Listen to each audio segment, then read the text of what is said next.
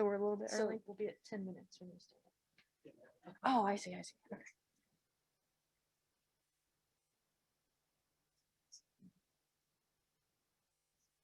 Yes. Okay, while we pull it up, I just wanted to also introduce Chancey here. So both of us are from the UTRGV Coastal Studies Lab, and we're in two different master's programs, but both of our studies relate to policy. And so when we were invited to the plastic symposium, we thought it would be great to do a side project together on plastic pollution policy. Is it good? Am I supposed to see me or this? Yours is going to be. Oh, there we go. Okay. Look at the screen. All right, cool. The computer's. Okay, so our title is Analysis of Plastic Pollution Policies in Texas. So plastic pollution policy is scarce across all levels of government, and local levels are often cut off by state or federal rules. And Texas is particularly lenient on environmental issues. If you keep track, oftentimes we don't have the best water quality or air quality on record. So how do we influence productive plastic prevention policies? Okay, so the methods that we used to do an analysis of the pollution policies here in Texas was we employed something called the punctuated equilibrium theory, or PET for short. It's a theoretical framework that allows you to analyze past and present changes in policy. These changes are called punctuations. We gathered the information through news articles and peer-reviewed texts. The case studies that we looked at to analyze policy in Texas was pre-production pellet spill, nurdles, that we just heard about in 2018 along the Texas coast, as well as how the Laredo bag ban influenced policy here in Texas.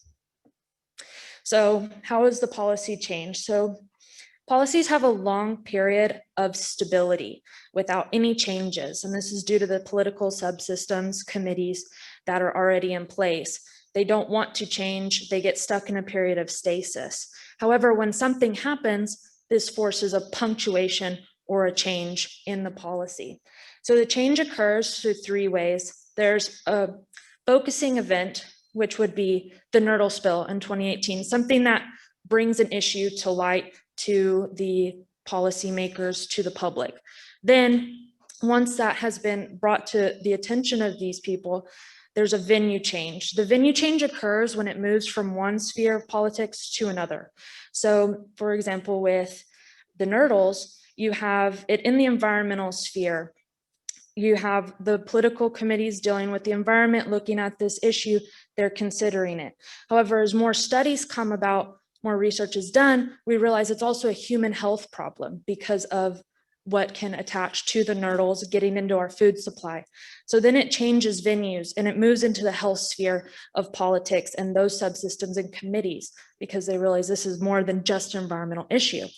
After that, then you have the positive feedback changes. This is where steps start to take part and move forward to change the policy. This is a graph that we have that's showing how the policy changes over time. So on the y-axis, you have social movements and political change. You have the period of stasis, and then a punctuation makes the policy stasis go up, and then it has a new level, and then it just changes over time. Okay, so the nurdles in Texas. So as we know, it started out with the spill in 2018, and that is when the measuring started happening. So Dr. Jace Tunnel created Nurdle Patrol, established in 2018. He was then able to publish in 2020, which was giving the national ability to do this testing everywhere and standardize. And then that leads to ecosystem and human health venues, right? So we know that this gets into the food chain, goes up to us through the wildlife. And then I also found a study, it was actually done in Europe. We've heard about the chemicals attaching to this, but actually bacterias are doing that as well. So they found in Europe that E. coli and Vibrio species bacterias are adhered to these plastic pellets. And so that kind of leads us to the venue of the human health as well. And we have a program here in Texas called Beach Watch. And so I'm going to share this study with them because I thought it was very interesting. We're monitoring for bacteria in the water. And we've always been asked, well, what about the beach that we lay on? And so if these nurdles are on the beach containing these bacteria, potentially it could lead to cleanup solutions or something like that. Okay, so all of this, the venue changes, getting the momentum led to the record-breaking lawsuit with Formosa. And so it will be awesome to hear Diane Wilson today speak about that. And she also had some legal support from the San Antonio Bay Estuarine Waterkeeper. So it's very key in getting lots of support. So some of the additional positive feedback we've seen from this 2018 spill was TCEQ is now considering updating their rules and regulations for nurdle spills. Like Dr. Tunnell had said, they're going to have zero discharge policies. We're also seeing, as he mentioned as well, State Representative Todd Hunter had stated last year he wants to present a bill during the next legislative session to reduce pre-productive plastics in our ecosystems. That legislative session is currently ongoing. It does end on March 31st of this year. So far, if you look online, it hasn't been presented yet. The Texas Supreme, they document what's been presented, and so far it hasn't been, but there is still time. National attention has also been gained to this issue. And we can see this in a bill S4681. This was presented by Senator Udall. He's presented it into Congress to make a national law about letting pre-productive plastics into our ecosystems and waterways. So not only is Texas having their own policies begun, but it's becoming a national law as well, hopefully once it gets passed. And so now for our plastic bag ban punctuation. Laredo was having an issue with plastic bags in their community. Not only was it a beautification issue where they wanted to improve the look of their city, but it was also an issue because these plastic bags were getting into the drainage systems and causing flooding because they were clogging up everything. Not only that, it was increasing municipal cleaning costs, and it was also impacting agriculture and livestock. Livestock can get a hold of these bags, cows and horses can ingest them and cause a lot of issues. It gets into the crop as well for agriculture. So this is one of those venue changes that you see. The plastic bags were not only an ecosystem issue, but it was also impacting our farmers as well. However, the Laredo Merchant Association found an issue with this, and they took it to the Texas Supreme Court. The Texas Supreme Court ruled that Laredo could not ban plastic bags because state law covered them under the solid waste disposal laws that Texas has in place. So unfortunately, Laredo could not keep their plastic bag ban, and it resulted in a lot of other cities having to rescind their bag bans as well after they had copied Laredo. So in response to this, you would think it's a failed punctuation because Laredo got shut down, but it isn't exactly. We have seen movements. In response to that ruling, there's been several bills put forward to restore the right of local governments to restrict the role of single-use plastics and styrofoam within their communities. We also have a bill that has been signed into law in Texas that is treating plastics, such as plastic bags, as manufacturing production products, not waste products. So this law can also change the ability for communities to maybe try and reinstate a plastic bag ban under a different law set. All right, so influencing policy punctuations. So we basically want to take advantage of these focusing events. A lot of us here are environmentalists. We might be out there observing when we first see the impacts of something going on. So that way we can encourage the issue to move to different venues. Is it just impacting the wildlife, or is it impacting the livestock or water quality, things like that? So we want to gain momentum and other support through that way. And circulate media to create a policy image. So we know this image pretty well now. But I would say a couple years ago, people were using straws with no thought. And now that this issue with the sea turtles and straws come about, now there's ruling to eliminate straws, and people are more aware of that. And it's because we've used the sea turtle with that policy image. So then we're able to speak to representatives regarding this issue and move it from a subsystem political level to a macro political level. So in conclusion, our path to productive plastic pollution policy. We start with our environmental issue for, in these cases, the nurdles, the plastic bags. We observe what's going on, the harmful effects to the wildlife, livestock, human health issues, and aesthetics. Then we have public concern. We get everyone involved, activist groups, representatives, and our scientists. So it's crucial to get data on what's going on. You want to have that hard collection, and then once the publications happen, then other areas can also collect data on that issue. And this leads to policymaker concern and policy creation, or sometimes change. Like we're often seeing it's verbiage. So if we can change the verbiage, then we can have better pollution policy. So we hope that helps implement policy that reduces the plastic in the environment and leads to improvements. There's our references, and we'll take any questions. Thank you, everyone. Thank you. Any questions from the audience? The only concern that I have is, unfortunately, here in the valley, we deal a lot with low income. And the whole thing with the styrofoam, when people have gatherings, sometimes it's cheaper to get the styrofoam than the paper.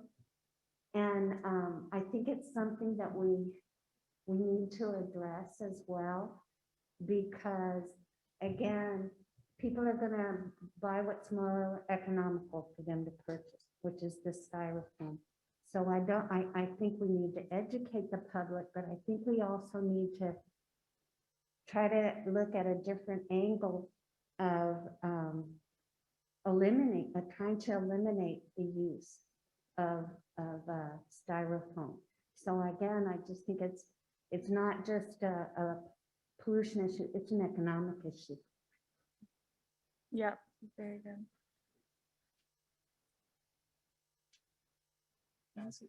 Oh, does anyone on the virtual session have any questions? We don't have any virtual questions yet, so if y'all want to take another one from the live audience. Anything else? All right. Thank you, everyone. Okay, great presentation. Okay, so that was our policy and urban communities section. Now our next session is chemistry of plastic pollution. And the rest of the presentations until our break will be at 10:45, but the next four presentations will be, they're virtual. So this will be Dr. Jeff Turner. The title is Bioplastic Accumulates Antibiotic and Metal Resistance Genes in Marine Sediments.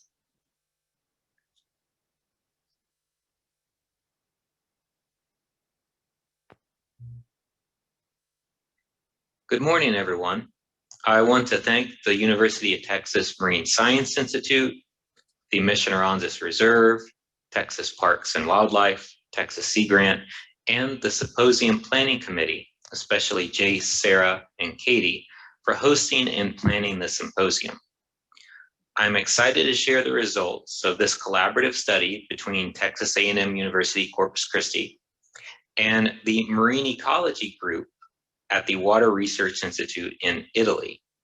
To our knowledge, this is the first study to show that bioplastic is a reservoir for antibiotic and metal resistance genes. Recent studies have already shown that conventional petroleum-based plastic is a reservoir for antibiotic resistance and metal resistance genes. Recent studies have also shown that habitats heavily polluted with metal and microplastic may select for the existence of multi-drug resistant bacterial pathogens. These reports are alarming and indicate that plastic pollution may be contributing to the spread of antibiotic resistance. So based on the scientific literature, here's what we know. We know that conventional petroleum-based microplastic is a reservoir for the accumulation of antibiotic and metal resistance genes. And we also know that conventional petroleum-based microplastics are a potential vector for the spread of drug-resistant bacterial pathogens. Concurrently, bioplastic has been championed as an environmentally friendly alternative to petroleum-based plastics. However, there is disagreement about its eco-friendliness, and some question if bioplastic is a quote-unquote green alternative. Further, the industry propaganda promoting bioplastic does not square with reality. So here's what we don't know. We don't know if bioplastic serves as a reservoir for drug resistance or as a vector for bacterial pathogens.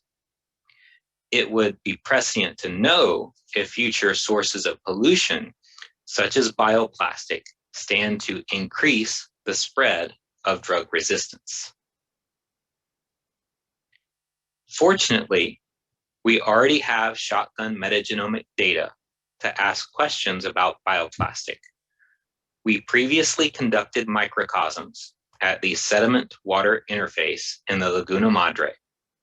The microcosms consisted of plastic, or PET, shown in figure A, bioplastic, or PHA, shown in figure B, and ceramic, shown in figure C. We also sequenced metagenomes from the surrounding seawater. This microcosm may sound familiar because we've already published some of the data. Namely, we've used this data to describe the diversity of bacteria that colonize plastic and bioplastic in coastal marine sediments. We also conducted a long-term 15-month version of this study to show that temperature and salinity drive the formation of a plastic-specific microbial community in summer months. Now we are repurposing that data to test two bioplastic hypotheses.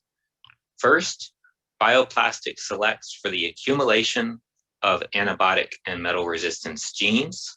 Second, bioplastic is colonized by multi-drug resistant pathogens.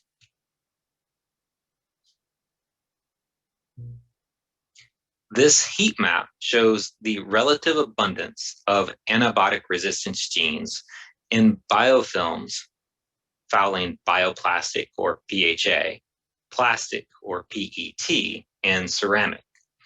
The ceramic is the biofilm control, and the free-living seawater community was included as a reference.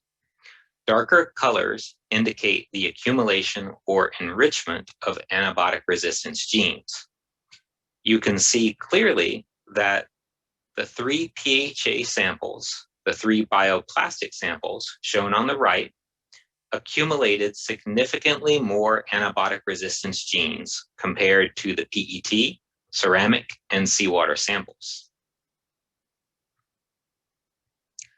This heat map shows the relative abundance of metal resistance genes in biofilms fouling bioplastic, or PHA, plastic, or PET, and ceramic. Again, darker colors indicate the accumulation or enrichment of metal resistance genes. Again, you can clearly see that the three PHA samples shown here on the left accumulated significantly more metal resistance genes than the PET, ceramic, and seawater samples. Although we do see some heat in one of the ceramic samples and one of the PET samples. We then wondered if we could isolate multi-drug resistant bacteria from the bioplastic biofilms. To do this, we isolated sulfate-reducing bacteria because sulfate-reducing bacteria play a role in the degradation of bioplastic in marine environments. We name them using this nomenclature: SRB for sulfate reducing bacteria, followed by the number of the isolate, and the microcosm location, which was the Laguna Madre. Here are the first and third isolates. As you can see from this comparison of whole genome average nucleotide identity, they are closely related to various species from the Bacillus cereus group. If we zoom in on this phylogenetic tree, you can see that these isolates, shown in red font, occupy unique branches, which is an indication that these isolates are novel Bacillus strains. Now it really gets fun. It turns out that these isolates carry multiple antibiotic and metal resistance genes. They also carry multiple virulence-associated genes like hemolysis. The picture on the left shows the results of a disc diffusion test where paper discs loaded with antibiotics are placed on a lawn of bacteria. A clear zone devoid of bacterial growth would indicate that the bacterium is susceptible to the antibiotic. In this picture, you can see very clearly that these isolates completely overgrew the antibiotic discs. Using these disc diffusion assays, we are able to show that our Laguna Madre isolates are resistant to at least 3 types of antibiotics: beta-lactams like penicillin and ampicillin, glycopeptides like vancomycin, and polypeptides like acetotracin. Vancomycin, of course, is an antibiotic of last resort. The picture on the right shows the results of a hemolysis test on media supplemented with sheep's blood. Here, a clear zone surrounding bacterial growth indicates the production of a hemolytic enzyme that destroys red blood cells.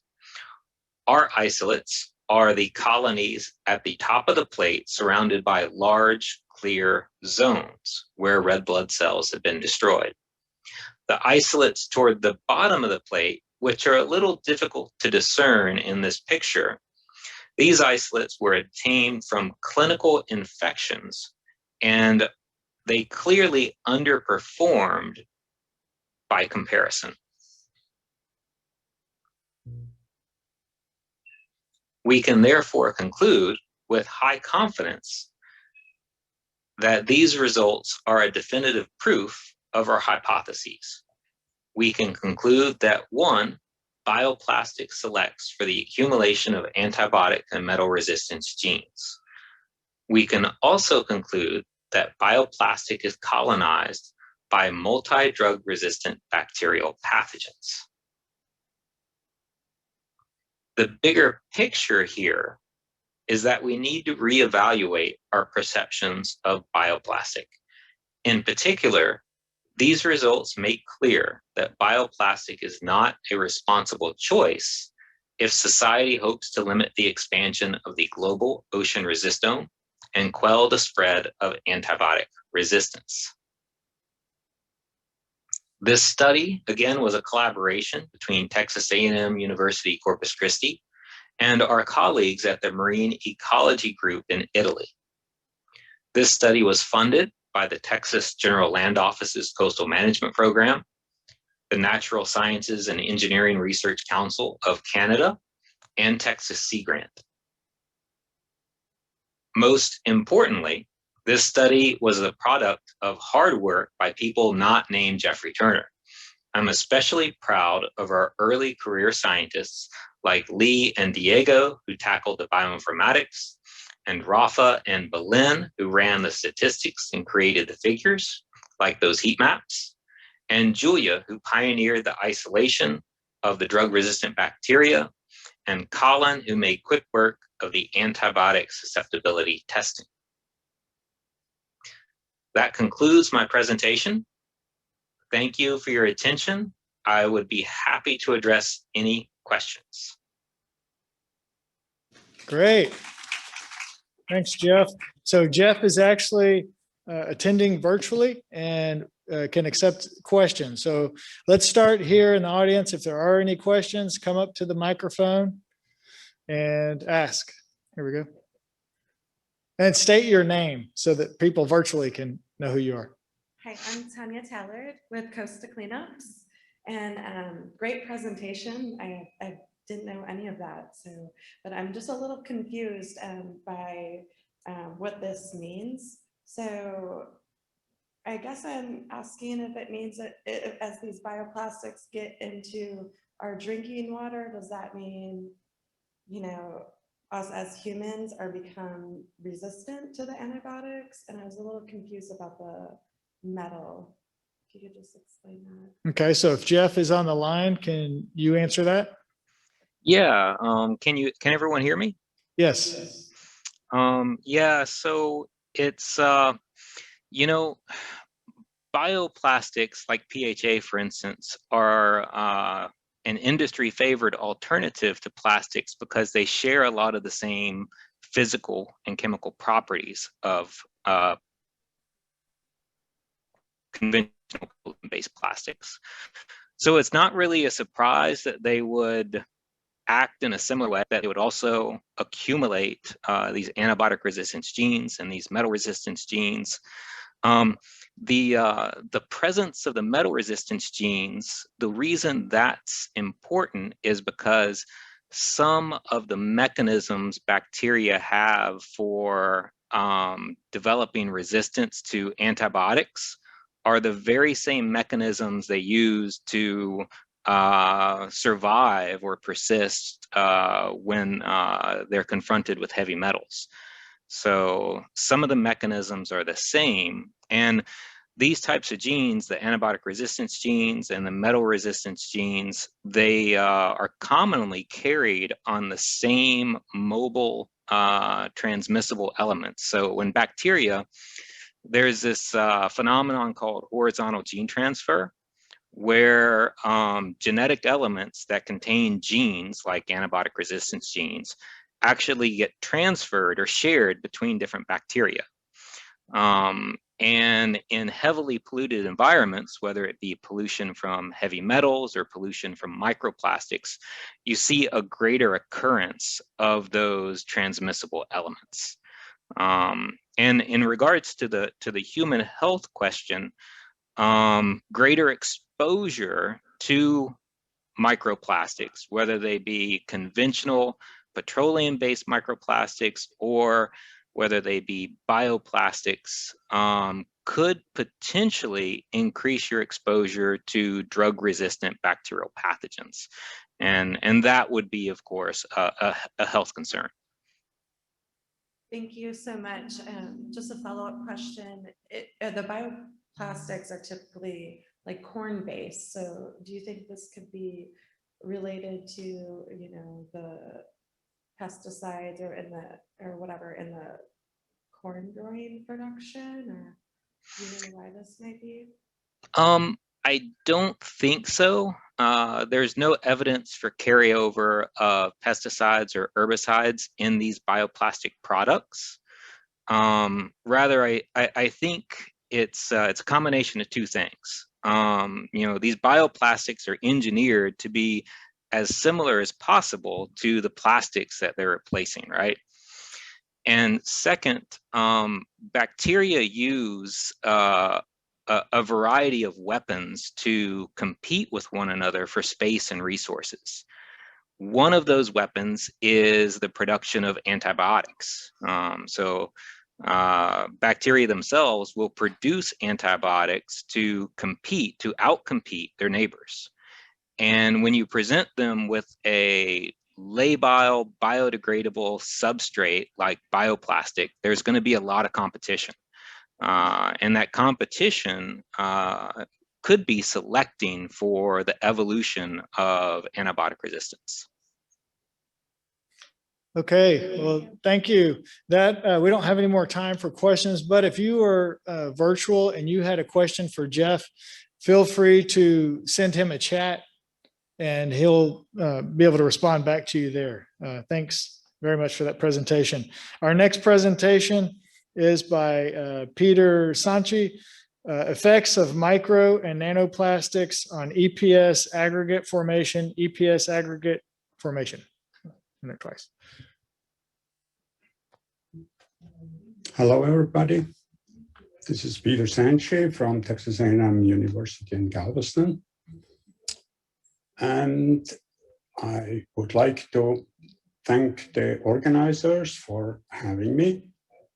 And I'm going to switch very quickly to my presentation, which is on marine oil snow. How do you get from marine snow, which is composed of exopolymeric substances excreted by microorganisms, to marine oil snow, and how do micro and nanoplastics, which should be buoyant, how do they get to the sediments, or can get removed by filter feeding organisms. This is a collaborative effort between groups at Texas A&M University in Galveston and University of California, Merced. Now, we all know about plastic problems and how plastic is accumulating everywhere, landfills, beaches, rain, surface waters, deep ocean, etc., and where it takes years to centuries to decompose. Decomposition means you go from macro to micro to nanoplastics, which increase the surface area of the plastics, and with that, also the sorption capacity of the plastics when they get smaller and smaller, and where they can take up PAHs, heavy metals, phthalates, PCBs, etc. Here's a picture from Lavaca Bay near the Formosa plant outfall. So we have it everywhere, Galveston Bay, Houston Ship Channel. And now, as I said, how do we get from a nanoparticle to marine plastic snow? Then the question is also, what is more effective, hydrophilic or hydrophobic interactions for attachment? Usually people focusing on hydrophilic interactions, but I'm telling you more that hydrophobic interactions are crucial because they are often irreversible.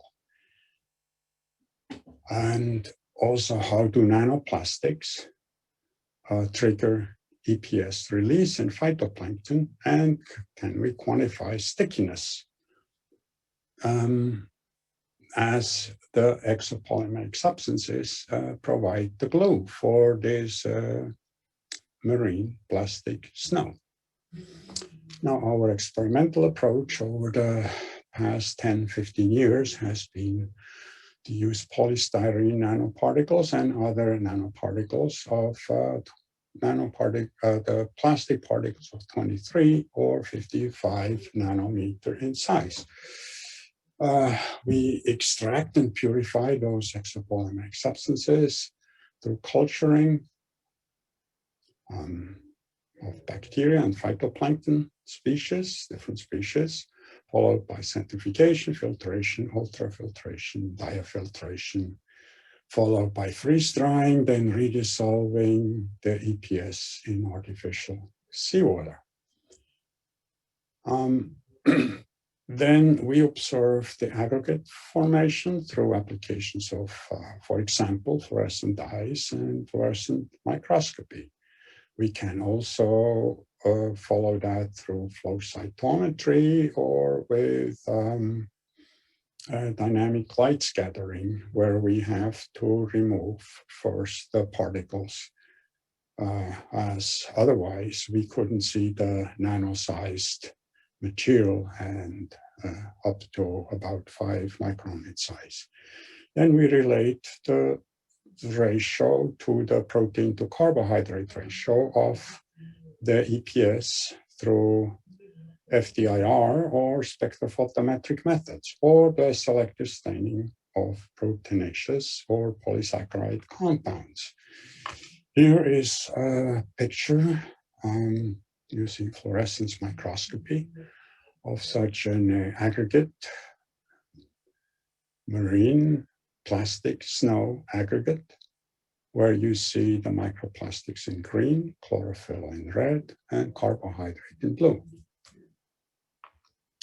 You can also image the microgels, which are forming reversibly from very small fibrils. And eventually you get the 4 or 5 micron size particles. Here is another method. That's the DLS, the dynamic light scattering method, where we have the EPS from 3 different phytoplankton species. In red is the control, and then in colored we have the different sized nanoplastics, which greatly accelerate these microgels, which are then of the order of 4 micron in size. And it accelerates them from about 10 days to about 1 day time scale. So that's in blue at higher concentration. So it's concentration dependent.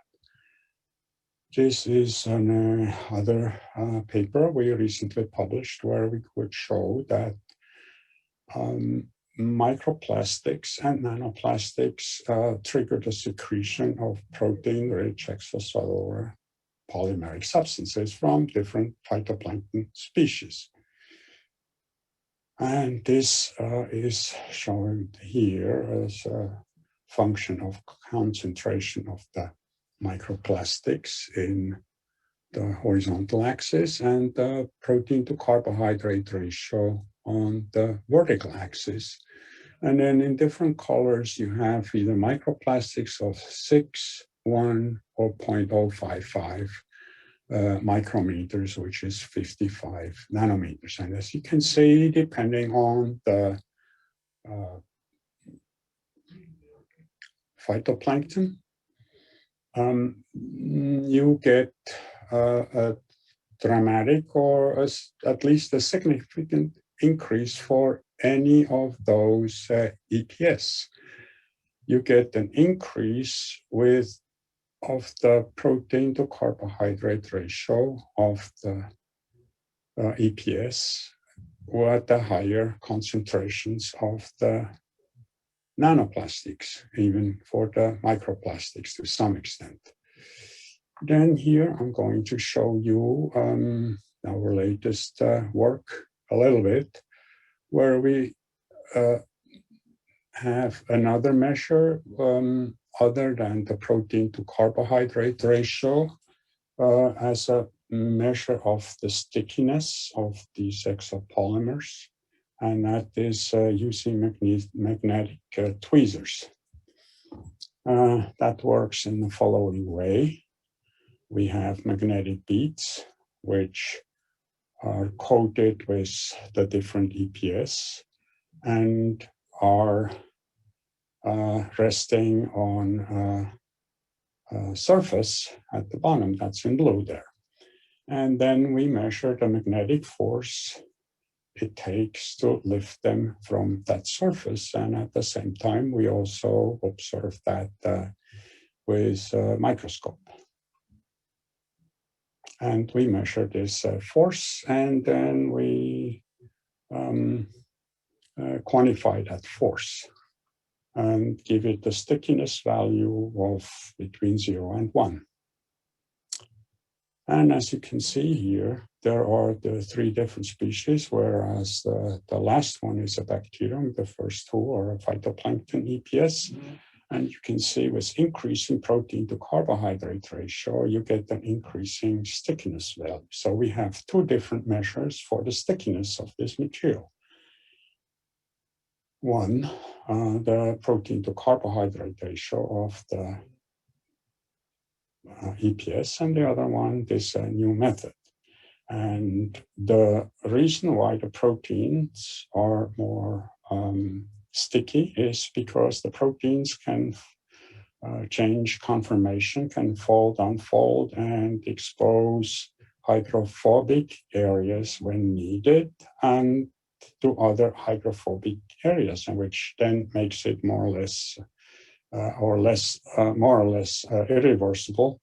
Whereas the polysaccharides are being held together with electrostatic forces and metal ion bridging.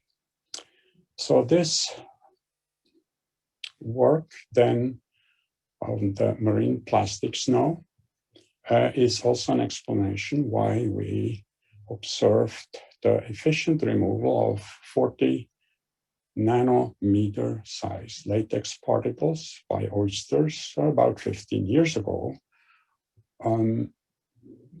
where the current view at that time, and probably still now, is that they cannot take up nano-sized material, that it has to have a certain size. But if it's enmeshed in marine plastic snow, then it's being efficiently taken up. So these are my conclusions. So nanoplastics greatly accelerate the gel formation of EPS and also increase the secretions of protein-rich and more hydrophobic EPS by phytoplankton and bacteria. The stickiness values of microbial EPS are related to their protein to carbohydrate ratios and can be quantified also by magnetic tweezers.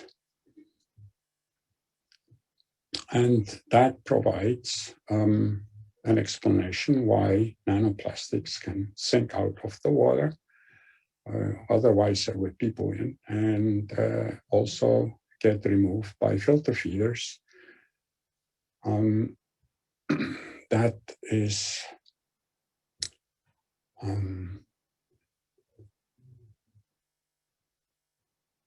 what I have to talk about. So now I need to stop here.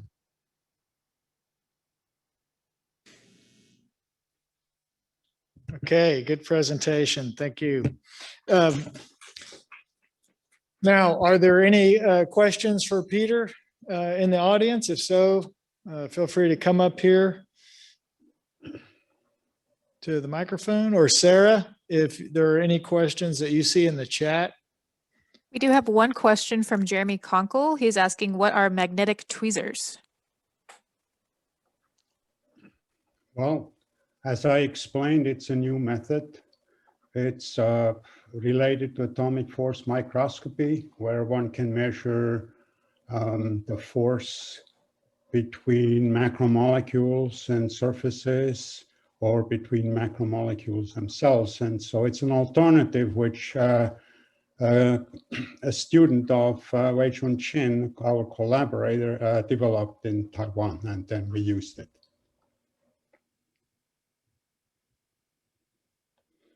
Okay. Are there any other questions? Okay. Well, thank you very much for your presentation.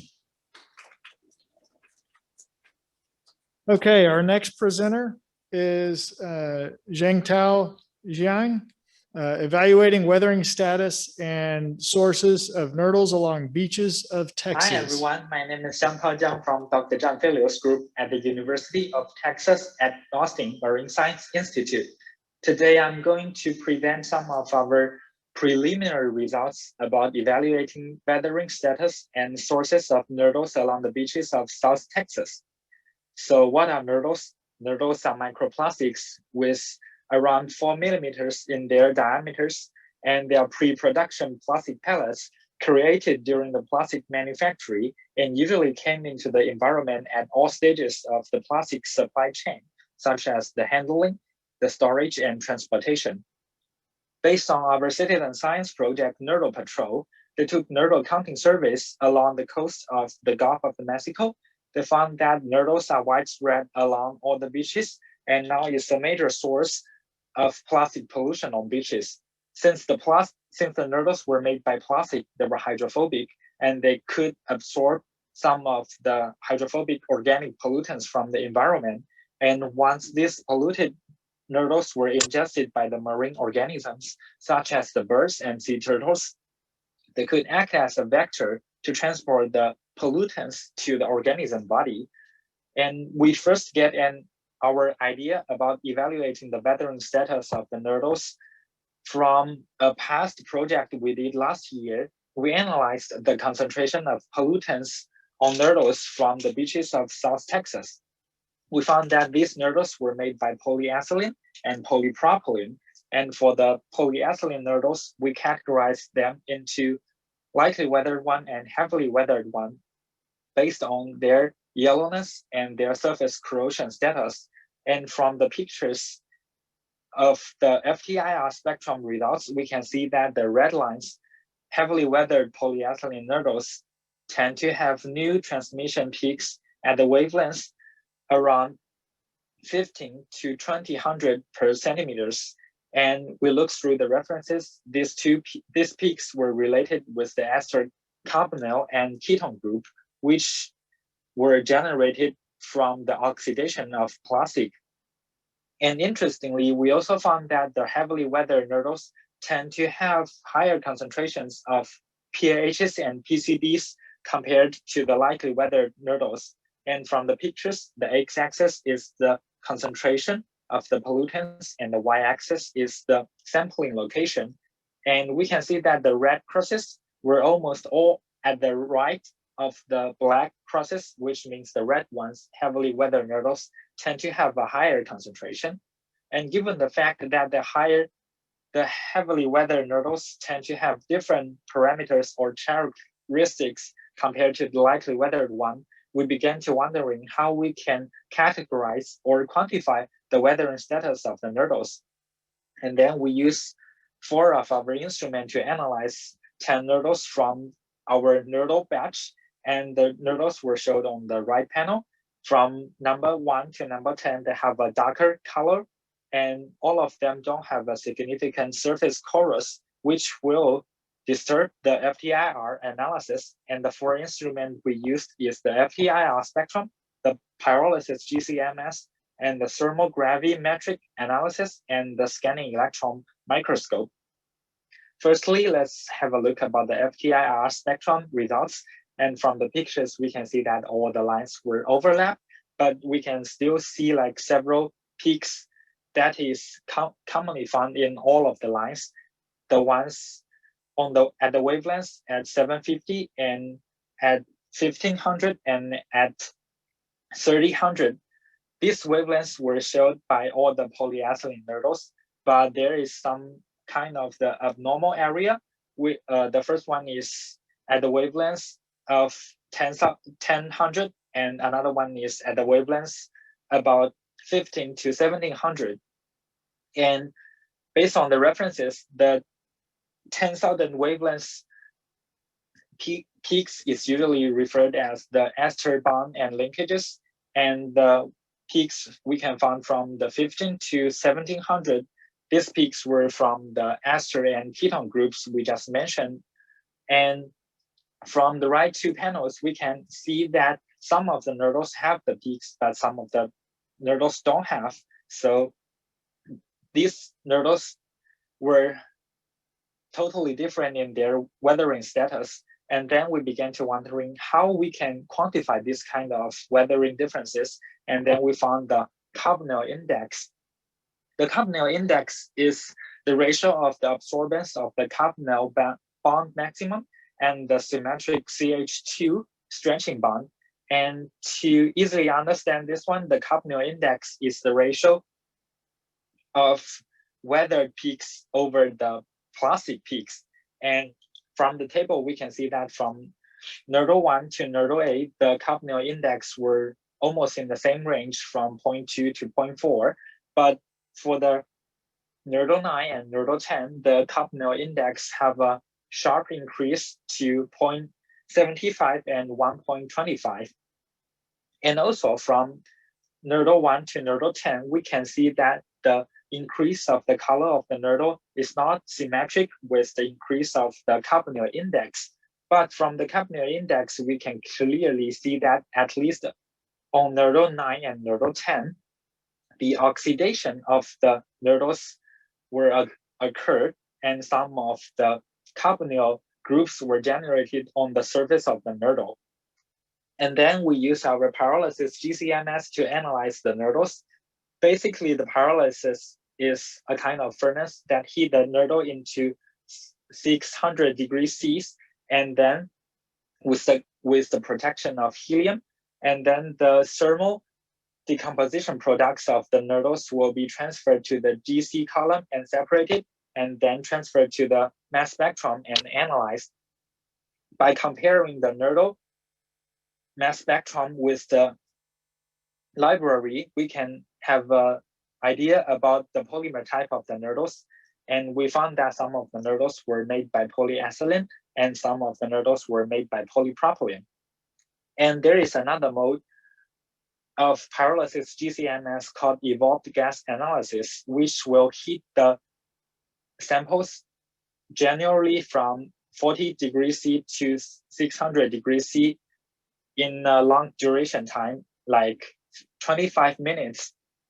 And from that process, the volatile additives of the samples will be eluted firstly, and then the decomposition of the polymer will be eluted then. And from the TIC and mass spectrum, we can have an idea about whether this kind of samples have the additives or not. Like, for example, we took a sample from the trash bag life plastic product to have the EGA analysis. The top panel shows the trash bag TIC spectrum. We can see a huge peak of the plastic polymer, which is at the resident time between 20 to 25, and reference and refer to the temperature over 400 degrees C. And then we extracted two kind of ions. The M/Z of the ions is around 647 and 648.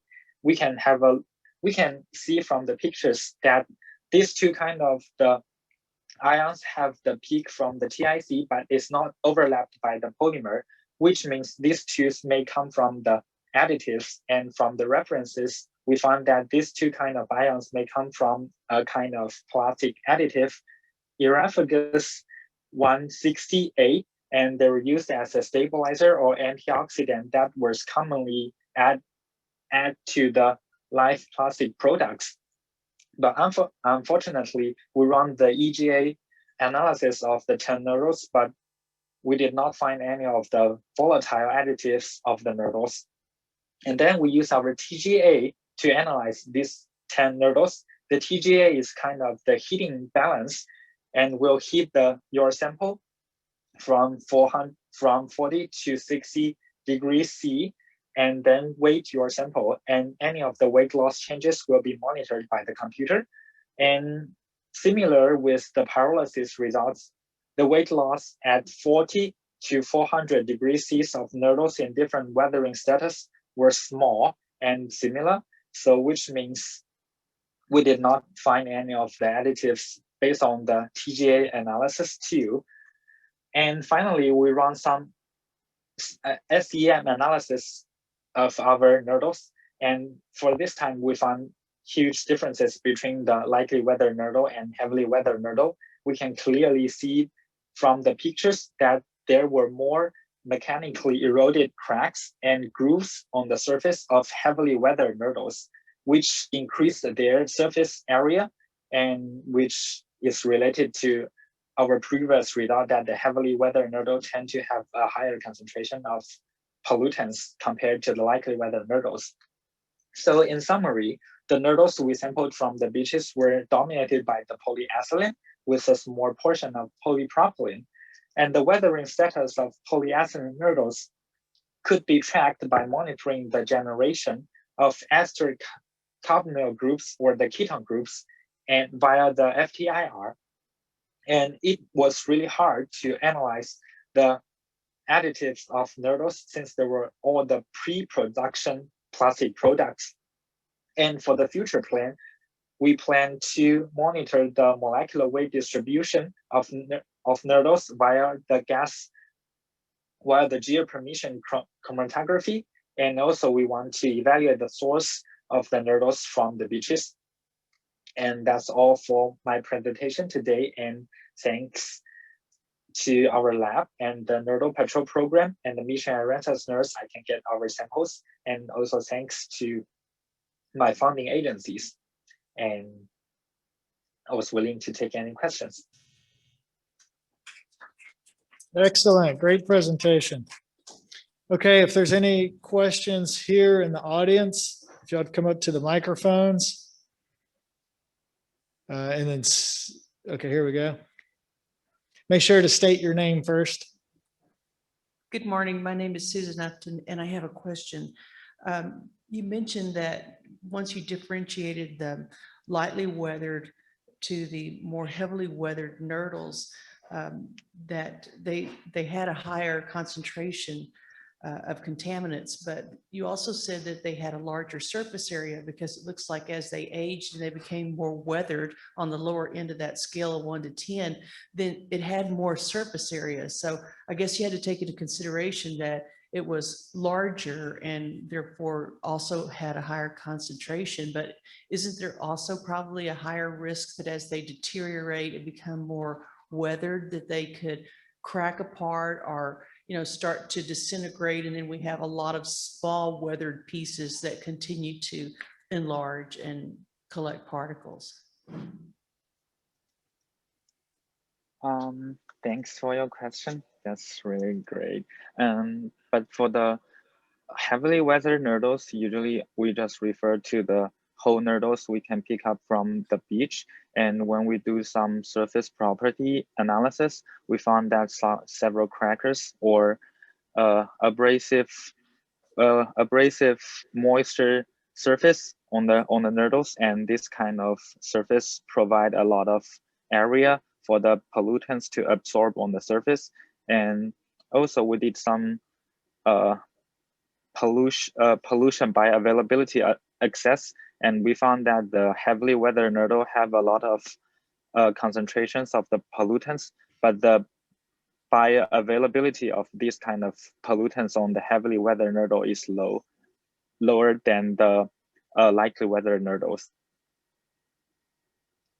Thank you. I don't know whether that answered your question. Yes, thank you. Okay, Sarah, is there any questions on your end? We do have a question from Meredith Seeley. She wants, could you classify again what type of FTIR you were using? Did you test different areas of the nurdles? In other words, are there carbonyl index changes homogeneous on the surface of the nurdle? Thank you for your question, Meredith. The FTIR I'm using is the ATR FTIR that I put the nurdles on the touch needle of the FTIR and then scan. And I tried several areas of the nurdles, and nearly 90% of these areas I can find the carbonyl groups. So I just average all the spectrums and then get the graph you can see on the beginning of my presentation. Great, thank you.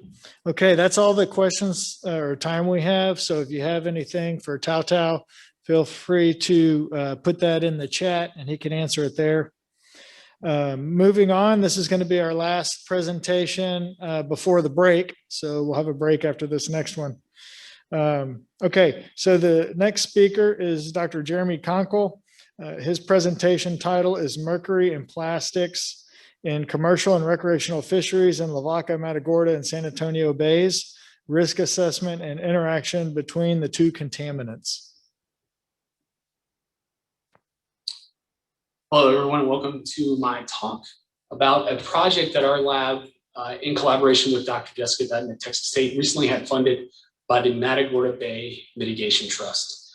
So the topic of this talk is basically what we're going to be doing over the next few years to look at mercury and plastic and their interactions in Lavaca, Matagorda, and San Antonio Bays, and also looking at how mercury may be moving into the food web in that base system, in those base systems.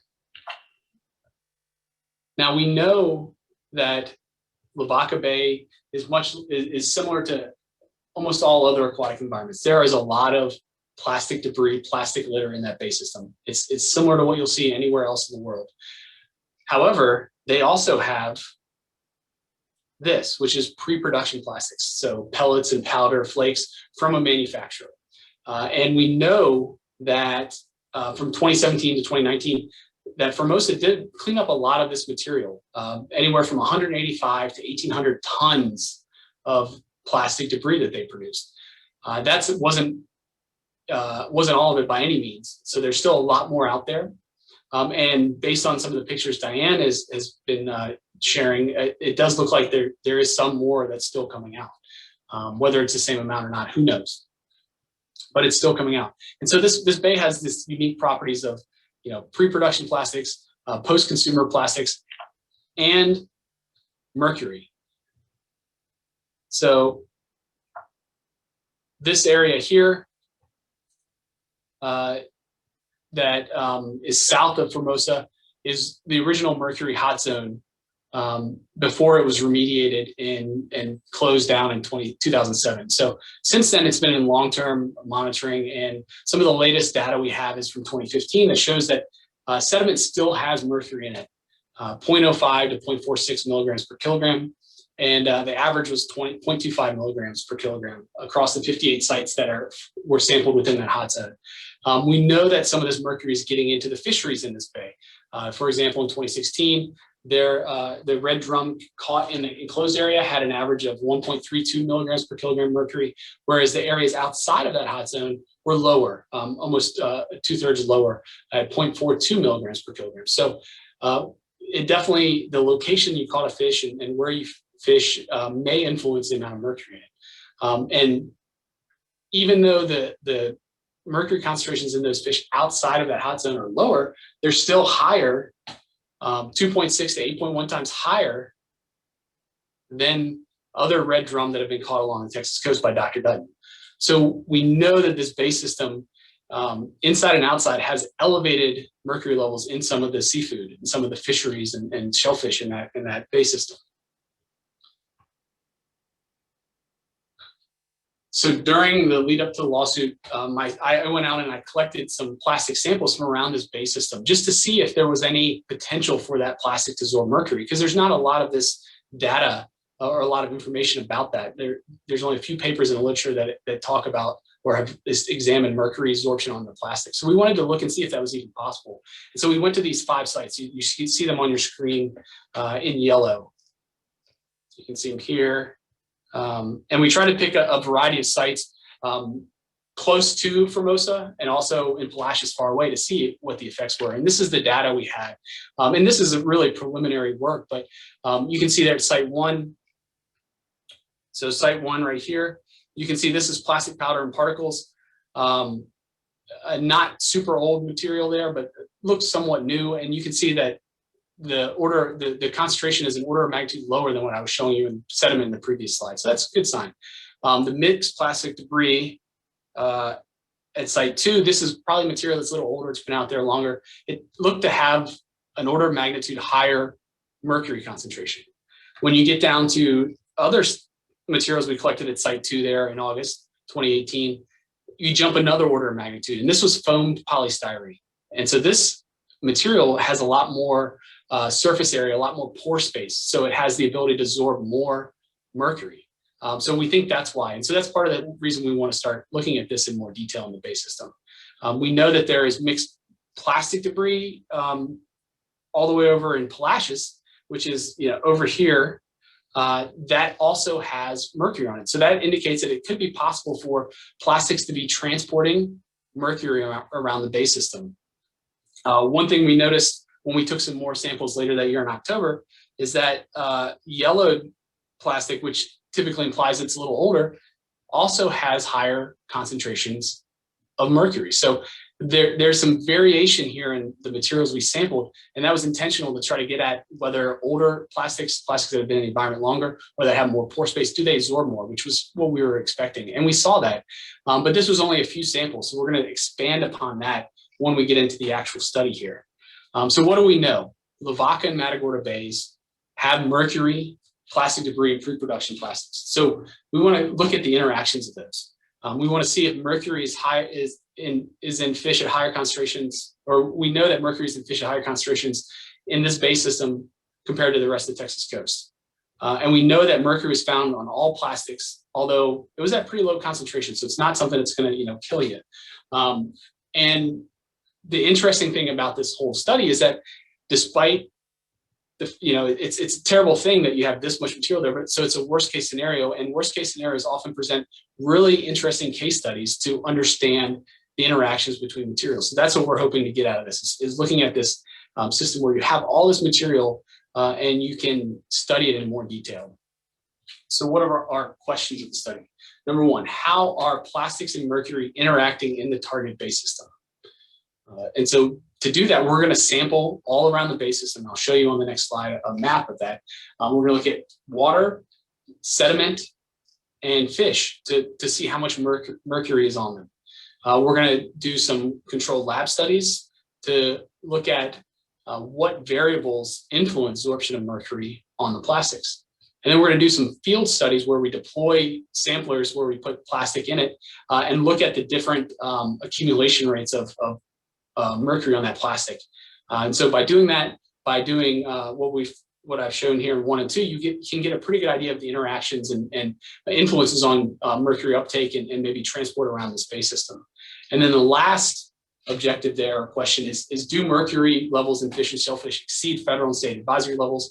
And so the idea here is we're going to conduct a risk assessment. So we're going to sample all this mercury or plastics in fish and look at how much mercury is there and see if there is any concern for human exposure. So we'll dig into these questions a little bit real briefly here at the rest of the talk.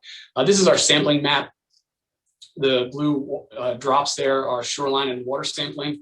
The little yellow mounds, those are our sediment sampling sites. And then the orange discs, those are our samplers we're going to put out to look at absorption in the field. So you can see that a lot of this work is weighted into Lavaca and Matagorda Bay because that's where these contaminants are the most concentrated. But we're also going to use study San Antonio Bay in a smaller manner just to see how or if there's any effects over there.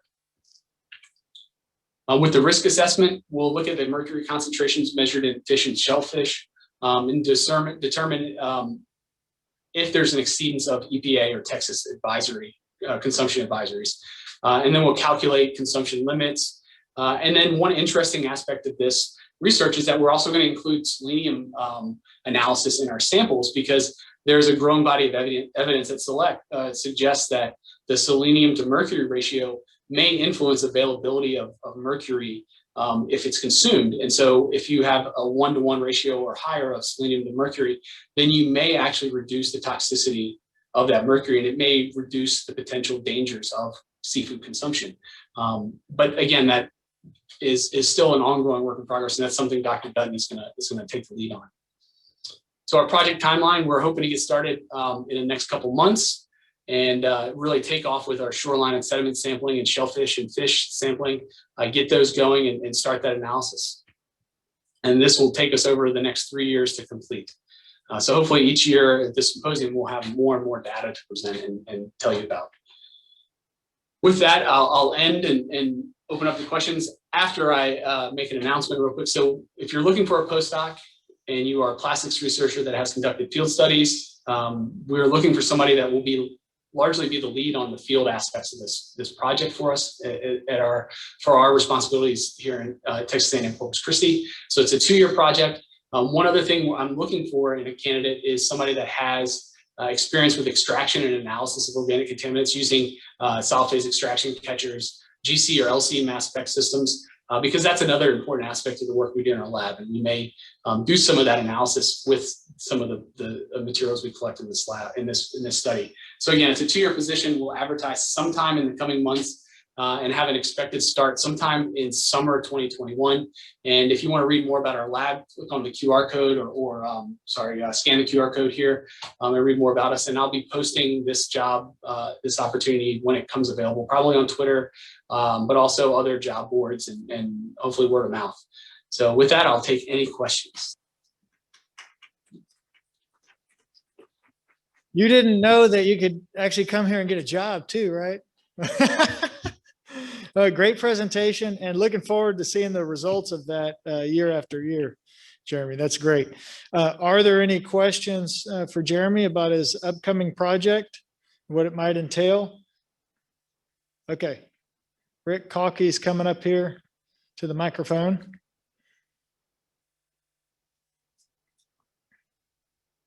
Hey, Jeremy, it's Rick Kalke. You know, Lavaca Bay, you have Formosa and Alcoa as our hotspots. And in San Antonio Bay, are you looking at that as control? And have you thought about what effect carbide over the year has had on that bay?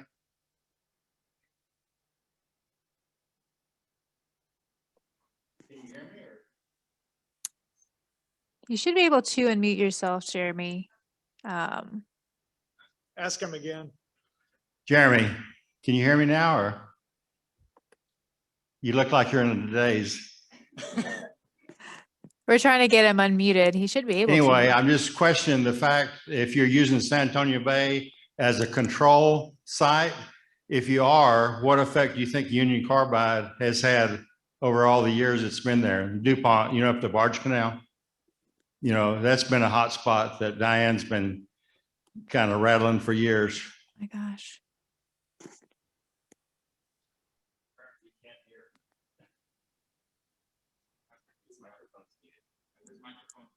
Are you able to unmute yourself, Jeremy? You should be able to, so I'm not sure what's going on.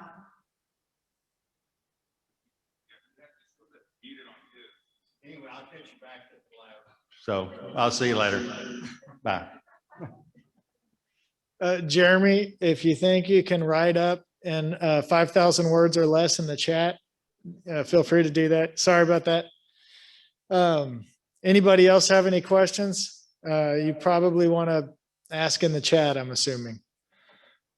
But we're going to go to a break now. I do want to thank all the presenters so far. Also, you'll probably notice all the artwork. And I see Erin Hartwell walking in right here. All this artwork was because of her and her crew. So there's out front in the lobby, beautiful art, and then all this hanging up behind us. Great job. And I know she was here till after midnight last night. And for many nights in a row, probably 2 weeks putting all this together. So, you know, feel free to take pictures of it and all that kind of stuff. But thanks to Erin. And she's also leading the expo for tomorrow, which there's a cleanup. There's going to be booths from different agencies. There's going to be workshops, and thanks to Erin and her crew for that. Now, before we go on a break, for those that are here in person, I've got some Nurdle Patrol t-shirts that I'm going to throw out into the crowd. Oh, I see somebody raised their hand over here first. Okay. Oh, you go. Okay, you almost got it. Okay, and then one over here. Okay. Oh, you go. Okay, cool. Okay, so we'll meet back here at 11 o'clock in 15 minutes to get back started again.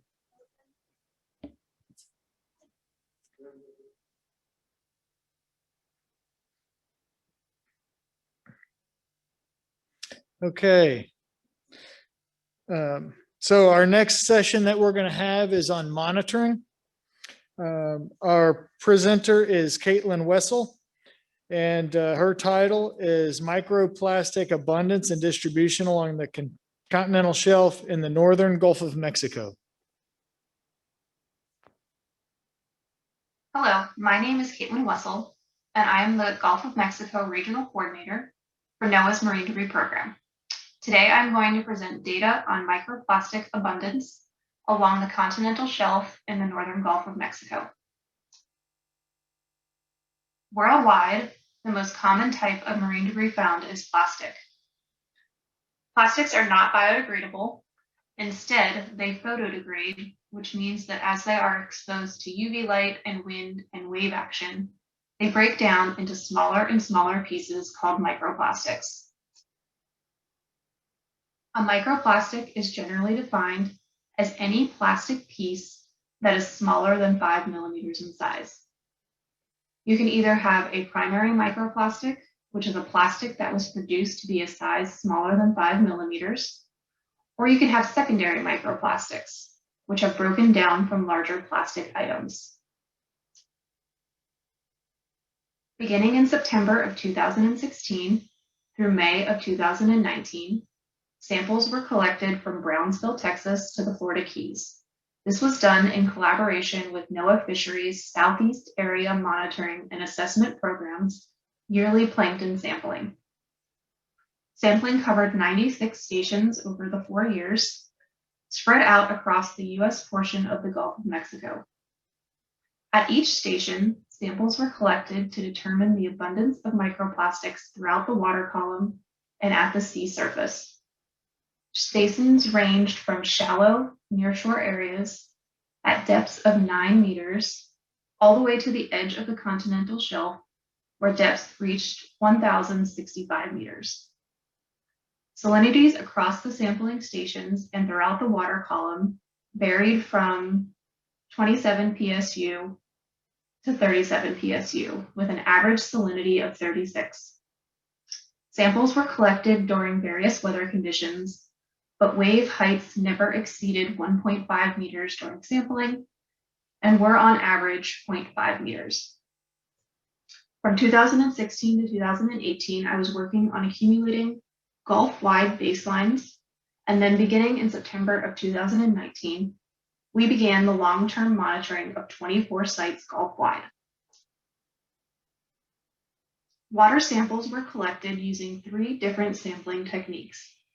This was done to capture microplastics of different size fractions and also from different areas of the water column. The Bongo and Newston net tows covered large volumes of the water column and water surface respectively, but missed the smaller size fractions. To capture the smaller microplastics, whole water samples were taken using Niskin bottles at the surface, chlorophyll max, and bottom of the water column.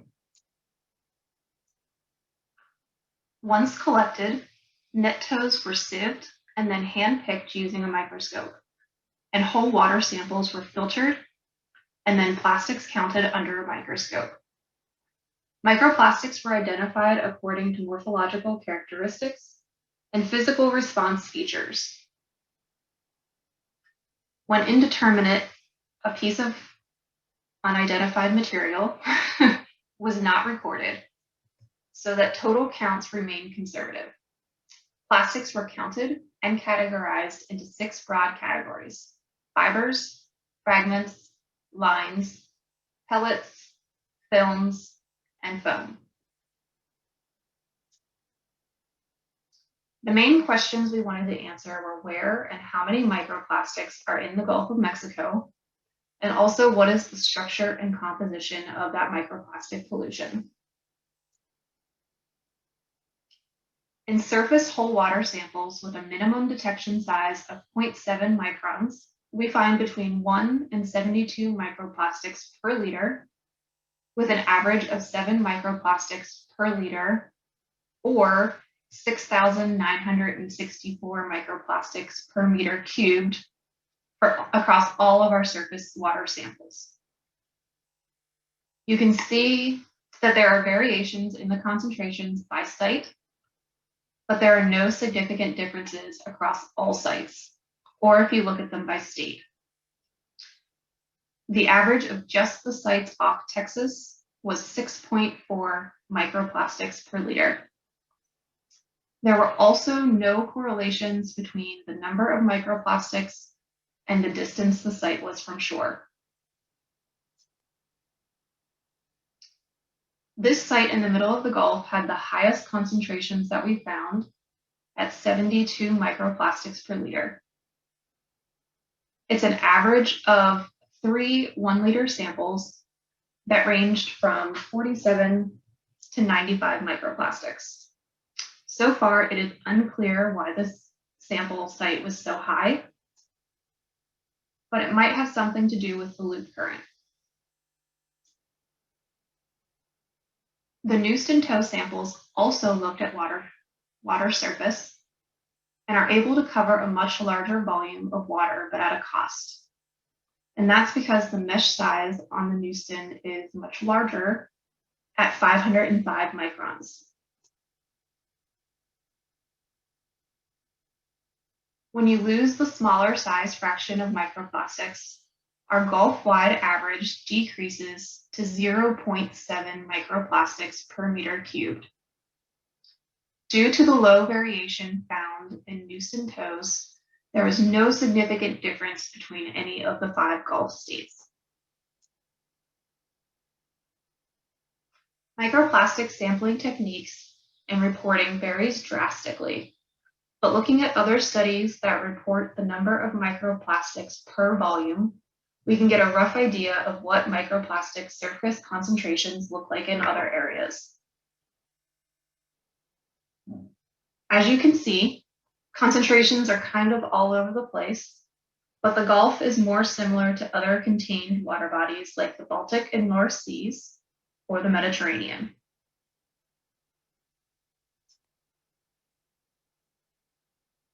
We are also interested in the types of plastics found.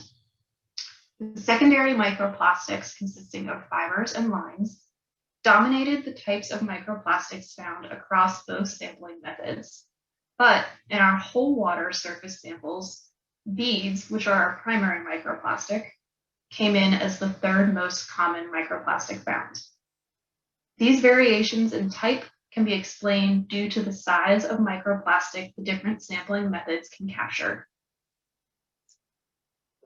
At the bottom of the water column, we found fewer microplastics with a range of 1 to 14 microplastics per liter and a Gulf-wide average of 4 microplastics per liter or 4,083 microplastics per meter cubed.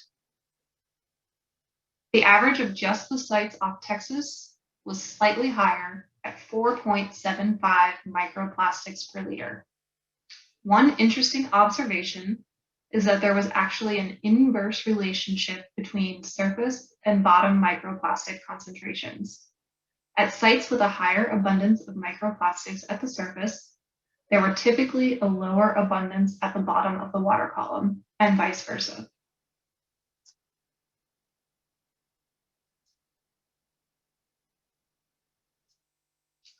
The bongo tow samples allow you to sample the whole water column and can cover a large volume of water, but again, that comes at a cost, with the mesh size on the bongo nets being 202 microns. When you lose that smaller size fraction of microplastics, our Gulf-wide average decreases to 2.33 microplastics per meter cubed.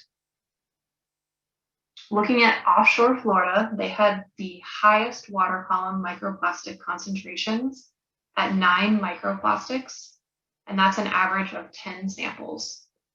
And then over off Louisiana, we saw some of the lowest microplastic concentrations with just 0.25 microplastics. The secondary microplastic fibers still dominated the types of microplastics found, but there were more fibers in the bongo tows than we found in the Newston tows. And with a minimum detection size of 1 micron, fibers were even more dominant in the whole water samples. These fibers are potentially shed from things like synthetic fabrics, which can be used in our clothing, on furniture, and in carpets, and also things like nets or ropes that are commonly used in aquatic environments. This work provides the first insights into the distribution, sources, and composition of microplastics in the Gulf of Mexico, and shows that, like other areas, microplastics are ubiquitous throughout. Prior to this research, microplastic abundances in the Gulf were estimated from a handful of samples or models that used data from the Atlantic Ocean and predicted concentrations 4 to 9 times higher than there actually are in the open Gulf, where repetitive sampling has yielded a consistent average of 7 microplastics per liter in surface water. Overwhelmingly, regardless of coastal or open ocean, the majority of microplastics recovered are secondary microplastics that have broken down from larger items. Only time and continued research will tell how far-reaching the effects of these microplastics are. Thank you for your time, and a special thanks to everyone who has helped with this project.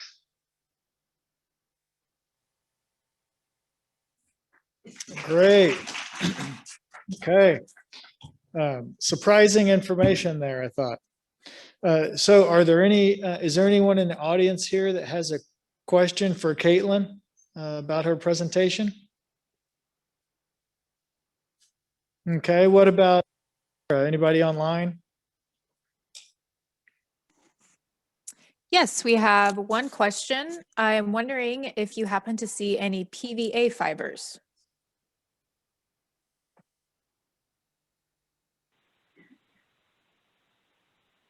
Hey, can you guys hear me? Yes, we can. So we did not do any chemical analysis of the composition of the plastics. We only did sorted them by type.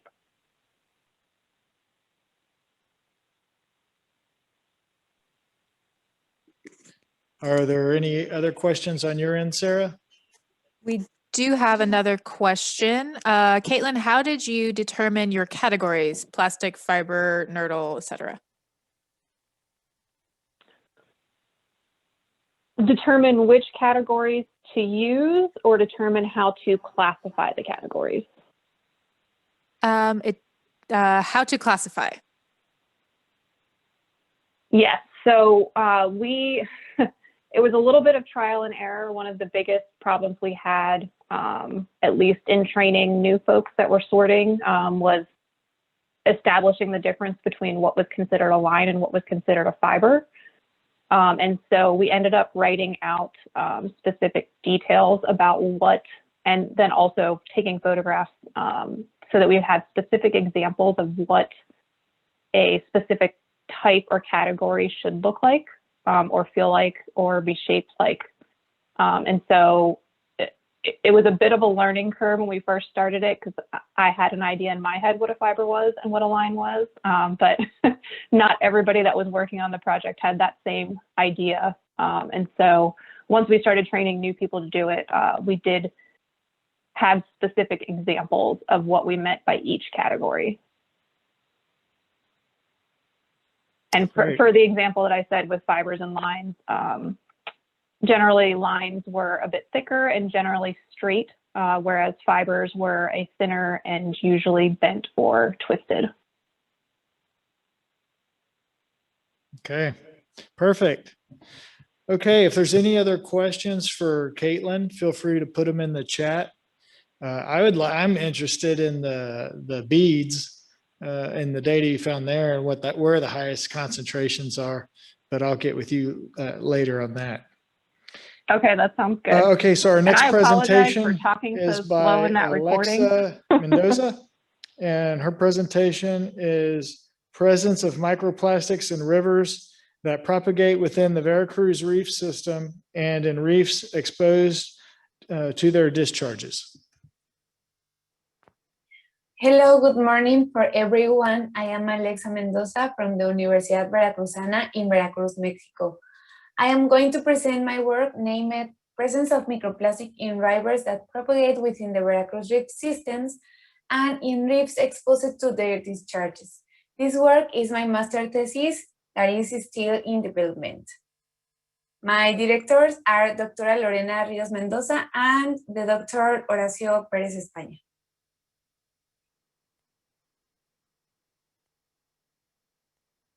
Well, since its industrialization, the production of plastic has been increasing year after year, so that for 2018, 359 million tons per year were estimated, of which 40% is for a single use. However, over the time, these residues can be fragmented into small pieces called microplastic, ranging from 5 millimeters to 100 microns, according to Plastic Europe.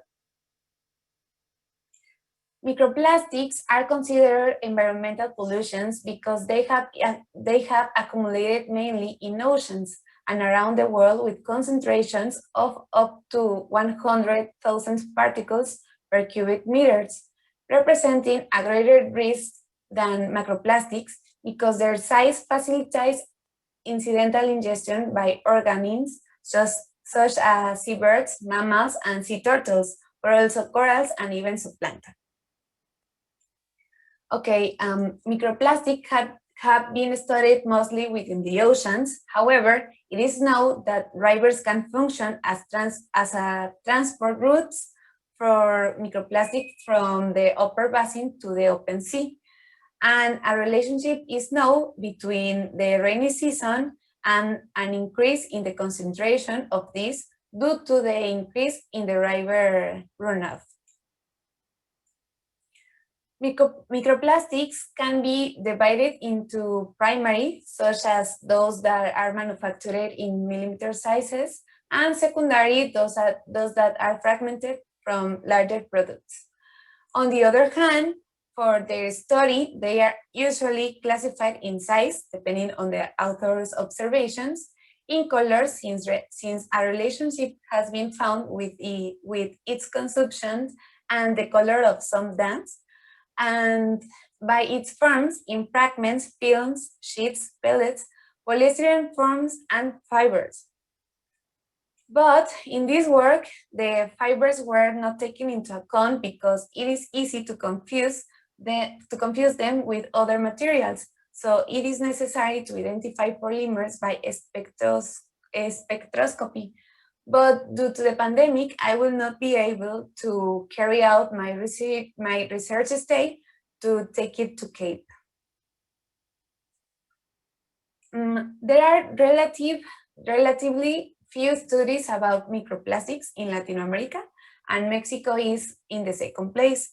Of these studies, most are carried out based on the stomach contents of some organisms and in marine environments. The percentage is less in estuaries and rivers. In Mexico, the Mexican Pacific is where there is a greater number of studies about microplastics. Well, the Veracruz Reef system is under the influence of the discharges of three main rivers. The Papaloapan River has the largest area, followed by the Jamapa River and La Antigua River. The seasons are divided into dry from March to June, with winds from south to north, rains from June to October that vary in directions, and north, October to March, with winds from north to south.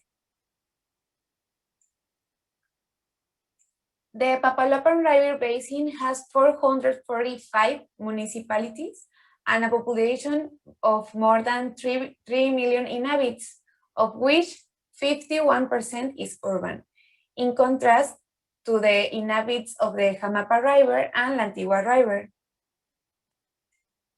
Therefore, our hypothesis states that if the volume of river discharges and the incidence towards the Veracruz Reef systems varies according to the precipitation in the different seasons and its geographical positions, and if in addition, basins with large urban populations represents a greater number of plastic waste, then the presence of microplastics will be greater in the rainy seasons in each river and reef, and they will be more abundant in the discharges of the Papaloapan River. The general objective is to analyze the variation in the abundance of microplastics in rivers that propagate within the PENSAP and in reefs exposed to their discharges. And the specifics are determine and compare the abundance of microplastic between 3 rivers that propagate within the Pensab in rainy and dry season, and determine the abundance of the microplastic between two reefs of the Pensab. Okay, as part of the materials and methods, surface trial was taken upriver in each of the rivers in the dry and rainy seasons, lasting 1 hour in a zigzag fashion. And a 250 micron mesh, a Pertux of plant net, was used. The net was placed horizontally to the boat, trying to maintain an average speed of 2 knots, and the sampling points within the reef zones were selected according to the prevailing winds in the rainy seasons.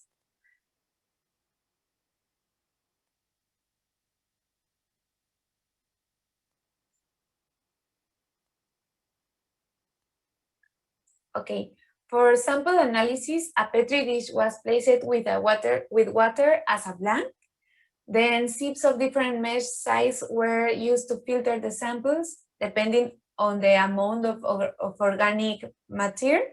It was observed in the stereoscopic microscope, and the microplastic were identified taking into account criteria such as having unnatural colors, being bright, unnatural shapes, and not be breaking when puncturing.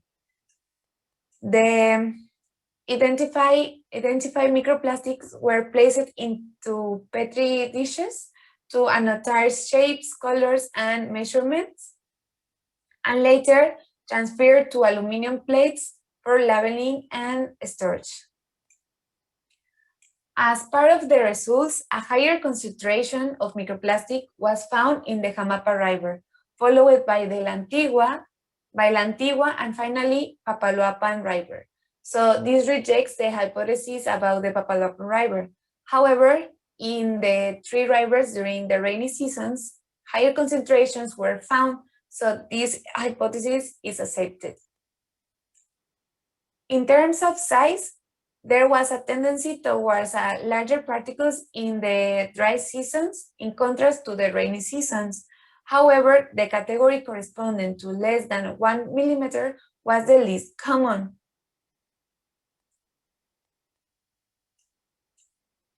The forms mostly found were fragments and films, and no pellets or foams were found. The most frequent colors were transparent and white, with the presence of blues and reds to a lesser extent. In the samples from reef areas, the concentrations were very low compared to the rivers. Only white films and sheets were found between 3 and 4 millimeters. So I will now be in the process of discussing these results to successfully complete my work. So thank you very much to all of you. Okay, great. Love to see that stuff is going on down there in Mexico, and what a good team down there they have. Okay, are there any questions? If so, come up to the microphones here. Okay, Sarah, do you have any questions there?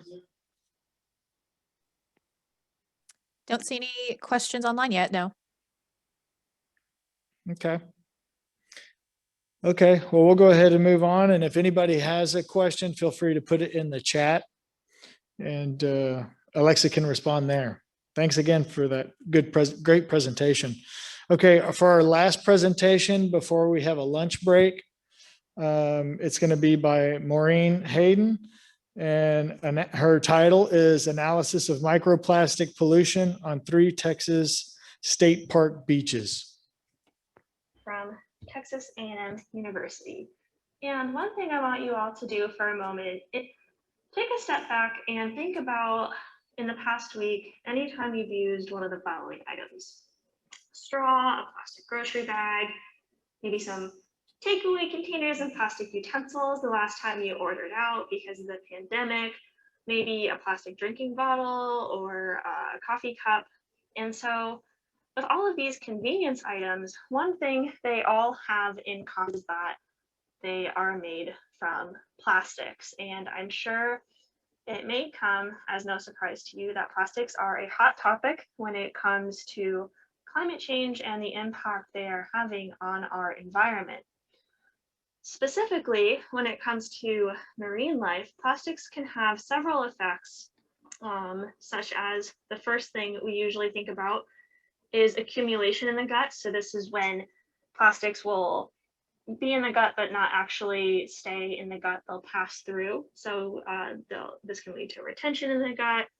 Other things is some past studies have shown absorption of contaminants from the environment through the consumption of plastics, and sometimes these plastics can even be translocated to other organs. This can also alter animals' behavior by leading them to think that they're full, or false satiation, leading animals to potentially not eat as much. And then additionally, this can lead to overall behavior changes and lower survival rates among marine fauna. Two really popular examples of ingestion of plastic in the marine environment are the Midway Atoll with the albatross, and then also sea turtles ingesting plastic particles.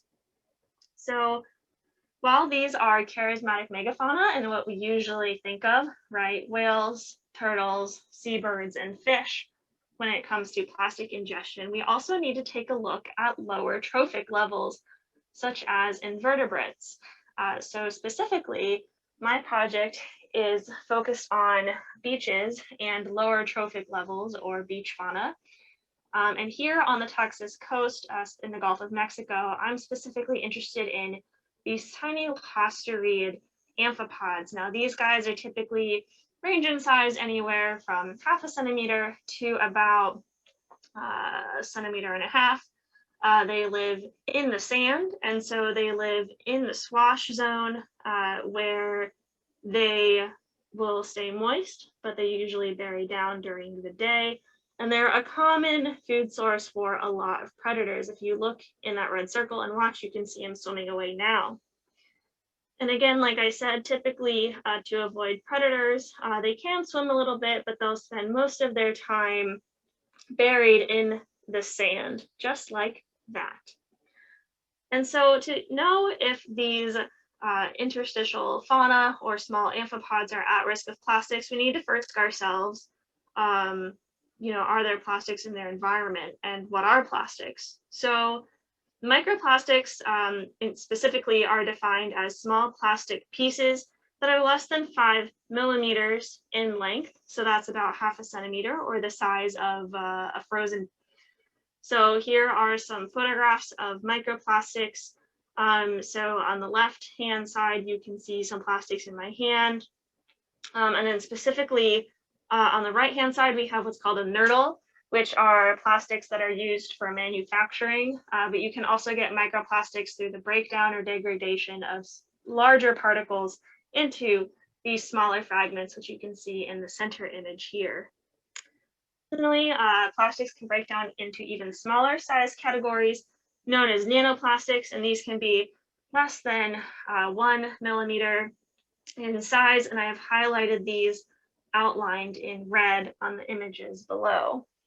So as I mentioned a little bit earlier, in order to know if these amphipods are at risk, we first need to know, do microplastics occur on sandy beaches where these amphipods are found? And that was the goal of this study. So we looked at this question on 3 Texas state park beaches over the course of 9 months. And for this study, we picked a range of beaches that covered a good span of the 400-mile Texas coastline, all the way from Sea Rim State Park, which is in northern Texas, a popular Galveston Island State Park, down further south to Mustang Island State Park. For this study, we would sample, we sampled during the summer, of 2019, the fall of 2019, and then also the winter of 2020. We also ran, and then what we would do is we would run transects parallel to the shore at high tide line, and we would sample a 50 by 1 meter area. And on the surface of those transects, we would just pick up whatever we would find and then bring it back to the lab for processing later. Once back at the lab, we would take what we found in each transect and we would individually catalog each piece of debris or each microplastic using a camera pen attached to the ocular lens of a dissecting microscope. And then we would take note of certain characteristics. So for example, we would categorize our type of microplastic that we found. So a plastic particle, whether it was a fiber or a nurdle. So a nurdle is characterized as a primary microplastic. They are specifically spherical in shape. We would take note of its size, and we'd also take note of the particle's color. To give you an idea of how these categories played out, in the upper left-hand corner is a nurdle. In the upper right-hand corner is a nanoplastic. In the lower left-hand corner, in the lower left-hand corner is a secondary microplastic, and then in the lower right-hand corner is a fiber. So what did we find after sampling 3 beaches once in 3 different sample seasons: summer, fall, and winter? Firstly, we found that Galveston Island State Park had significantly more microplastics collected for all 3 sample seasons when compared to both Mustang Island and Searim State Park. And then furthermore, we found that plastic particles, shown here in dark navy blue, were the greatest category of materials collected at all 3 sample sites for all 3 sample seasons. Furthermore, if we break this down and look at Galveston Island Park specifically, there were significantly more plastic particles, shown in dark blue, than fibers, shown in light blue, during all 3 sample seasons. And then finally, since plastic particles were so prevalent at each of our sites, we found that there were significantly more plastic particles collected at Galveston than Mustang Island for all 3 collection times. So in the end, what do we hope to do future?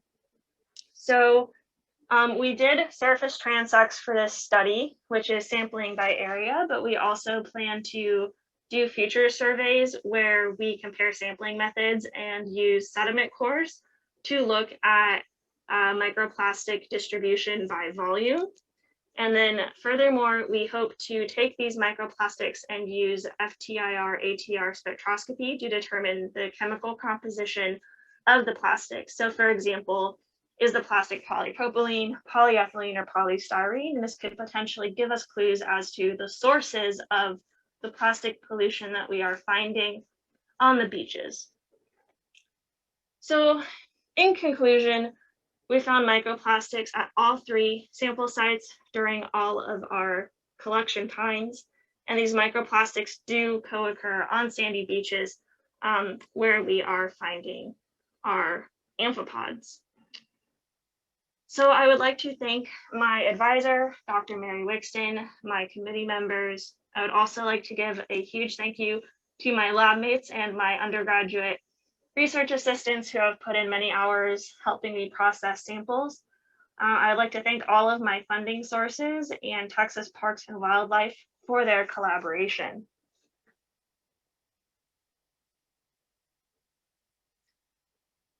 All right, so if any of you have questions, you can find me at mhayden@bio.tamu.edu. You can also find me on Facebook, Twitter, and Instagram at Maureen the Marine Biologist. And on Twitter, you can find me at Maureen Marine. Remember, everyone can make a difference when it comes to lowering our amount of plastic consumption.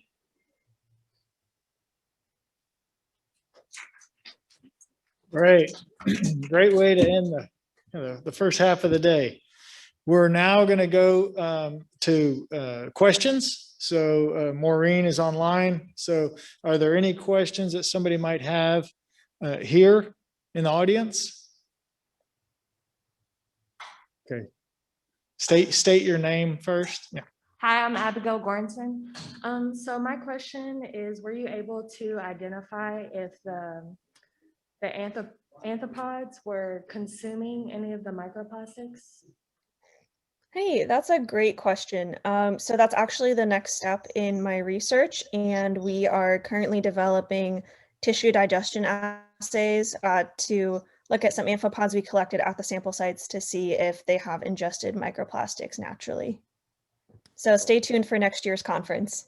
Okay, thanks. Great. Sarah, do you have any questions on your end? Yes, we have a question from Allison. Do you think the amounts of microplastics found has anything to do with the amount of visitors at the parks?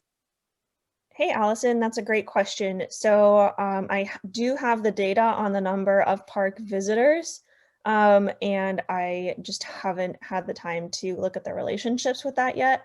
But there are definitely more visitors in general times during the summer than the winter, and the number of visitors do vary for the different parks, but I have yet to analyze that, but that's a great question. Great. Sarah, do you have any other questions? Nope, we're all good on my end. Well, with that, we're going to go ahead and go for lunch break, and that we will come back here at 1 o'clock. And I'm real excited about this afternoon. So at 1 o'clock, Diane Wilson will be giving us a talk kind of about her life and how she got to where she's at and the fight against Formosa. And that will be a 30-minute live. She'll be live through Zoom.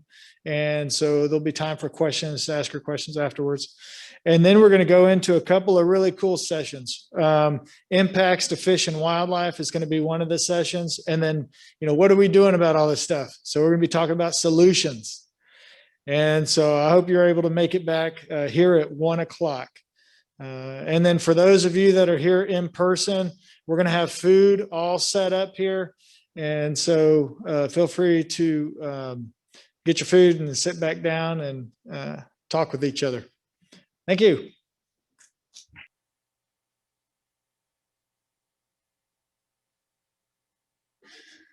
Okay, so let's go ahead and get started. Real excited to be able to have Diane Wilson be able to give a presentation today. And I'm not going to read her entire biography, but if you look on page 4 of the program, there's a real nice write-up of all of her accomplishments that she's done. But I'll read just a little bit of it here. Diane Wilson, 4th generation shrimper, boat captain, mother of 5, author, and environmental peace and social justice advocate. And, over the last 30 years, she's launched legislative campaigns. She's co-founded a number of organizations. Of course, I talked to you all earlier about the Formosa lawsuit and her being the executive director of the San Antonio Bay Estuarine Waterkeepers Group.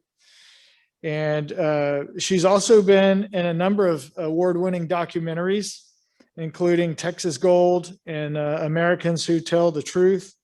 I just saw her last year on a Netflix series, and it was called Dirty Money series about Point Comfort.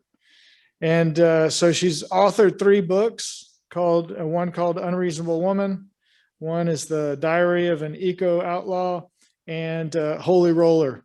And then she's currently working on her 4th book. So with that, thanks, Diane, and we'll let you go ahead and tell your story. Thank you. Thank you, Jace. That was a warm welcome, and I really appreciate y'all allowing me to be here and to tell this story. Can y'all hear me all right? Hello? Can you hear me? I can hear you. Yes. Okay. Yeah, we can hear you. Good, good, good, good. I thought I was just talking to myself on this computer. But when Jace called me and asked me to speak, he said he wanted for me to tell a little bit about myself and how I came into this this pellet hunt.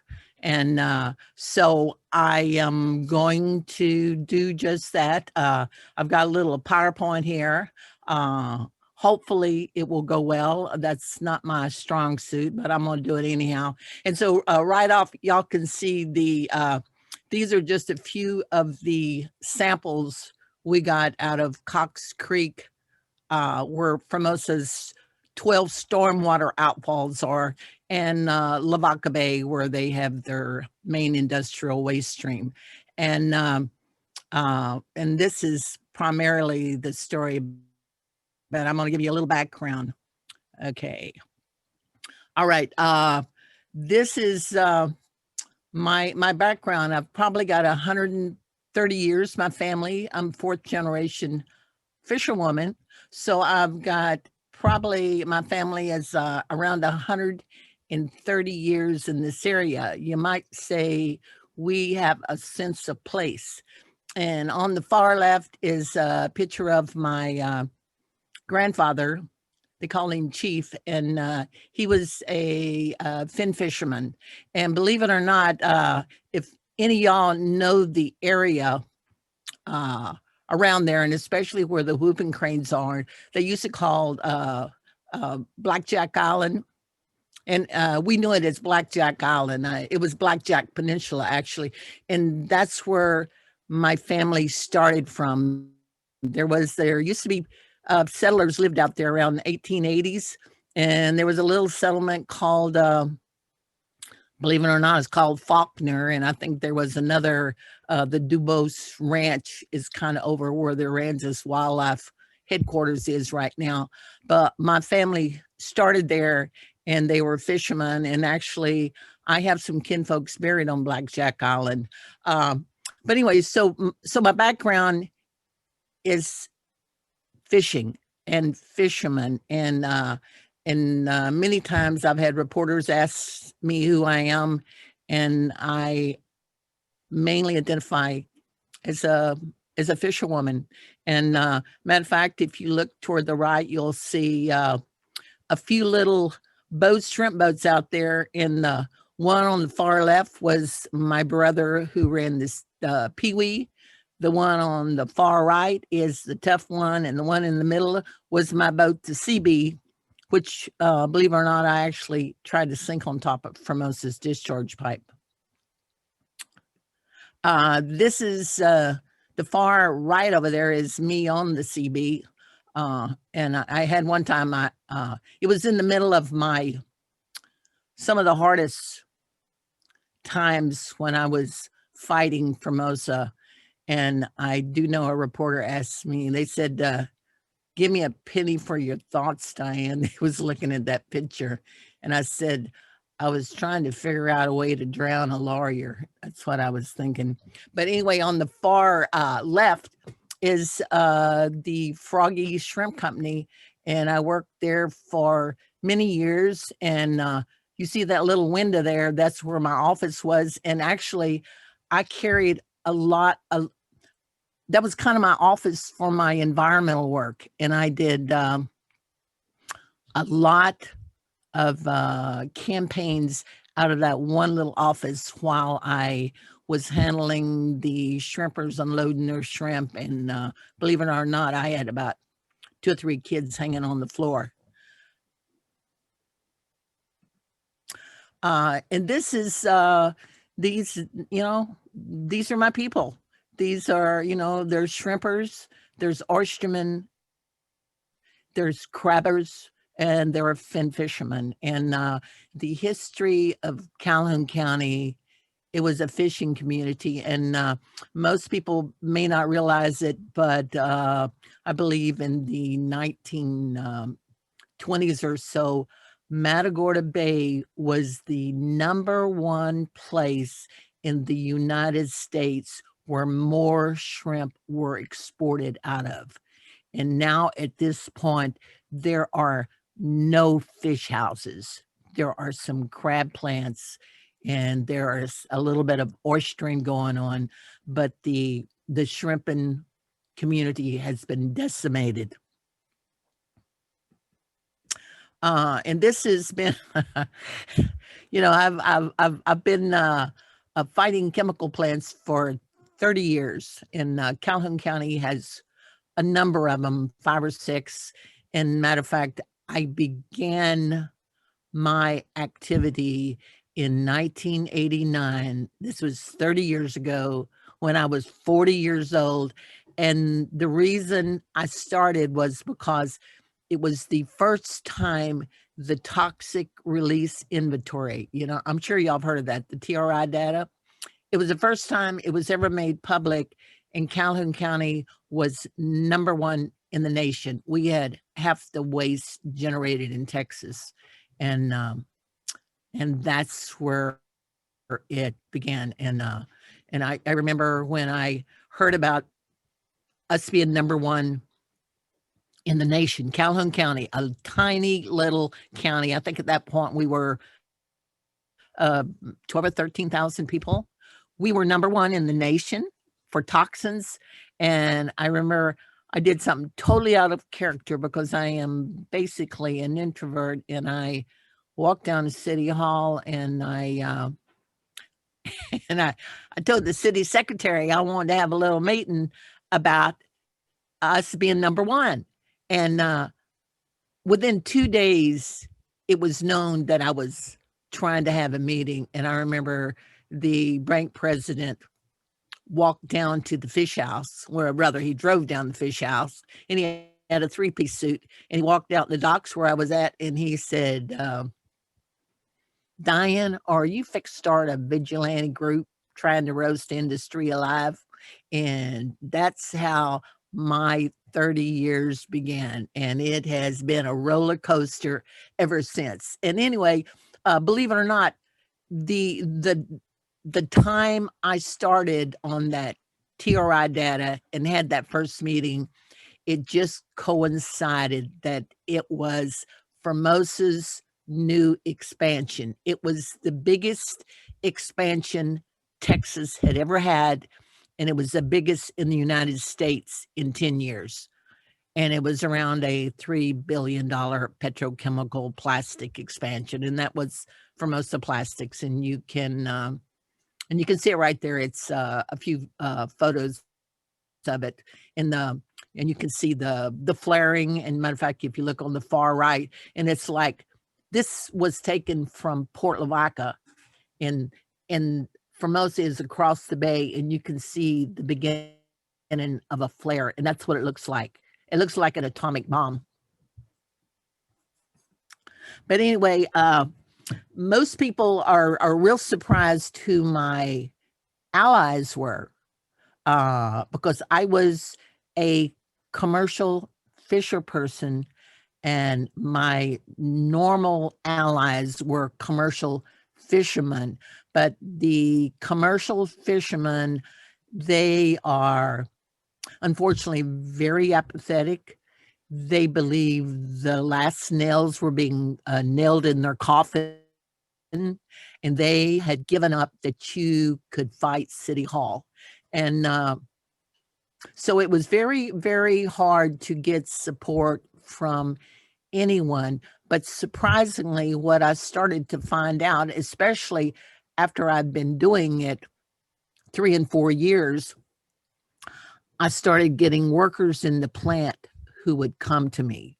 And over the 30 years that I've been fighting Formosa, I've probably had over 30 workers, and they're kind of like whistleblowers, and they can't go to management because they feel they'll get fired. They can't go to the city officials because many of those city officials had contracts with Formosa. They felt they couldn't go to state agencies. They he couldn't go to federal agencies. And so the last one on the list was me. And they would come to my fish house where I was at.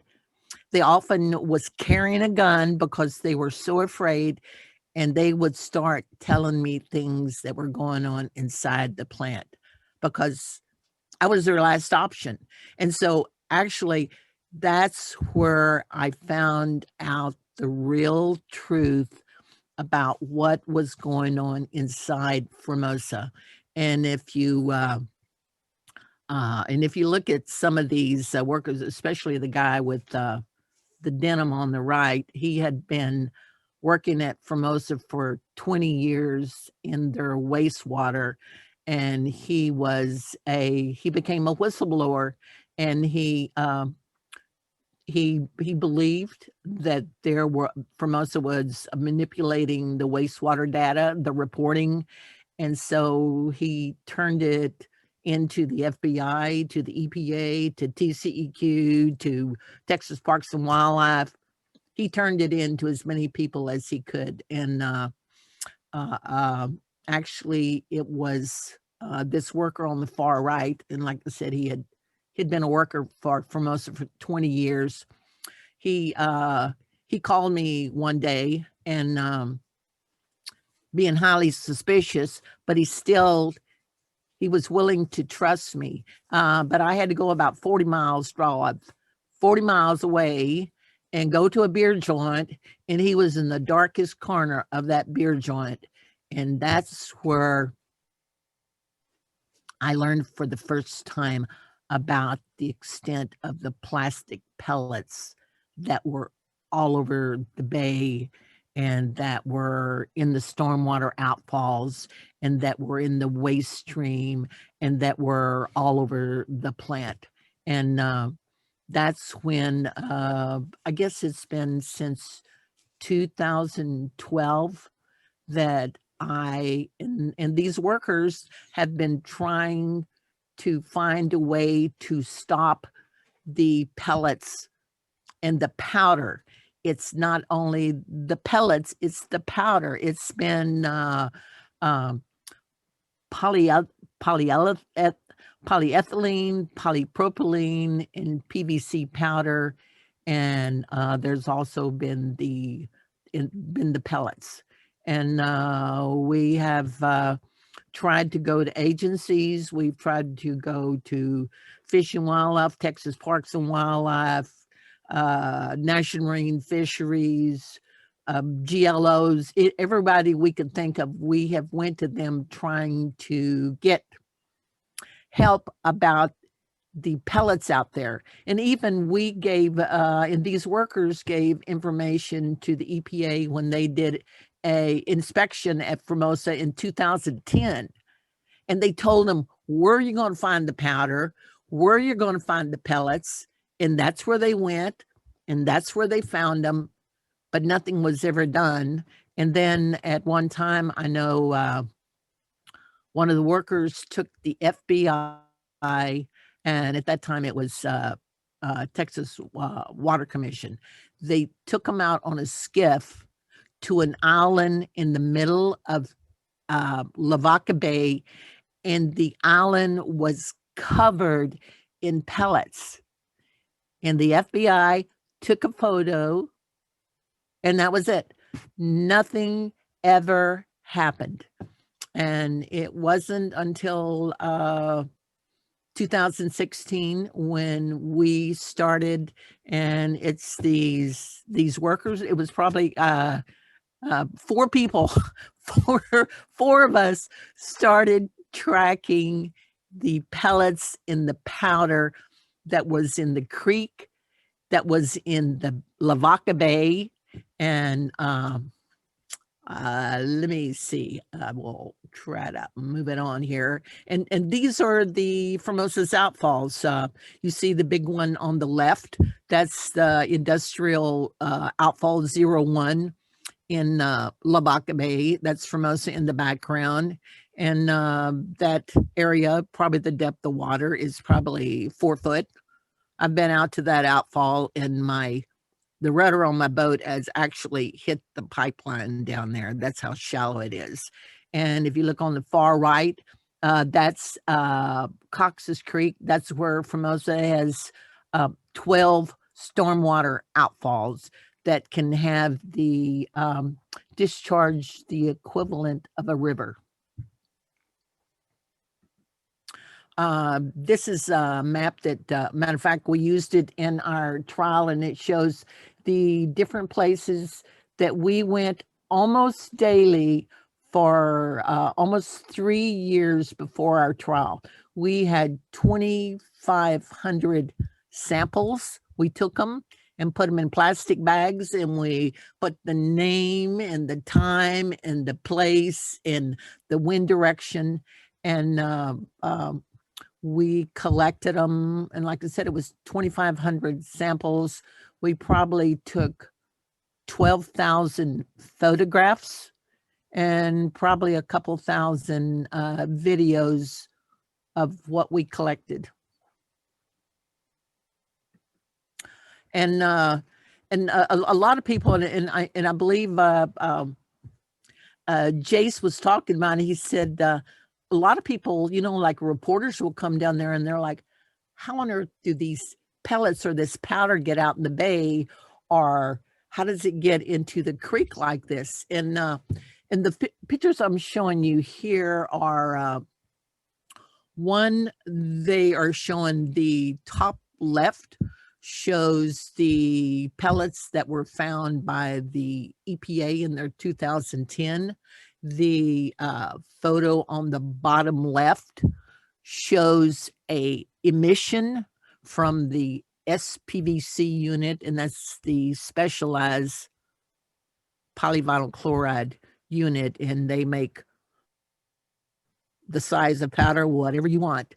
And these photos came from a supervisor of the plant, and he was so alarmed by what was going on, he gave us all these photographs. The picture on your far right bottom is some pictures of audits that we got from Formosa during discovery. And if you look, you can see that white stuff up on the sides, and you can see it on the bottom, and that's powder and that's pellets. This is some more photos of the SPVC unit. And as you can see, the top left, that is after a release of powder, and it's all over the unit, and the unit is 9 stories high, and it is open to the environment. The bottom left, it was what was up on the 9th story, and it looks like a blizzard. And the guys, he said the supervisor said they get up on the top with shovels and shovel it off over the sides. And the top right is a photo of after a release, and there was so much, one, it had flooded the unit. So now there is flooded water, there is powder that is contaminated with vinyl chloride. You can see the flare in the background, having a flare. And this is the biggest vacuum truck they had. And that vacuum truck had got 3 loads of this emission, and finally it had a blowout. You can see the tire blew out. And the bottom right is what happens in these crackers. People think, you know, I think people think when you know, when the guys cook to make these powder or the pellets, you know, they think you're just getting pellets or you're just getting powder. And the shift supervisor of the SPVC unit said, in these crackers, when you're cooking this stuff, he said, you get powder, you get pellets, you get boulders, and you get Volkswagens. And he said, a lot of this stuff, it sinks and you never see it. This again is another EPA picture, and it's a stormwater ditch. And all that white you see, That's pellets and powder, and it's on the road, it's in the units, in the ditches, and it goes straight to the outfalls and into the water.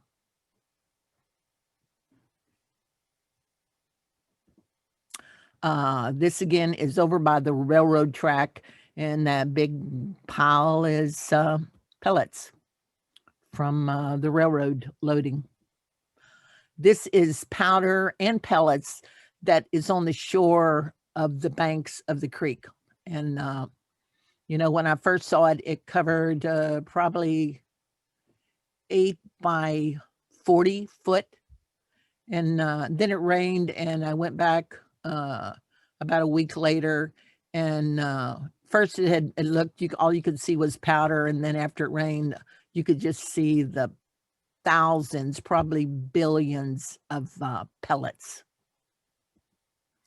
And this is the powder that gets on the vegetation out there. That, you know, it's not only in the water, it's not only on the shore, it covers the vegetation.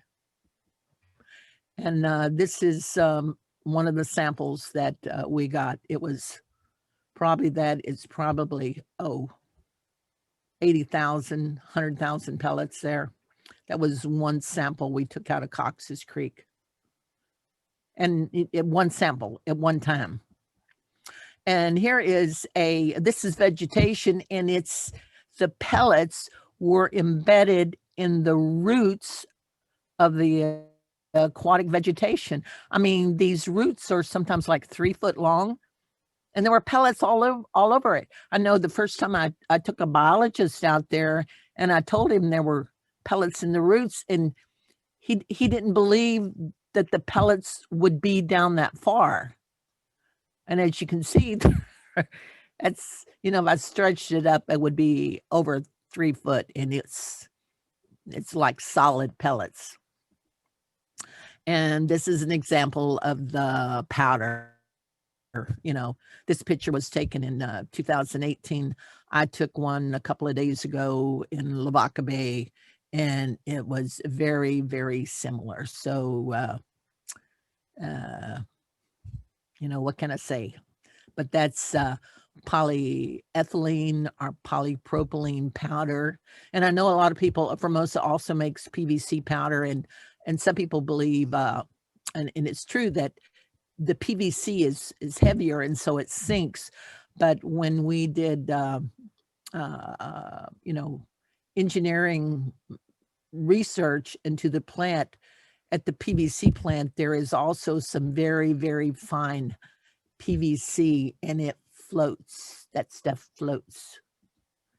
And when we first started in 2016 gathering data, and we filed in 2017, we filed a 60-day notice of intent. Formosa hired Horizon, and they brought them out to start using these big, you see, they're powerful pumps, and with these spray hoses, and they were spraying down the outfalls, the banks, and they were cutting down trees, and it literally, it took away all the soil, all the vegetation. If you look closely, all you can see is tree roots. This again is Horizon doing a cleanup at another part on the creek. Here they are again, and you can see on the far left, you can see all of the tree roots, and that one skiff on the far right, it shows you some of the bags that they picked up. I know I've seen many of Horizon's reports on the amount of pellets and debris they would get out. And I remember some of the reports, and it was like they would be almost a month in one outfall. And sometimes they were getting 500 bags a day. And I believe Jeremy Konkel did an estimate, and it was probably, I don't know how accurate, because the remediation crew now is saying that the amount that Horizon collected was very, very underestimated. And there is probably like, I think Jeremy Konkel said it was around 67 billion pellets that were collected by Horizon in a 2-year period. And this is what it looks like when, and this was 1 month apart. I believe it was like May and June. And on one side it was green vegetation and trees, and then Horizon came in with their water blasters, and it looks like a bomb has went off, but it was just devastated. And this is the samples that were collected. It was over 2,500 samples. It was collected for almost 2.5 years, almost daily, over a 20-mile area. And we put the samples in all of these little, you can see those tubs over there on the far right, and we hauled them into federal court in Victoria. And amazingly, a fantastic legal team sent the Texas Rio Grande Legal Aid. I can't imagine how I found a team like that, and a judge who saw and heard the evidence. And this is the team. This is part of the team. They call them the Sunshine Team. Sitting there shedding a little light, shedding a little light. And anyway, that's my website there, No More Nurdles. So if you ever need any photographs, any documents, you go there and hop to it. You can have anything you want. Anyway, that's it, Jace. Okay. Okay, that was wonderful, wonderful presentation. And we're really honored to have you have spoken today. Does anybody have questions for Diane that they'd like to ask? If so, we'll start here and come up to the microphone if you have a question. Okay. Or Sarah, do you have anybody on your end? Nope, no questions here. Okay, well, Diane, I really want to thank you again. The great presentation, and keep at it. We're going to keep tracking you and see what you're doing next. Okay, so let's move on here. Our next presentation is going to be virtual, and then we're going to actually have 2 in-person presentations. And then we'll go back to virtual again. So it's kind of flipping it up. But we're in a new session topic here, impacts to fish and wildlife. And so the first presentation in this session is by Gray Ryan. And the title is Occurrence of Microplastics in the Diets of Juvenile Fish of Texas Coastal Bend Bays. Since their popularization in the 1960s, single-use plastics have become ubiquitous as an environmental pollutant, especially in the marine environment. Of growing concern is the existence and effects of microplastics, typically defined as plastic particles smaller than 5 millimeters in length in the marine environment. Part of what makes microplastics a difficult pollutant to mitigate is the complexity of its sources. Microplastics enter the marine environment from a multitude of sources, including both point sources, for example, discharge from wastewater treatment plants, and non-point sources, for example, urban runoff. Even when the pollutant is of a similar nature in both cases, effective mitigation of each pollution source requires very different methodologies. To add yet another layer of complexity, the pollutant is often not, in fact, similar in nature between pollution sources. Microplastics vary in shape, density, chemical composition, and a variety of other factors, each of which influence the manner in which the microplastics interact with the environment and living organisms. Of particular concern is the ingestion of microplastics by these living organisms, particularly juvenile fish. Ingestion of microplastics may put these fish at risk from exposure to associated pollutants, which can occur at a much higher concentration on the surface of a microplastic than they do in the surrounding water, trophic transfer of microplastics and associated chemicals, and exposure to microorganisms that they may otherwise not be exposed to. But not always. A phenomenon occurs in microplastics research in which results appear to the casual scientist to contradict themselves. A study by Neves et al. In 2015 suggests that an overwhelming majority of fish do not ingest microplastics, whereas a study by Hayofsky et al. In 2019 suggests that the majority of fish do. A Ryan et al. Study from 2019 demonstrates an example in which fish showed a strong tendency to avoid ingesting microplastics when they were available, but Carpenter et al. Came to the opposite conclusion. A 2015 DeSauce study demonstrated a tendency for microplastic ingestion to negatively affect predation behavior of gobies gathered from a particular location, but the same study did not observe this relationship in gobies collected from a different location, even though the experimental conditions were identical. In reality, this is not a contradiction of results. It's simply an indication of the fact that there is no universal answer to our questions regarding the ingestion of microplastics by fish. Rather, the role of microplastics in an environment, and consequently, the effectiveness of various mitigation efforts, are dependent largely on context. One context for which the role of microplastics is poorly understood is the bays of the Texas coastal bend, specifically Matagorda, San Antonio, Aransas, and Baffin Bay. Despite serving as critical nursery habitat for juveniles of several economically and ecologically important fish species, little is known about the ingestion of microplastics by juvenile fish in these bays. Which leads us to the questions I'll be answering in the next several minutes. While this project involves a larger data set, today I'll be using a subset consisting of juvenile silversides to address a few important questions. What colors and types of microplastics do these fish ingest? Is there variation in the ingestion of microplastic seasonally or spatially? And does microplastic ingestion influence the fish's condition? The fish samples involved in this study were collected from each of 4 Texas coastal bend bays via bag seine and euthanized via an IACUC-approved ice slurry protocol.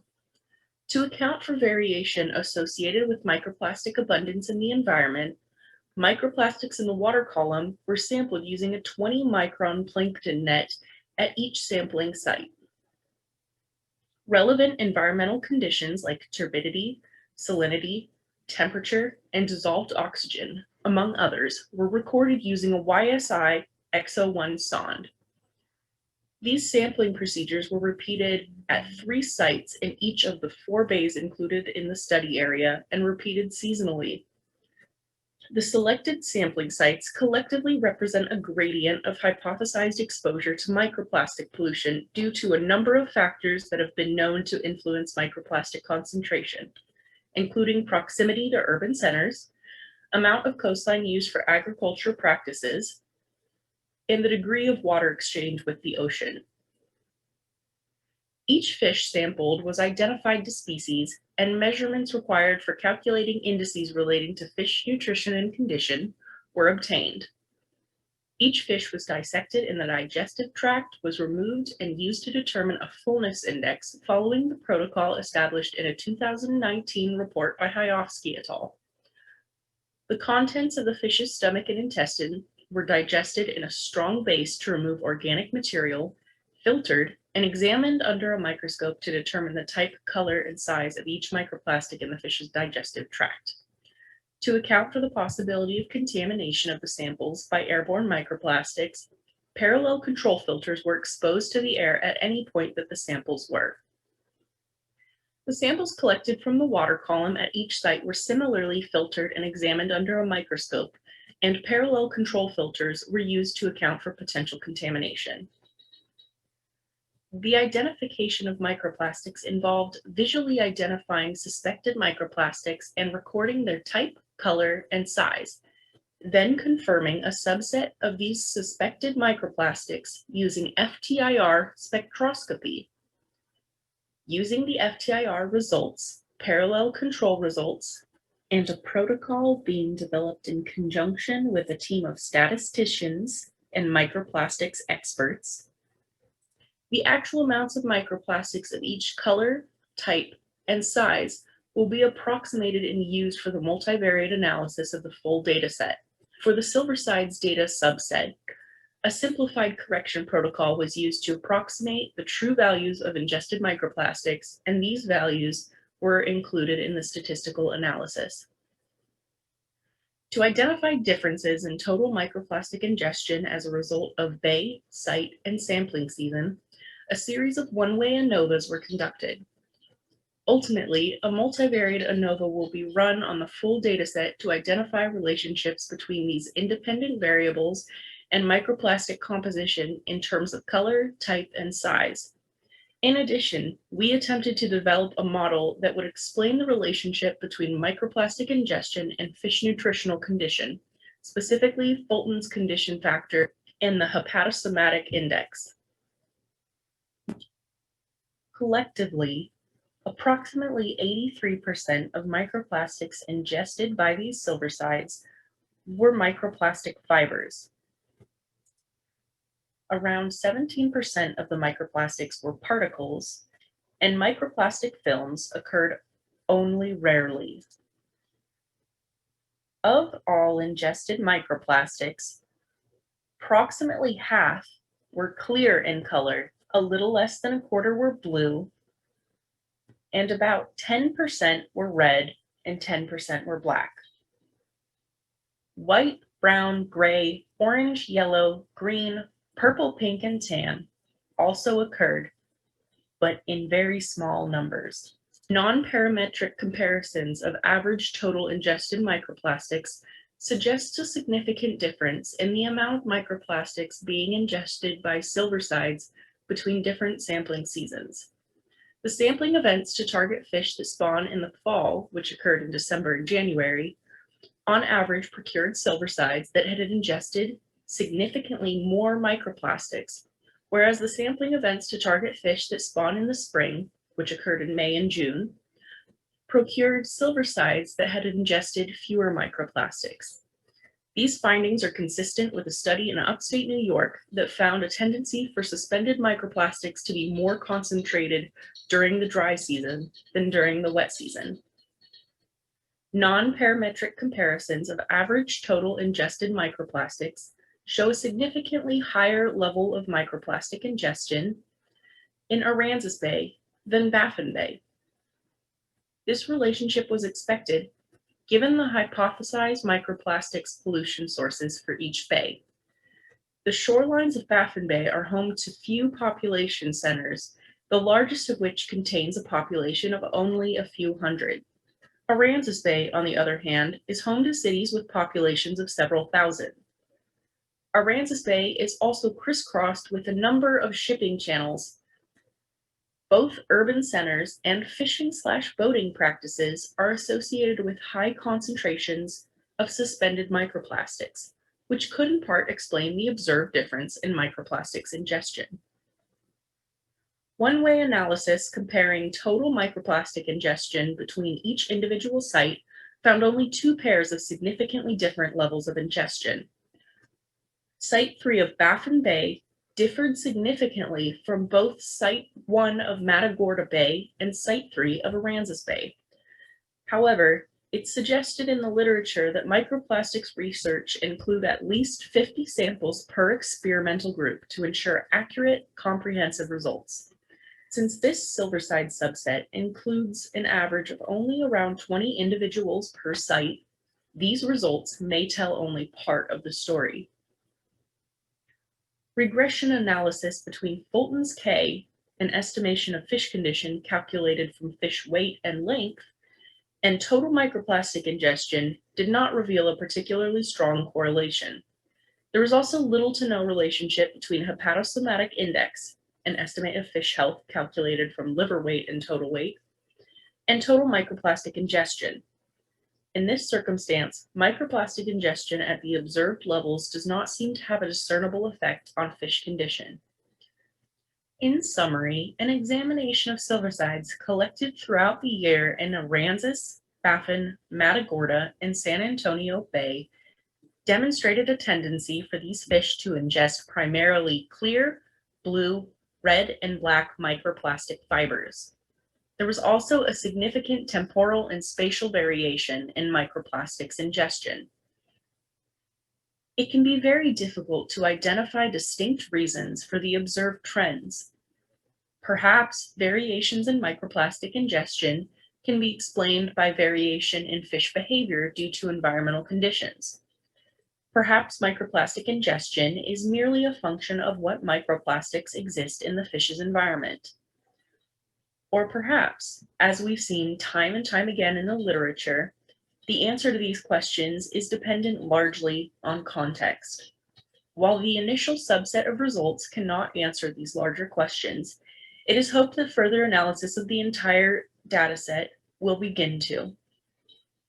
I'd like to thank the following organizations and individuals for their continued support and open the virtual floor to questions. Great, thank you. So are there any questions? Anybody have any questions here in the audience first? No, okay. Hey, Sarah, do you have anything on your end? I don't see any questions here. Okay, well, thanks again for that presentation. We're going to go ahead and move on. Our next speaker is Wes Franklin, and his title is An Assessment of Microplastics in Resacas of the Lower Rio Grande Valley.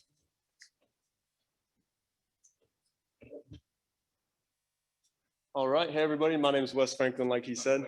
Oh. Advances that way. Check right there.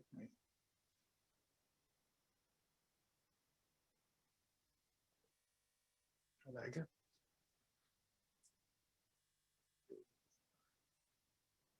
We're just going to press the taskbar. Okay. Okay, that'll work. But just make sure you talk on the mic. Okay. All right. Well, my name is Wes Franklin. I'm a graduate student from the University of Texas at Rio Grande Valley. And my advisor is Dr. Elizabeth Heiss. The name of my project is an assessment of microplastics in the resacas of the Lower Rio Grande Valley. So we had many goals for this study. There hasn't been any microplastic pollution studies done in the resacas of the Lower Rio Grande Valley, or really in any freshwater systems in South Texas. So we had a lot of hopes coming into this. One of them was to provide novel information and baseline data on the microplastic pollution in the resacas. Another one was to record where microplastics are found in the environment, to compare the amount of plastics in different species of fish, and to document the different structures of microplastics, so things like fibers, chunks, films, foams, and to find out which of those are most prevalent. Also, we wanted to characterize the composition of microplastics. So we wanted to be able to tell if there were more polyethylene terephthalate, more polyphenol chloride, or polystyrene, just to name a few. So switching to resacas. So if you don't know what a resaca is, it's a local term, and it's generally defined as an ancient distributary of a river, in our case, the Rio Grande River. They used to function as distributaries of the Rio Grande, carrying fresh water into the Laguna Madre and the Gulf of Mexico. Normally, they would function as seasonal water bodies. They would dry up in the dry season, and then during the rainy season, they would become inundated with water. Due to human-induced impacts, nowadays, most of them usually stay filled throughout the season as we pump water into them and use that for municipal water storage. We also use them as irrigation water storage for agricultural purposes and stormwater runoff canals. So these bodies of water are very important to different types of wildlife. A lot of migratory birds pass through this area, and they're some of the only freshwater sources in the saltwater dominated area. So we have things like the hypersaline Laguna Madre, the Gulf of Mexico, the Sal del Rey Salt Lakes, and the only freshwater sources we have are the Rio Grande, the Arroyo Colorado, and these occasional resaca systems spread out through the valley. It's also a concern since they're not connected to the Rio Grande anymore. A lot of them don't have any flow. So it's worried since they're cut off from other systems that they're going to have congregations of microplastics that are higher than those in flowing systems. So it's worried that they're a sink for pollution, which would have a lot of negative effects on the organisms that live in them. So this is just a Google satellite image of the different Resacas. The city right here is going to be Brownsville. And then you can see different Resaca systems. We have Lozano Banco. The TRs are going to be a town Resaca system. The RGs are the Resaca de la Guera system. And then the RVs, which are more on the outskirts and in rural areas, are going to be the Rancho Viejo system. So switching to microplastics, everybody really already knows what we're talking about here, but microplastics are any plastic that is under 5 millimeters in length. There are secondary and primary microplastics. So the primary are going to be things like nurdles, things like microbeads that are found in cosmetics and toothpaste and abrasives. And then your secondary microplastics are going to be those that are not manufactured to be small, but they are from the degraded forms of larger plastics. And that comes from chemical breakdown, wave breakdown, different kind of light breakdown, and things like that. Secondary microplastics are also those that are going to be most prevalent in our aquatic systems. So among these two criteria, you also have foams, pellets, films, fibers, and fragments. And it's now known that microplastics have invaded many, if not all, aquatic organisms or aquatic environments. And these are just two examples of some microfibers that were taken out of our fish samples. And these can have many negative effects on these organisms. They can have physical effects such as entangling the digestive tracts, causing abrasions in the digestive system. And they can also have chemical effects whenever they leach toxins into the actual muscle tissues. And this is a big concern with biomagnification, where these chemicals can actually be traveling up through the trophic levels and congregating higher trophic level organisms. Is it okay if I take this off? Okay, cool. That's getting in the way. So for our study organisms, these are the most important part of the study. So on the left, we have Pterygopolyctes disjunctivus, also known as sailfin catfish. So I'm going to refer to it as that from now on. This is an invasive species of catfish from the Amazon basin in South America. And it's also a benthic forager, so it's going to be feeding on the bottom of these Resacas. And as an invasive species, it has many negative effects on our environment here. Of course, it's going to be competing with native species for food and for nutrients and things like that. But also it has some negative life history strategies where whenever it's mating, the males will dig out burrows into the edges of these Resacas, and that'll contribute to erosion rates. Also, you can see their bony scales there. They sequester a lot of nitrogen, so they become sinks for nitrogen in order to build those. So that's taking an important nutrient out of the system as well. Then on the right, this smaller fish is known as Dorsoma cepedianum. It's a native species. It's an important forage fish, and it's also a food source for larger predators such as a largemouth bass and different species of gar. So I took these different species from all of those Resaca systems I mentioned earlier, the Resaca de la Guera system, the Rancho Viejo system, the town Resaca system, and also Lozano Banco. I was able to obtain 49 sailfin cats, 70 gizzard shads, and I obtained 3 sediment samples from each location, 2 that were benthic and 1 that was a shore sample. And I also obtained 2 water samples from each location, 22 in total. Once I got these fish, I would take them back to the lab, dissect them, and then look in their digestive tracts for microplastics. For the sediment and water samples, we would send these through a sieve complex and then check each of those sieves for microplastics. And once we got those, we would take them to a separate lab and we would do FTIR analysis. So y'all have heard a little bit about this today. FTIR is used to identify different types of chemicals, compounds, plastics, different molecules. And just to simply explain it, you basically have a plastic sample and this infrared light will be shot at this plastic sample. Some of that light will be transmitted, some of it will be absorbed. And based off what is transmitted and absorbed, it gives you a wavelength versus amplitude graph, and it has a spectra on it. That spectra is basically like a fingerprint for your plastic. And then you can compare that spectra to other known spectras, and that's how you're able to tell what your plastic is. Oh, before I move on. So a lot of these FTRs have complementary libraries that come with them, and you're able to compare your plastics to those known libraries. This Perkin-Elmer Frontier, it did, but it was used mainly for chemical composition identification, not really for plastic and polymer identification. So because we didn't have that, I decided to build my own library. So I got a range of 23 different materials.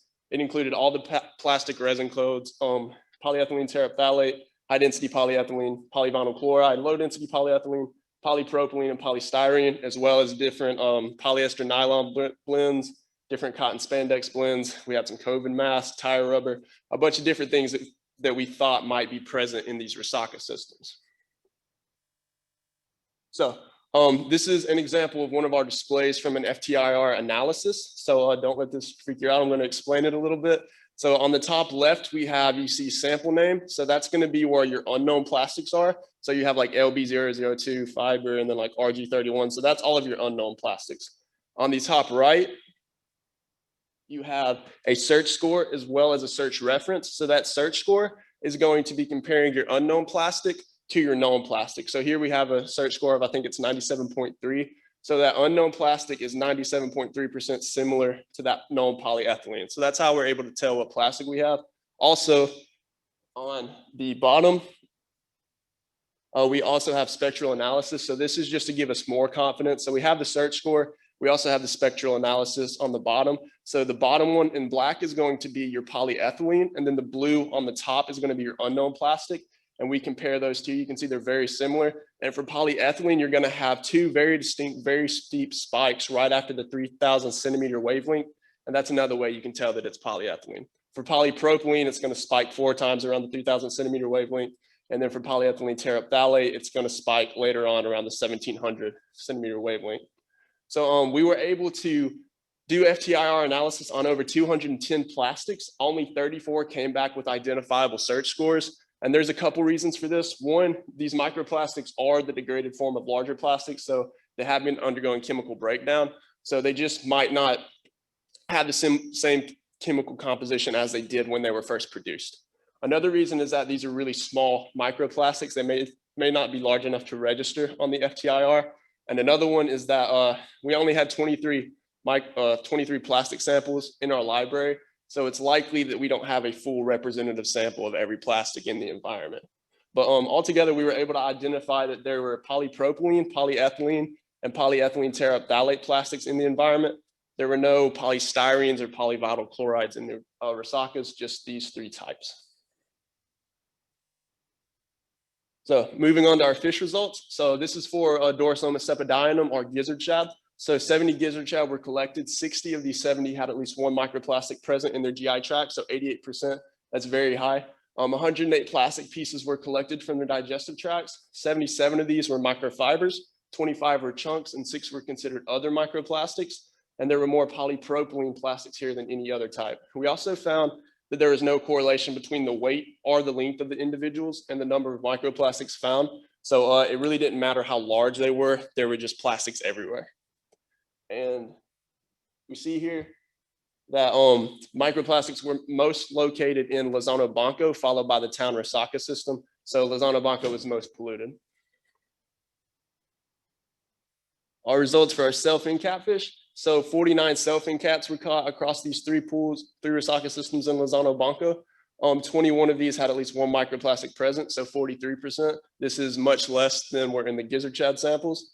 19 of the plastics here were fibers, 5 were chunks, and 3 were considered other microplastics. So we're starting to see that microfibers are being the most prevalent here. And you can see on that graph, microfibers are going to be in blue, orange is in chunks, and gray is in others. And there was also no correlation here between the weight or length of the fish and the amount of microplastics present. All right, for the sediment results, there was a 91% microplastic presence average here. There were 51 total microplastics found, 26 were fibers, 9 were chunks, and 16 were other microplastics. We see here again that Lozano Banco has the most microplastics present, followed by the town Resaca system. So we're starting to see that Lozano Banco is the most polluted, followed by the town Resaca system. 14 of the plastics here were large enough to be considered macroplastics, and macroplastics are just going to be plastics that are larger than 5 millimeters in length. So 14 of them in our plastic samples is a lot. And the largest one was 15.4 centimeters, which is really big for microplastic study. And there were more polyethylene terephthalate plastics here than any other type of plastic. Okay, for our water samples, plastics were present in 88% of them. 32 microplastics were found here. Overwhelming amount of them were microfibers. So there was 31 microfibers found and only 1 chunk found. And we see here that Lozano Banco has the most, followed by the Resaca de la Guera system. So it usually goes from Lozano Banco to the town Resaca system. Here it goes from Lozano Banco to the Resaca de la Guera system. but Lozano Blanco is still the most polluted, and microfibers are still the most common in the water samples as well. And I put this figure in here just to show how polluted each pool was by breaking that down. So we see on the far left that Lozano Blanco is the most polluted, followed by the town Resaca system, then the Resaca de la Guerra system, and then the Rancho Viejo system. So you can see the arrows pointing them out. I just didn't want to get away from the microphone. And in the blue, we're going to have gizzard shad, and the orange is going to be sailfin catfish, gray is sediment, and the yellow is water. So we see that Lozano Blanco is the most polluted, and Rancho Viejo is the least polluted. So just wrapping this up for conclusions, plastics are most likely to be found in the water, followed by the sediment, and then in your species of fish. So this makes a lot of sense when we think of how water is a vector that moves pollutants through the system. It's most likely to be found in your water and sediment, and then in your species of fish.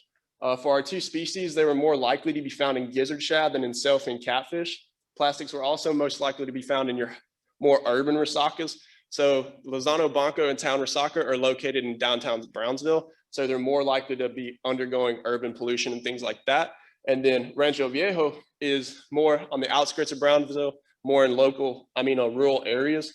And it's surrounded by riparian vegetation, wild habitat, agricultural fields, things like that. So it's not undergoing as much urban pollution. We also found that plastics were found in fish regardless of size. Microfibers were the most prevalent plastic type found in these resacas. That's been supported by a lot of different studies and a lot that's been presented here so far. Polypropylene, polyethylene, and polyethylene terephthalate were the plastics found in these systems.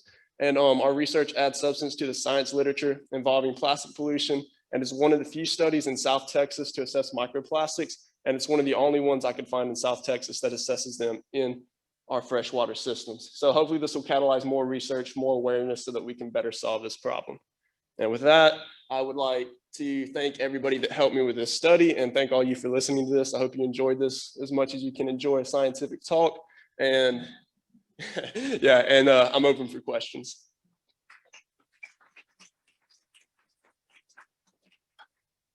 Any questions in the audience? Yeah, are there any virtual questions? No virtual questions. Great job, Wes. Awesome, thank you.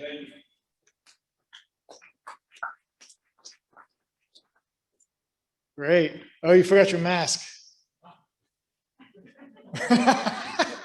Am I contaminated? Oh, okay, awesome. Good work. I love to see something that's new, hadn't been done, and freshwater systems. That's awesome. Okay, so our next speaker is Mar Huertas. The title is Effects of Microplastics in Olfactory Function of Texas Bass Species. Hello, everyone. Today I'm going to speak about the effects of microplastics in the olfactory function of the Texas bass species.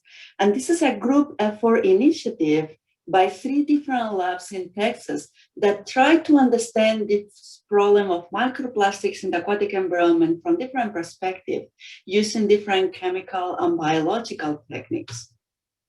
So I must say that humans were very creative and efficient creating these pollutants in our environment. So we release a highly variable materials, plastic materials. They have different shapes, different physical characteristics, different chemical additives.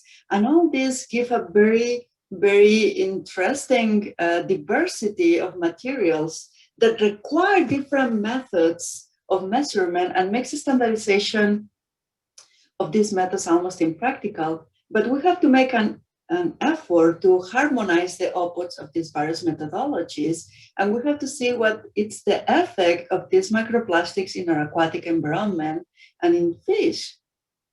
So we have for the last 10 years, 10, 20 years, good studies, bad studies, and we also analyze different chemical and physical effects of plastics in our environment. But to date, we don't have that many studies about what is the effect in fish or other aquatic live beings. And this leads to a lot of speculation about what is this plastic doing in the environment. And we propose a new approach in what we are going to analyze what is the effect of these plastics in the sense of olfaction. And the reason for that is because the sense of smell is actually exposed to the aquatic media. And not only this, it's going to be exposed to these plastics. Also, it's a direct route from the nose to the brain. It's a direct portal that can bypass the brain-blood barrier. So plastics can actually access the brain in a more direct way, that if they have to go through the stomach, the digest, go to the blood, and then have to trespass this blood-brain barrier. And so to try to understand all this, the magnitude of the tragedy of the plastic in the aquatic environment, first we have to detect and measure these microplastic fibers. And a lot of these microplastic fibers can be detected by microscopy and with the stainings that are most available in a lot of labs. But one of the problems is that they have a lot of artifacts, and these stains induce some aggregation and toxic reagents that give an unrealistic picture of what is going on with this plastic tissue inside the biological systems. Our team developed a sputter cutting method that allowed to see these microfibers in a more realistic way, and what is the structure and what's the different dynamics that these plastics do inside biological systems. Our team also developed different useful analytical techniques, like measure of these plastic microfibers by electronic microscopy, and also identifying inorganic compounds like metals. A second method will be also study the crystallinity of these compounds, so analyze the physical characteristics of plastics, or analyze the chemical composition of plastics by elemental distribution map. So in this case, we can have what is a proportion of carbon, oxygen, sodium, and different compounds in these plastics that it's gonna give totally different chemical characteristics and totally different effects in the biological system. And we can also extrapolate this information to calculate the surface reactivity of these compounds. And we can actually target what compounds can be more problematic for biological systems. We can also do in vitro experiments in which we can model what is the transformation of the plastic debris in the aquatic media when they're exposed to different physicochemical conditions, like can be the UV radiation, or the dissolved oxygen in water, or differences in the pH in the water, or even natural organic matter. And all these factors are actually going to model, and they're going to transform these plastics and the chemical characteristics of these plastics, so they can actually produce oxygen reactive species that are going to damage the structure and the viability of cells. And we can also have designed different in vitro experiments in which we can assess what is the interaction between these different plastic compounds and different elements in cells, like proteins, like biological lipids that we can find in the biolipid membrane in the cells, or just in difference in the acidic composition of the environment that we can find in the stomach. So with all this information and what kind of plastics we can find, what kind of different transformations, what kind of interactions we have with biochemical compounds, we can filter and we can do a list of elements that can affect the system of olfaction in fish. Why is olfaction so important? As you can see here in this monkfish and this pike, nose in fish are quite big. They have a very big nose, and it's actually very sensitive. And it's even more sensitive than in humans and some mammals. Fish use the sense of smell to detect several chemical compounds, and they use them to trigger and to modulate different physiological functions that are very important, like reproduction. That, for instance, just to see if that female is just in time to release these eggs, and then if I'm a male, I can release the sperm. Or migration, how trouts are finding their original rivers, they're actually using their sense of smell. Or food detection. Or in the case of bass species, they're using very special chemicals called pheromones.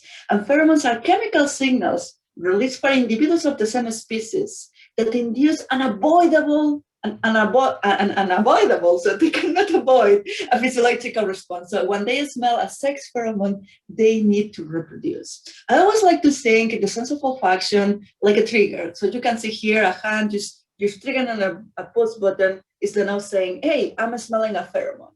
And it sends this information to a computer that it will be the brain. And then the brain integrates all this information, all these chemical signals to induce a physiological function that can be just swim far from a predator or just go for this piece of food.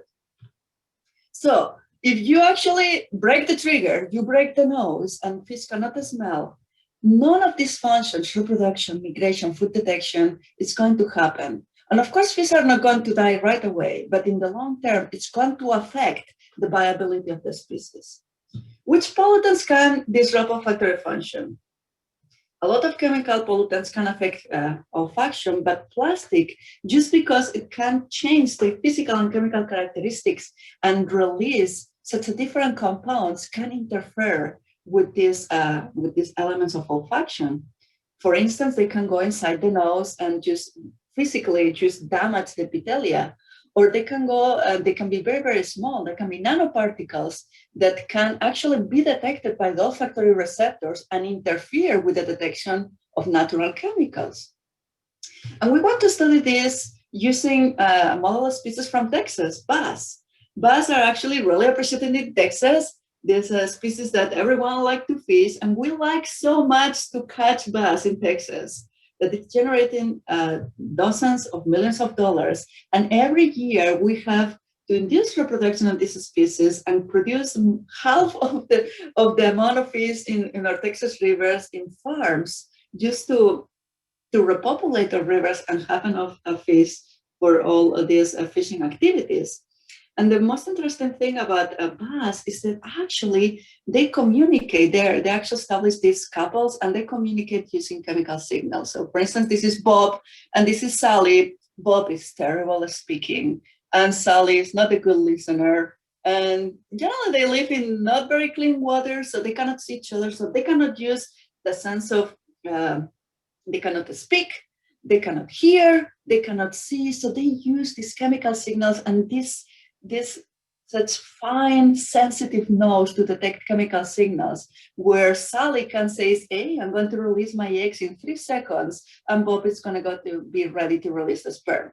Because the sperm only lives in the water like 5 minutes. So if Bob releases the sperm 15 minutes before the event, he's going to actually have all their sperm killed, and there's not going to be reproduction in this species. So these species are very interesting because they use this chemical communication and because they are also one of the favorite fish for fishing in our community. Are plastics affecting the sense of olfaction? We're not sure that it is happening. What I can tell you is that when we have plastic in the media, for instance, we can expose the nose. These are the olfactory lamella of fish exposed to nanoplastics that are labeled with fluorescence. And you can see here that these nanoplastics go inside the neurons. And not only this, they go inside the lamella. This is the blood vessels. That means that these nanoplastics are going directly through the bloodstream, the blood portal from the nose to the brain. And we have preliminary data that says that it's probably affecting olfaction. And we can measure that. Actually, we can put electrodes in a bass and we can release dozens of different stimulus, dozens of different identified plastics that we are going to identify in our group. And we can see what are the effects of these compounds in the nose. So it's gonna be a group effort.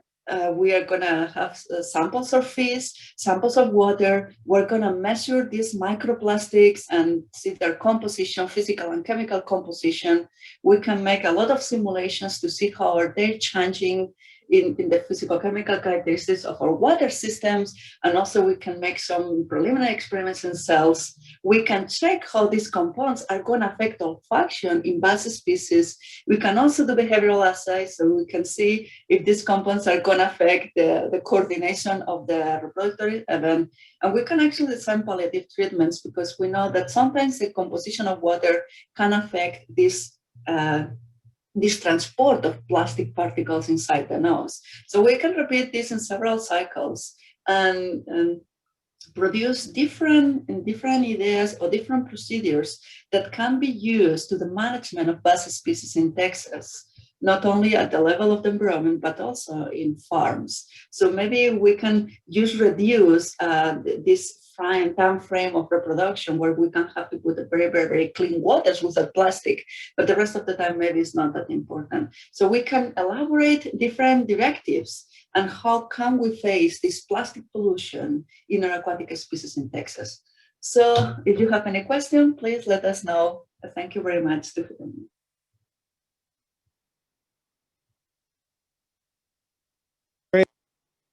So Jeremy Konkel is actually going to be available for answering any questions. So are there any questions here that you'd be able to like to ask? I was real surprised about the sensitivity of the nose of the fish. Makes me wonder, it's like whenever we catch them and we're taking the hook out, geez. Okay, Sarah, do you have any questions on your end? Nope, no questions here. Okay. Okay, well, let's go on to our last presentation until we go to a break. And this is going to be by Daniel Cho. And the title is Trash Ingestion by Green Sea Turtles over a 33-year period along the Texas coast. Hi, everyone. My name is Daniel Choi. I am a master's student at NC State University. I worked this past summer at Padre Island National Seashore on a sea turtle ingestion project. Now, this project was made possible by the Scientists in Parks program, which is a collaborative between the National Park Service and the Ecological Society of America. So marine debris entanglement is a really common issue for sea turtles, and it's easily detected. However, trash ingestion is less easily detected from live turtles. So you can see this turtle on the right. We really have no idea whether it's eaten any trash at all or how it's been affected just by this visual of it, of the live turtle. So trash ingestion takes a lot more effort to understand the issue. We have to look at typically deceased turtles, which is a really intrusive sampling method. And so it can be difficult to study. Trash ingestion was first detected for sea turtles in 1984. Since then, about 300 greens have been reported in the literature over the years. Now, 300 is a good amount, but for all of these, only presence or absence pretty much was looked at. Presence or absence is a really important piece of information about trash ingestion, but it says very little about how what impact trash ingestion is actually having on turtles. So for example, a turtle that ate just a single piece of trash and a turtle that ate 200 pieces of trash will both be reported simply as trash present, where they're probably very drastically differently affected by that consumption of trash. So that's something that hasn't really been looked at in the goal, is a more detailed examination of trash ingestion itself. So that was our first objective in this study, was simply to set a standardized baseline assessment of trash ingestion. Now we wanted to go beyond presence or absence, look at like the number of items, the size of items, the color, the category, basically get as much detailed information as we could to set a baseline piece of information to which future studies could be compared. Our second objective was to compare trash ingestion over time. And our third one was to look at how this might compare, how trash ingestion might vary across different size classes of turtles. We did this by collecting stranded turtles that were found all up the coast of Texas, mostly North and South Padre Islands. In total, this study used 464 turtles, which is a great number because it's 50% greater than all previous turtles looked at in the Gulf of Mexico, green turtles looked at. So it really gives us a very large sample size to look at with a single approach to understand this issue well. We took the GI tracts out of all these turtles and extracted the food, and then we looked at the plastic. We dried them and categorized them. We took the color, we weighed and measured each piece, and also recorded what section of the GI tract it was found in. So for objective one, we found, first of all, that 50% of turtles ingested trash. Of these turtles that ingested trash, 13, the average number of items was 13, weighing about 0.5 grams, which for your reference is around the mass of a BD. So just from that perspective, not a huge amount was being ingested on average. We found only 8% of these items were located in the stomach or the esophagus. This is a really important number because it shows that if a study only uses the stomach or the esophagus as their sample of plastic, they could really grossly underestimate trash ingestion. So again, we found that 49% ingested trash. If we only look at turtles or data from the stomach and the esophagus, that number dropped to 12%. So it's very important that to get a good picture of what's really going on here, that studies look at the entire GI tract. Some only look at stomach because that's a lot easier. In terms of type of plastic ingested, the most common was plastic sheets, and these were like plastic bags most commonly. Next were hard fragments, like pieces of a water bottle, and then fishing line or other filamentous type plastics. Together, these three types were by far the most common. Other types of plastics like rubber were very infrequent. Nurdles or industrial plastic pellets were also uncommon. We found 16 total across 9 turtles, but just 2 of these were found in 2019. We actually expected quite the opposite. Given the high prevalence of purine in recent years on shores, we thought there would be a lot more nurdles present in 2019 turtles than turtles found in the 80s or 90s or early 2000s. However, we found just 2, which is actually a very good sign. It shows that despite high amounts of these nurdles appearing on beach shorelines, they're probably not impacting green sea turtles in the Gulf very much. The most trash ingested was 11 grams by a 60-centimeter turtle. You can see a picture of what this looked like on the right. Now, this turtle didn't show any signs of death due to plastic ingestion, which is impressive because that looks like a large amount. In fact, not a single turtle in our study showed any sign of death directly due to trash. Compared to other regions in the world, this is common. Death due to trash is relatively infrequent. It does happen, but it's not reported. It's not normally the norm. In terms of the amount ingested, we also saw a low amount in the Gulf. The 11 grams here, which is the max, is lower than the average of some other regions. So we found our average was 0.5 grams, which is actually on the very low end globally of the amount of trash ingested by sea turtles. Objective 2 was look at trash ingestion over time. And I just have 2 statistics here to show that point. The first is the presence or absence of trash. In 1987 to 1999, about 33% ingested trash. That number climbed to 2019, where 66% ingested trash. So while I did say that presence or absence data isn't necessarily the most informative, this does show a clear trend of increasing prevalence of trash ingestion by sea turtles. When we look at the quantity ingested, however, that number really didn't change too much over time, staying around 0.2 to 0.25 grams of trash ingested. So while turtles are ingesting more trash, they're not ingesting more of it. Objective 3 was to look at trash ingestion across size classes. We found that for the smallest size class, 3/4 ingested trash, and for the largest size classes, only 1/4 ingested trash. So there was a clear decline in frequency of trash ingestion as size increased. We also found that the smallest turtles tended to increase more trash itself. So not only did they ingest it more frequently, but they ingested the highest mass of trash. When we combine this with time period, we see that the smallest turtles in the latest time period ingested trash most frequently, and then only 10% of the largest turtles in the earliest time period ingested trash. So this really demonstrates that clear trend between time period and size class, where smaller turtles are ingesting more trash and turtles in later periods are ingesting more trash. Now, why might these small turtles be ingesting more trash? To understand that, we need to take a look at a part of sea turtle developmental biology. Hatchling turtles immediately swim out to the open sea in a region like this, where they forage on floating algae called sargassum in the deeper waters. However, after that, the turtles are returning to shore. So these larger turtles are foraging in these channels and bays along the coast and inshore areas. And here they're eating less of this sargassum algae and more seagrass and other types of algae. And so one possibility for explaining why younger sea turtles are ingesting more trash and more frequently is simply that there's more trash available in their environment to be ingested. And so here's a picture again of these young turtles in their pelagic environment swimming in the sargassum algae that they eat.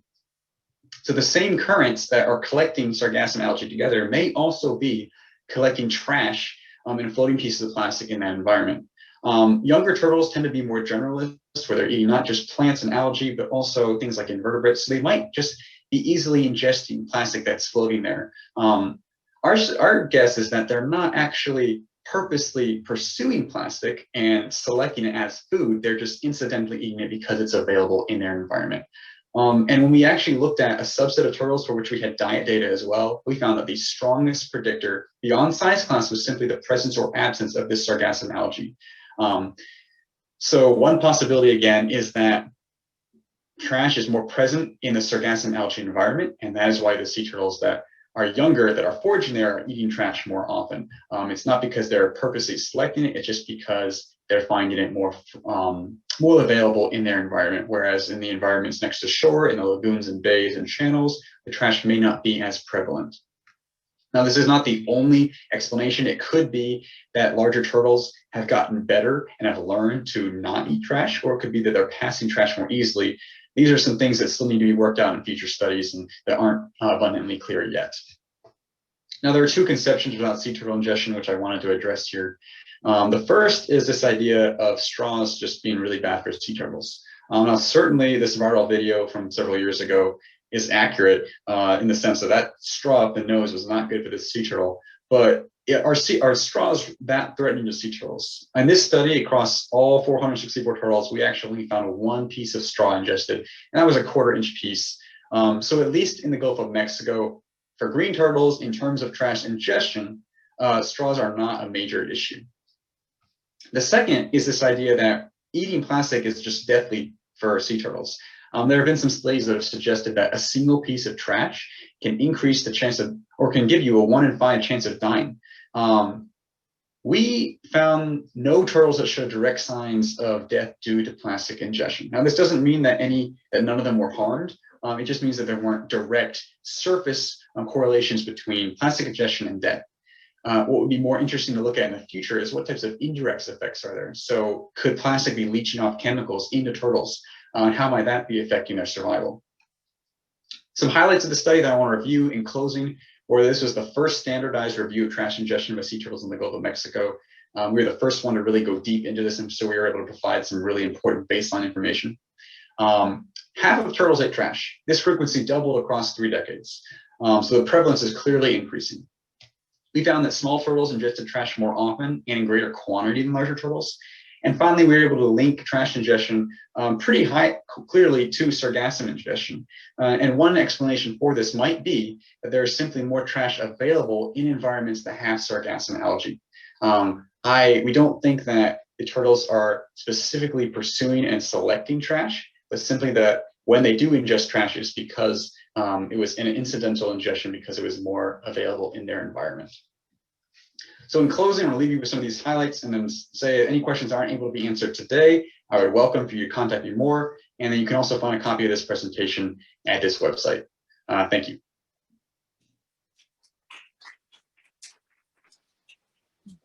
Wow, great. The fact that those little turtles eat more trash than the bigger ones, that's an interesting question. Are there any questions here for Daniel? Okay, what about Sarah, any from virtual world? Yes, we do have a few. Bridget would like to know, what was the major cause of death in these turtles? Also, can you please repeat how many were in your sample? Yeah, so that's a great question. First, there were 464 in the sample. Not all of these we knew why they died, but most of them, or all of them, were captured by like incidental intakes, so from intake valves near water outlets, or a lot of them stranded on shore. So some of those died due to boat strikes or things like that. Some of them stranded during cold snatting events. Those are the 3 most common, but specifically we can't really say what their cause of death was because they were washing ashore a while after they had died. Great, thank you. And then April would like to know, why do you think sea turtles in the Gulf of Mexico are not as affected by plastic ingestion as other sea turtles in other parts of the ocean? I think it has a lot to do with the trash in the environment and the fact that we looked at juveniles and not adults. So if we look at the Mediterranean, there's really high density of trash there in the foraging areas of sea turtles, and there's a lot more studies on adults there. So there are papers in the Mediterranean that have looked at adult sea turtles that have ingested on average 20 grams per turtle. So 40 times what we saw here, and I think that's probably has part to do with the foraging ecology, and then a lot to do with the quantity and size of trash that is in that environment.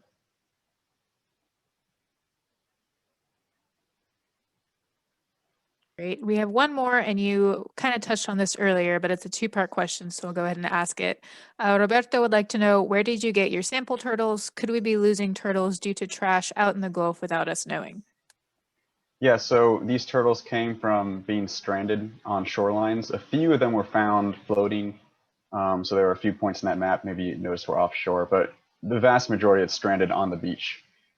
There could definitely be turtles that are ingesting trash and dying due to it that we have no clue about. For example, adult turtles that tend not to be found as strandings. We had only 2 turtles in the entire sample size that were adults. So we really don't know anything about the adults in the Gulf of Mexico. That could be an entirely different story. Okay, great. Thank you very much. Okay, now we're to a break. We'll take 15 minutes and then we'll come back at 2:45. We're about to get started here. This is going to be our last session of the day, and maybe one of the most important ones, because we're actually going to be talking about solutions. So we've heard all these things about, impacts to wildlife, kind of the chemistry behind plastics into the environment, some of the monitoring that's going on, even some policy changes that are trying to be done.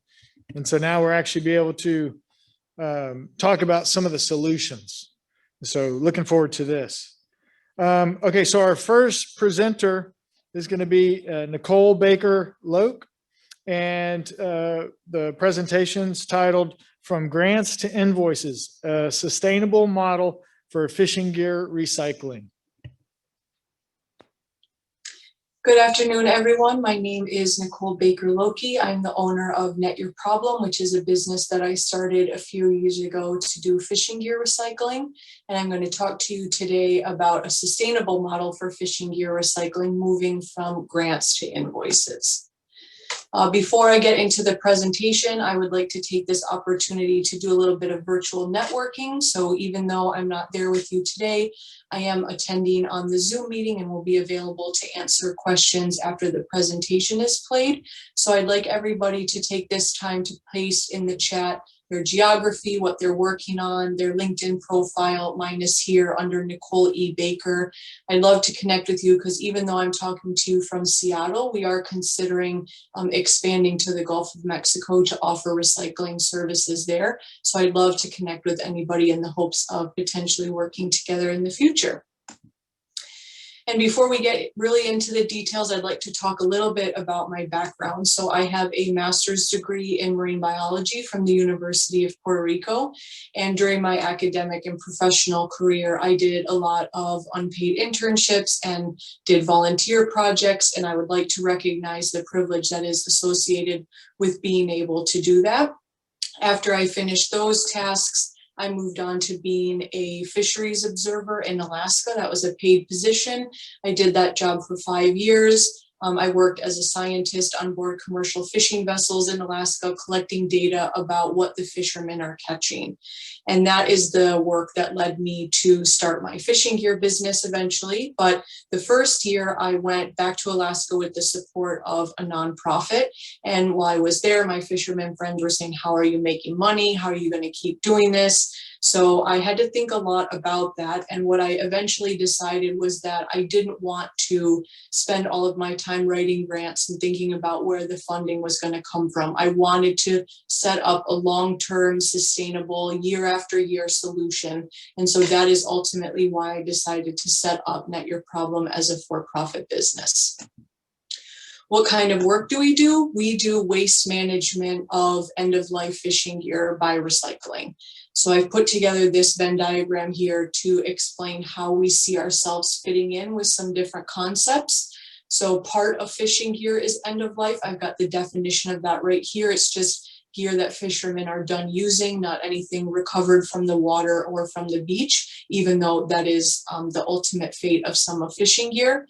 I have the other yellow circle here, which is marine debris, and part of that is fishing gear. So especially in Alaska and Washington, we get a lot of that washing up on our beaches, but there's obviously other types of beach plastic that wash up. And then waste management, we see that as the prevention for all of this. If waste is managed properly, then ultimately it shouldn't end up in the ocean or in the terrestrial environment. And so why do we do this work this way? The first is because it's cheaper. So our recycling services in the locations that we offer it right now range between $300 and $800 a ton, whereas the cost of cleaning up stuff from the ocean can range between $2,500 to $5,000 a ton. So ultimately it is cheaper to be dealing with the waste before it makes it into the environment. And it's also a lot easier. The density of the waste on land in big piles of old gear is much higher than the density of all of these little plastic particles spread out in the water or littered on the beach. And so the main reason, though, that we're doing this is because we can have a positive impact on our ocean's health. So each ton of marine plastic that's in the ocean reduces the natural capital of the ocean by $3,000 to $33,000. And this is from a paper by Beaumont et al. In 2019. And so it really does benefit us and society and our communities financially if we do figure out ways to manage the plastic pollution problem.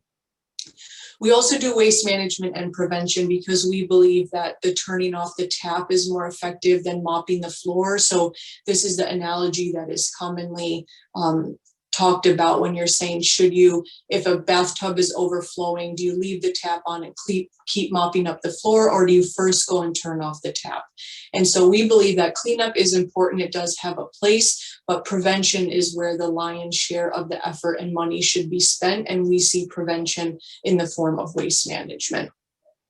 We also need to start thinking about waste as a resource and reframing the idea of what has value as a way of financing and continuing this work. So I've heard statistics and conversations with plastic manufacturers and brands that say that there's a lack of supply of recycled plastic or marine plastic for use in manufacturing. This is just crazy thinking about how much plastic is out there in the environment. So this is also something that we do, is not think about waste as waste, but think about it instead of a resource and something that has value to someone else. How do we do our work? We do that by utilizing the waste hierarchy. So this is a pyramid that we've put together that reflects our values and priorities. There are other versions of this that have these in different orders, but the first thing that we want to do when it comes to plastic is reduce the use if at all possible. But if we do have to use plastic, then we want to do reuse as the next step of disposing of that. So reuse means that we can turn the plastic into another product without the input of additional resources. And so that's our first priority. If we can't reuse it, then we want to mechanically recycle it, which means that we just take it, grind it up, wash it, melt it down, and turn it into the raw plastic nurdles that can be then sold in the global plastics market. If we can't mechanically recycle, then we'll want to do incineration with the goal of producing a product, either energy or alternative fuels. If we can't do that, we'll just want to incinerate it without producing products, but making sure that the emissions that are produced from that incineration process don't contain harmful chemicals like dioxins. If we don't have an incineration option, then we'll want to take it to a landfill. And then if we can't do that, and we're talking about marine debris, we'll at least want to pull it above the tide line as opposed to doing nothing. So I just want to talk to you very briefly about our steps to success, what is involved in our work. We do a lot of liaising with communities. So that's talking with all of the different stakeholders and members of the community that would be involved in disposing of their fishing gear waste. That's not just the fishermen. We hire local representatives. So I'm the Alaska and Pacific Northwest representative, Net Your Problem, but we also have somebody on the West Coast and somebody on the East Coast. And they're the ones that are in those communities, living, learning, and understanding the incentives and motivations and the partners that could be involved. I mentioned we talk with a variety of stakeholders, so we're very broad about who we consider a stakeholder or a possible partner. This is not just harbors, ports, local, state, federal governments, fish processors or fishermen, but also breweries and construction companies and apparel manufacturers that see the value in what we're doing. Our specialty is engaging the fishing industry. Our staff has worked in and with the fishing industry for many years. But primarily we do all of those things in order to organize the logistics of collecting gear. So if you look at this infographic on the right, gear moves from active fishing to storage. And so then we intercept it at that point. We prepare it if needed for the recycler specifications and organize the logistics and of loading and shipping the gear to our recycling partners. Those are located currently outside of the United States, so we export that to them and they turn it into these recycled nurdles that then get manufactured into products. And we don't really copy and paste the solution from one community to another. We really need to have individual solutions for each community based on their given circumstances. And part of our work also is telling great stories about the products, because we need to increase demand for the use of recycled content in manufacturing. That's what allows this whole circle to continue. If nobody is going to purchase the products, there's no point in us collecting the material. And so where do we work right now? I mentioned that we're not currently in Texas. We've got East Coast and West Coast, but right now we're working in Alaska. So I'm the Pacific Northwest and Alaska representative, where we work primarily with commercial trawl nets. We also have a rope depot in Maine, where fishermen can drop off end-of-life lobster line and artists or other young fishermen can purchase it. We also recently started a program in California with their drift gill net buyback program.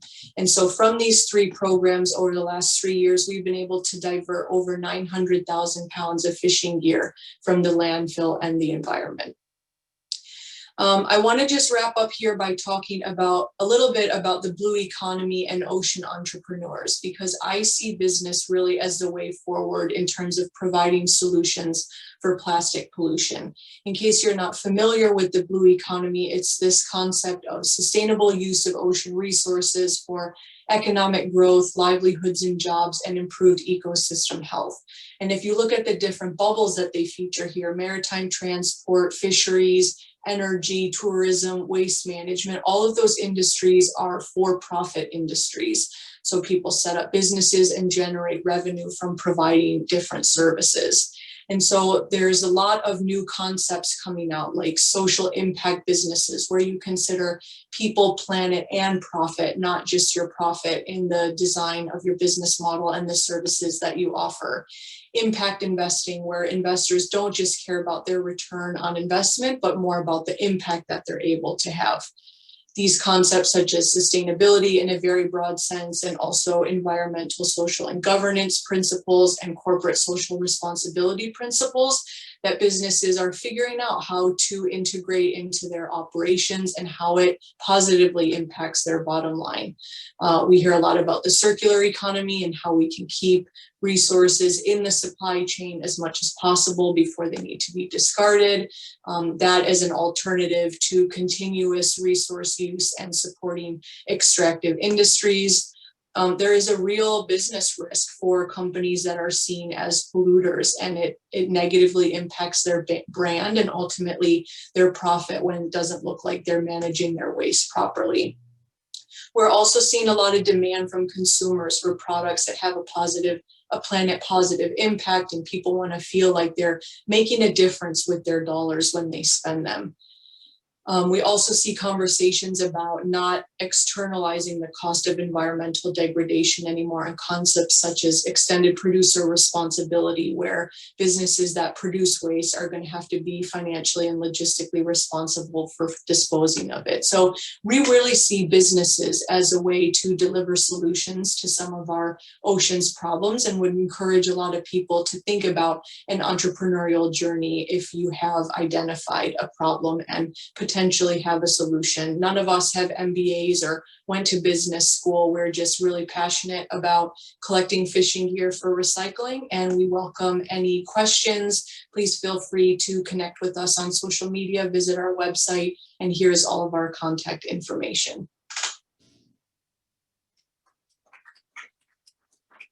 Okay, thank you, Nicole. Do we have any questions from the audience? Okay. I have a question. maybe would you be able to answer what type of, or give some examples of some businesses that have gone and are part of that blue economy? I kind of like that concept and idea of not just profits, but also looking at the planet. Yeah, so businesses that are considered part of the blue economy are just any that are sustainably using the ocean's resources. So fishing, shipping, tourism, all of those different types of businesses could theoretically be considered part of the blue economy. It's just a way of thinking about the ocean's resources as providing something that a business can then use. Okay, I was really wondering if there were some specific examples of actual businesses that are looking beyond profit and looking at that type of model, because I want to support those. Right, yeah. So the example of that would be like 1% for the planet. If you've ever heard of that, that's companies that donate sort of a portion of their proceeds back to doing environmentally responsible things. Or there's, a bunch of different companies that are utilizing the fishing gear plastic once it's been processed into their products and donating percentage of the sales. So like Life Proof has a phone case. There are companies making kayaks or bathing suits or picnic tables, or the earrings that I'm wearing have like plastic collected from the beach on there, or the bracelet that I have is from 4Ocean. If people know that company, they're also, collecting waste and making products out of it. So I would consider all of those kinds of businesses. Excellent. Okay, Sarah, do you have any questions on your end? Yes, we have one question from Evan, and he would like to know, what types of materials are you able to take for recycling? Are you able to recycle monofilament and other similar high density nylons? Yeah, so we do basically 3 different types of plastic. The trawl nets from Alaska are high density polyethylene, or HDPE.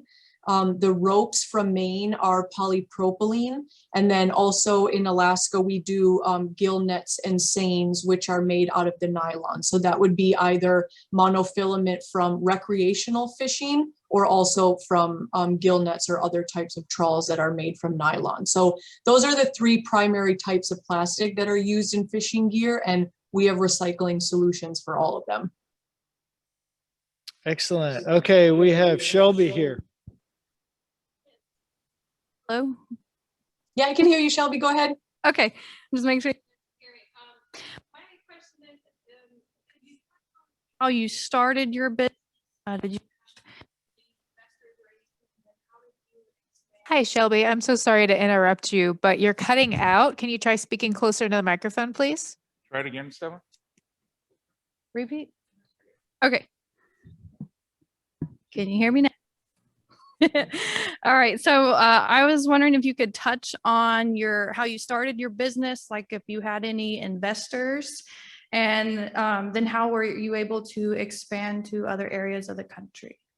Yeah, so we have had no external investment so far, and I actually still work 4 days a week at the University of Washington in Seattle as a fisheries biologist.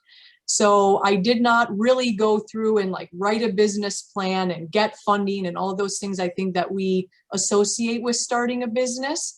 I had sort of the idea of who the possible customers could be, and they were willing to pay for recycling in the first year. So we didn't really need outside investors when I still had a full-time job and when we had paying customers right away. And so then how we decided to expand to new geographies was we worked with a university that an MBA team at a university that did some market research in Maine. So that was part of their senior project, and they identified between 500 and 700,000 pounds of lobster line that gets retired every year in Maine. So seemed like that would be a good place to go because there was a lot of material that could be recycled. And then similarly with California, we knew about this drift gillnet buyback program that the state was running. And so Sarah has been managing that program for us there. So sort of identifying a need and then thinking about expanding to those locations. Great, thank you. Okay, if anybody, thank you, Nicole. If anybody else has any questions for Nicole, please put them in the chat and she'll be able to catch up with you there. We'll move on to our next presentation by Rachel Kosia and Jenny Romer. And the title is Ocean Friendly Foodware, Helping Restaurants Embrace Legislation. Hi, everyone, and thanks for joining our solutions-based conversation about ocean-friendly foodware. My name is Rachel, and I'm the Plastic Pollution Manager for the Surfrider Foundation. In the second half of the presentation, you'll hear from Jenny Romer, the Legal Associate for Surfrider's Plastic Pollution Initiative. Before we get started, we wanted to say that our hearts truly go out to everyone who has been and continues to be impacted by the storm. This brought to light yet another devastating impact of environmental racism, and we are committed to working alongside communities most impacted by environmental disasters and pollution. We are extremely saddened and angered by the lack of response for those most in need. We hope that our conversation today will offer some opportunities for all of you to empower your communities to advance towards more holistic solutions to the plastic pollution crisis. Next slide. And so to begin, I'm going to cover a brief overview of Surfrider Foundation, followed by an introduction to our Ocean Friendly Restaurants program.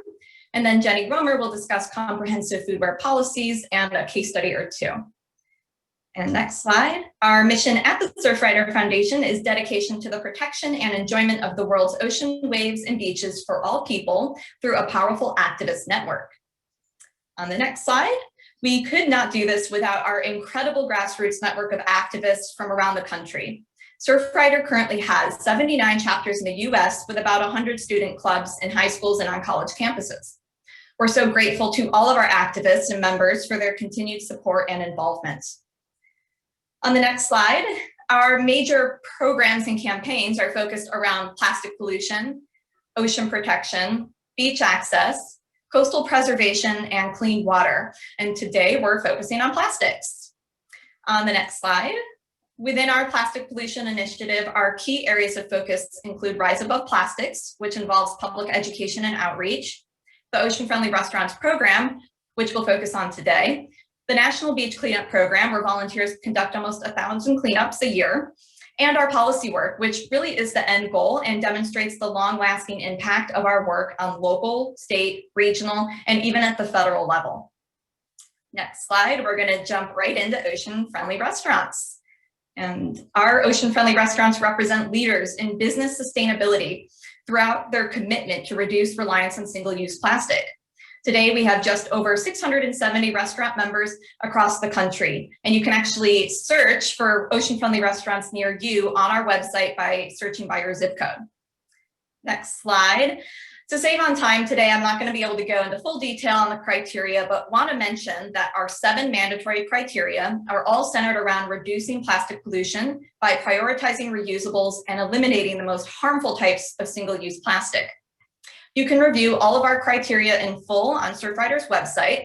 However, just want to note we are in the process of updating the program, so it may not reflect the most current changes until closer to the end of March. But what you see here listed on the slide is our most up-to-date criteria.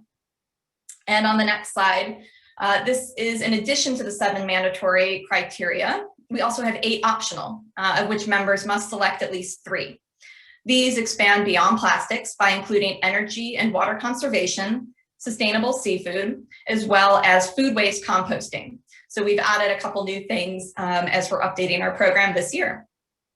On the next slide, I want to mention that obviously COVID-19 has had a detrimental impact on the restaurant industry, with 17% of US restaurants closing permanently or for the long term.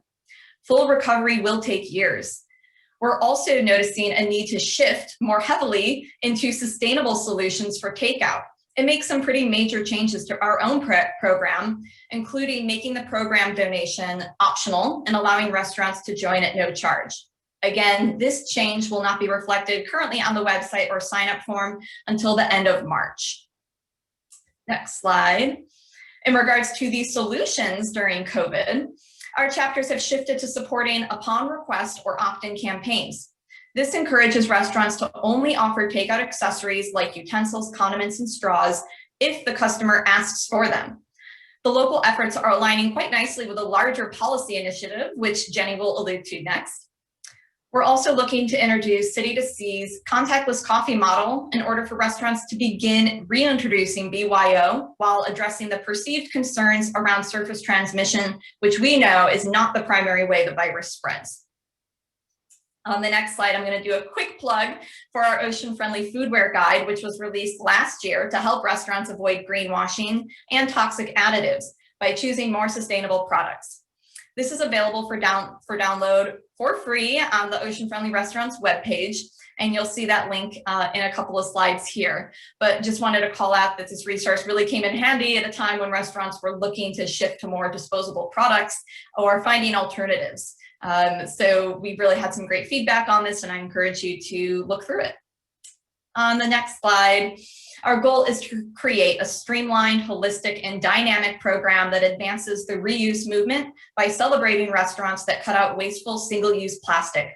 We're creating an inclusive community that supports a healthy lifestyle for ourselves and our planet in order to find more joy and peace in our everyday lives. Ocean Friendly brings sustainable living mainstream. And these are just a few pictures of some of our Ocean Friendly restaurant members around the country. On the next slide, the end result is a community of like-minded restaurants that we can lift up and present as examples of success to influence plastic reduction legislation, or in the case of preemption, to make progress despite legal obstacles. They are proof that plastic reduction legislation does not diminish economic growth and can, in fact, help restaurants actually save money and grow their business in the long run. And on my last slide here today, I'm just sharing the quick link to learn more. You can also visit Surfrider's website directly, select Learn, Programs, and scroll down to the Ocean Friendly Restaurants. And with that, I'm going to hand things over to Jenny Romer. Thank you, Rachel. Now we'll move on to talking about what Rachel alluded to, comprehensive foodware policies. So Surfrider's comprehensive foodware policy toolkit was released in July of last year, and the big take home was that the best comprehensive foodware bills emphasize a shift towards reusables. The components, the main components of the foodware toolkit are policies that require reusable foodware for dine-in orders, utensils and condiments upon request for takeout and delivery, 25-cent single-use cup charge, 25-cent non-reusable food container charge, and that all foodware must be recyclable or compostable, which is not a Surfrider priority. The first case study that we'll talk about is Berkeley, California. In 2019, Berkeley adopted a comprehensive foodware law that had 3 phases. First one was accessories upon request. So accessories are defined as utensils, condiments, and napkins. And second phase is that vendors must charge 25 cents for every single-use beverage cup provided. Third phase is the reusables, reusable requirement for dine-in meals. And the Berkeley ordinance is important because it's the first time that we really saw those being addressed in policy. And it aligns very well with OFR.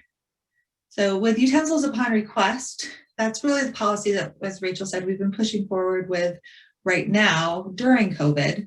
And that's because we really understand that the restaurant industry has been hit hard. There's been an increase in food delivery, and utensils upon request policies are straightforward and can save restaurants money by not automatically providing all of the utensils and condiments. However, thus far, utensils and condiments upon request policies have been difficult to enforce, to say the least.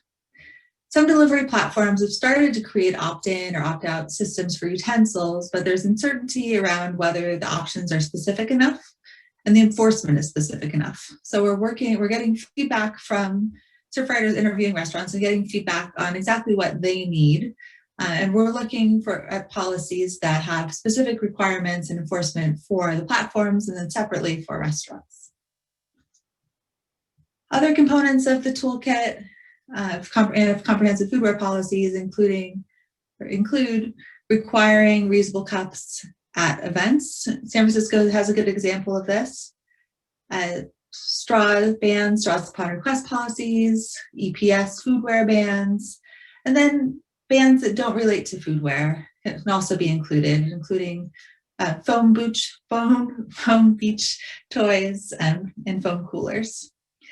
And another thing that we address is looking at the economic arguments that are raised against reusable foodware policies. And I recommend looking at rethink disposables studies that show that restaurants can save money by making the switch, although there is some capital investment upfront.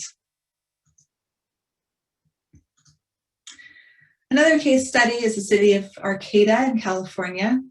The city of Arcata went a step beyond Berkeley and expanded the 25-cent charge to also apply to disposable foodware containers and require that vendors must give a discount for customers who bring their own reusable food containers for takeout food. So this went beyond cups to containers, and we're seeing other places considering this as well.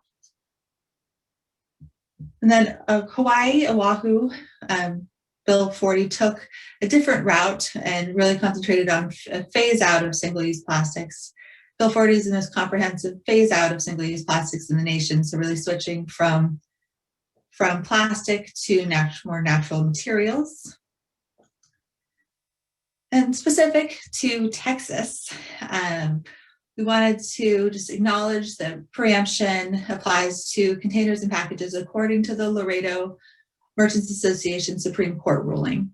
But the regulation, but we could see some regulation of other foodware, of something other than foodware. The preemption is very specific to containers or packaging, but we see some room there for regulation of utensils and condiments, for example. So that's something to consider when moving forward with local policies in Texas. And check out our foodware toolkit for more information. So just final conclusions. The development, adoption, and implementation of plastic reduction laws is an iterative process. That means that we've learned a lot along the way. And really there's a shift now from simple bans to an emphasis on reuse systems. It's really being the next generation of policy. And that's what we're advocating for here at Surfrider. Thanks a lot for inviting us to present. And we look forward to your questions. Thank you. Excellent, thank you. And I know at the University of Texas Marine Science Institute, our cafeteria is part of that ocean-friendly restaurant. And so it's a really good program. And I suggest other folks get involved in that if you have the means to. So do we have any questions here in the audience? Oh, great. State your name. Check. Hi, I'm Erin Hartwell. I have a question about for Jenny. Nice to see your face. I think you're a hero. Thank you for your work. Is there anything that you can tell us in this room to do to take a step in the right direction as far as reaching out to our constituents at the state level to help push some of that policy through, or change some of that policy that we know needs to be changed so that we can actually move forward like a lot of the cities in California have. And then I also want to say that we do have plastic-free Padre here, and we're trying our very best to go case by case, business by business to help encourage plastic alternatives here, so. Yeah, so I think in Texas, I know that there is preemption particular to containers. And so, like I said, I think pushing, talking to your legislators, letting your legislators know that you care about plastics and you want to see plastics reduction policies to eventually overturn preemption there. But in the meantime, I think finding the things that you can do. And so specifically the utensils upon request policies, things that don't relate to containers, being able to pass those at the local level and really sending a signal to the state legislature that you want to see more of this work done at the local level and eventually the state level, hopefully, but at least starting with the local level. And I noticed that there was also one question in the chat about the opt-in for accessories and foodware apps. That is nationwide, but we're seeing that even if the option is there nationwide, that we really need that enforcement to happen. And so that's why we're pushing for policy to make that really be enforced. But it's good to see that there is a little checkbox on a lot of the apps now. And I'll share a link to the toolkit. Thanks. Okay. Perfect. Well, if I notice there are some more questions that are coming in on the chat, so feel free to go ahead and just chat those questions in, and then hopefully Rachel and Jenny can answer those. We need to move on to the next one due to time, but thank you again for the presentation. Very good. Okay, so our next speakers are Christopher Foley, Alan Hagenel, and Elizabeth Engelbretson. Their title of the presentation is Plastic Pollution in the Service Learning Classroom, a case study from the Mississippi Gulf Coast. Inspires undergraduates to achieve higher graduation rates, particularly when those students come from underrepresented backgrounds in higher education, whether that's racial or ethnic groups or first-generation college students. Service learning has also been demonstrated to inspire undergraduates to grow socially and intellectually as human beings, and also to experience an enhanced sense of civic responsibility. But can service learning alter undergraduates' pre-existing environmental attitudes? This is the question that myself and a number of colleagues at the University of Southern Mississippi set out to answer in the beginning of the fall 2020 semester. This research question takes on particular importance in the Gulf Coast region, where widely perceived anti-environmental attitudes coexist alongside a spectacular history of socio-environmental disasters, which include, of course, hurricanes Katrina and Harvey, as well as the BP oil and New Orleans nurdle spill, which occurred last year. We surveyed 3 different environmentally focused service learning courses for this particular phase of the study. 2 of those were literature-based courses that I taught, and one of them was also a course in STEM education, science and math education. But we're going to be focusing today on a general education course for non-majors, which is required in order to graduate from the University of Southern Mississippi, English 203. It's a world literature course that I decided to teach with academic service learning under the title of World Literature and the Environment, Oil, Plastics, and Climate Change. And our community partner for this particular class was Plastic Free Gulf Coast. And I'll turn it over to Elizabeth to introduce that organization. Hi, everyone. Elizabeth Engelbretson, and I'm project lead for Plastic Free Gulf Coast. We are working collaboratively across the 5 Gulf states to eliminate the use of plastic before it becomes part of the waste stream. I really enjoy the opportunity to work with Dr. Foley in a classroom where the students aren't already focused on science and environmental learning. I think I've seen the students really critically think about their place in the plastic pollution problem, as well as their place within the solution to the plastic pollution problem. And that's been really great to see.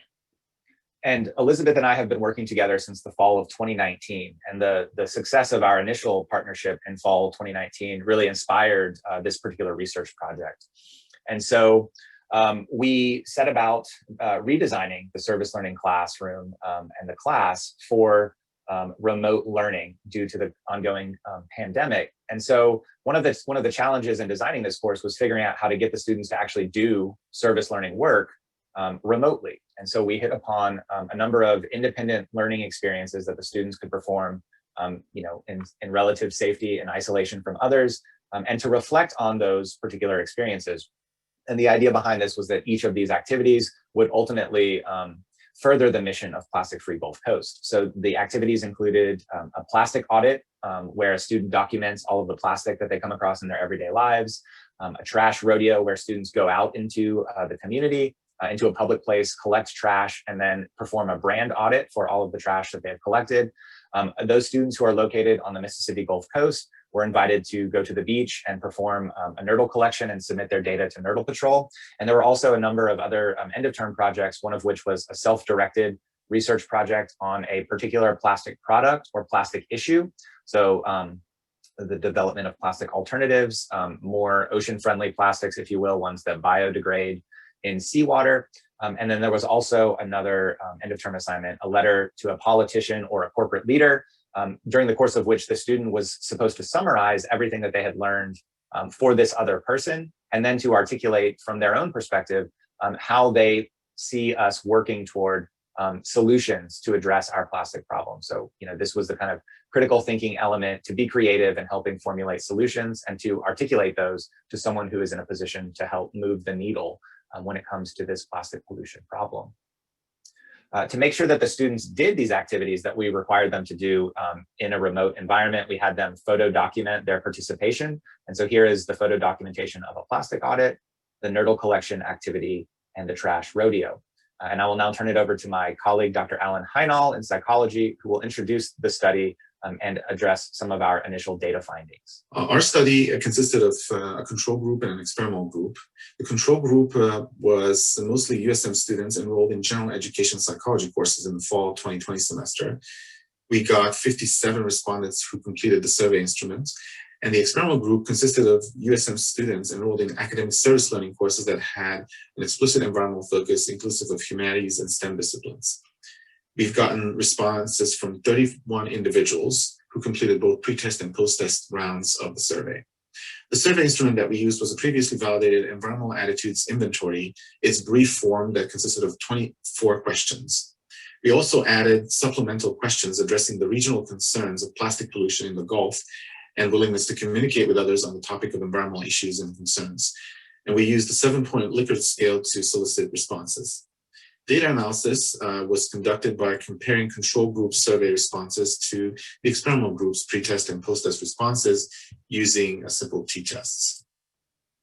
So here's a brief overview of the brief version of the environmental attitudes inventory that was first compiled by Milfont and Duckett in 2010. There are 12 subscales that tap into different constructs related to environmental attitudes, anything from enjoyment of nature to environmental threat, human dominance over nature, ecocentric concerns. They represent various levels of environmental attitudes, some more positive, some more negative. And when we combine all these subscales, we obtain a composite EAI score. So in addition to the Milfont's environmental attitudes inventory, we also attached further questions related to regional plastic pollution awareness and communication.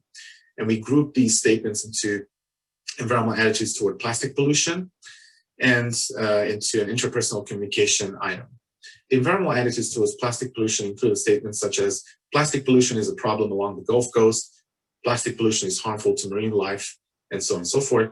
And the interpersonal communication statement tapped into the value of communicating and discussing, plastic pollution and the actions that we might take to reduce and make an impact in our environment.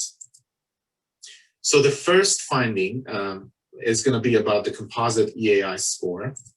And just to illustrate the averages of the different groups, the composite scores, the average composite scores for the SL groups, the service learning groups, was 113.2 compared to the control group, which was 107.6. This constitutes a statistically significant increase between the control group and the service learning students, indicated by the significant t-test. But in addition to that, it also tells us that there's a positive bias in both groups.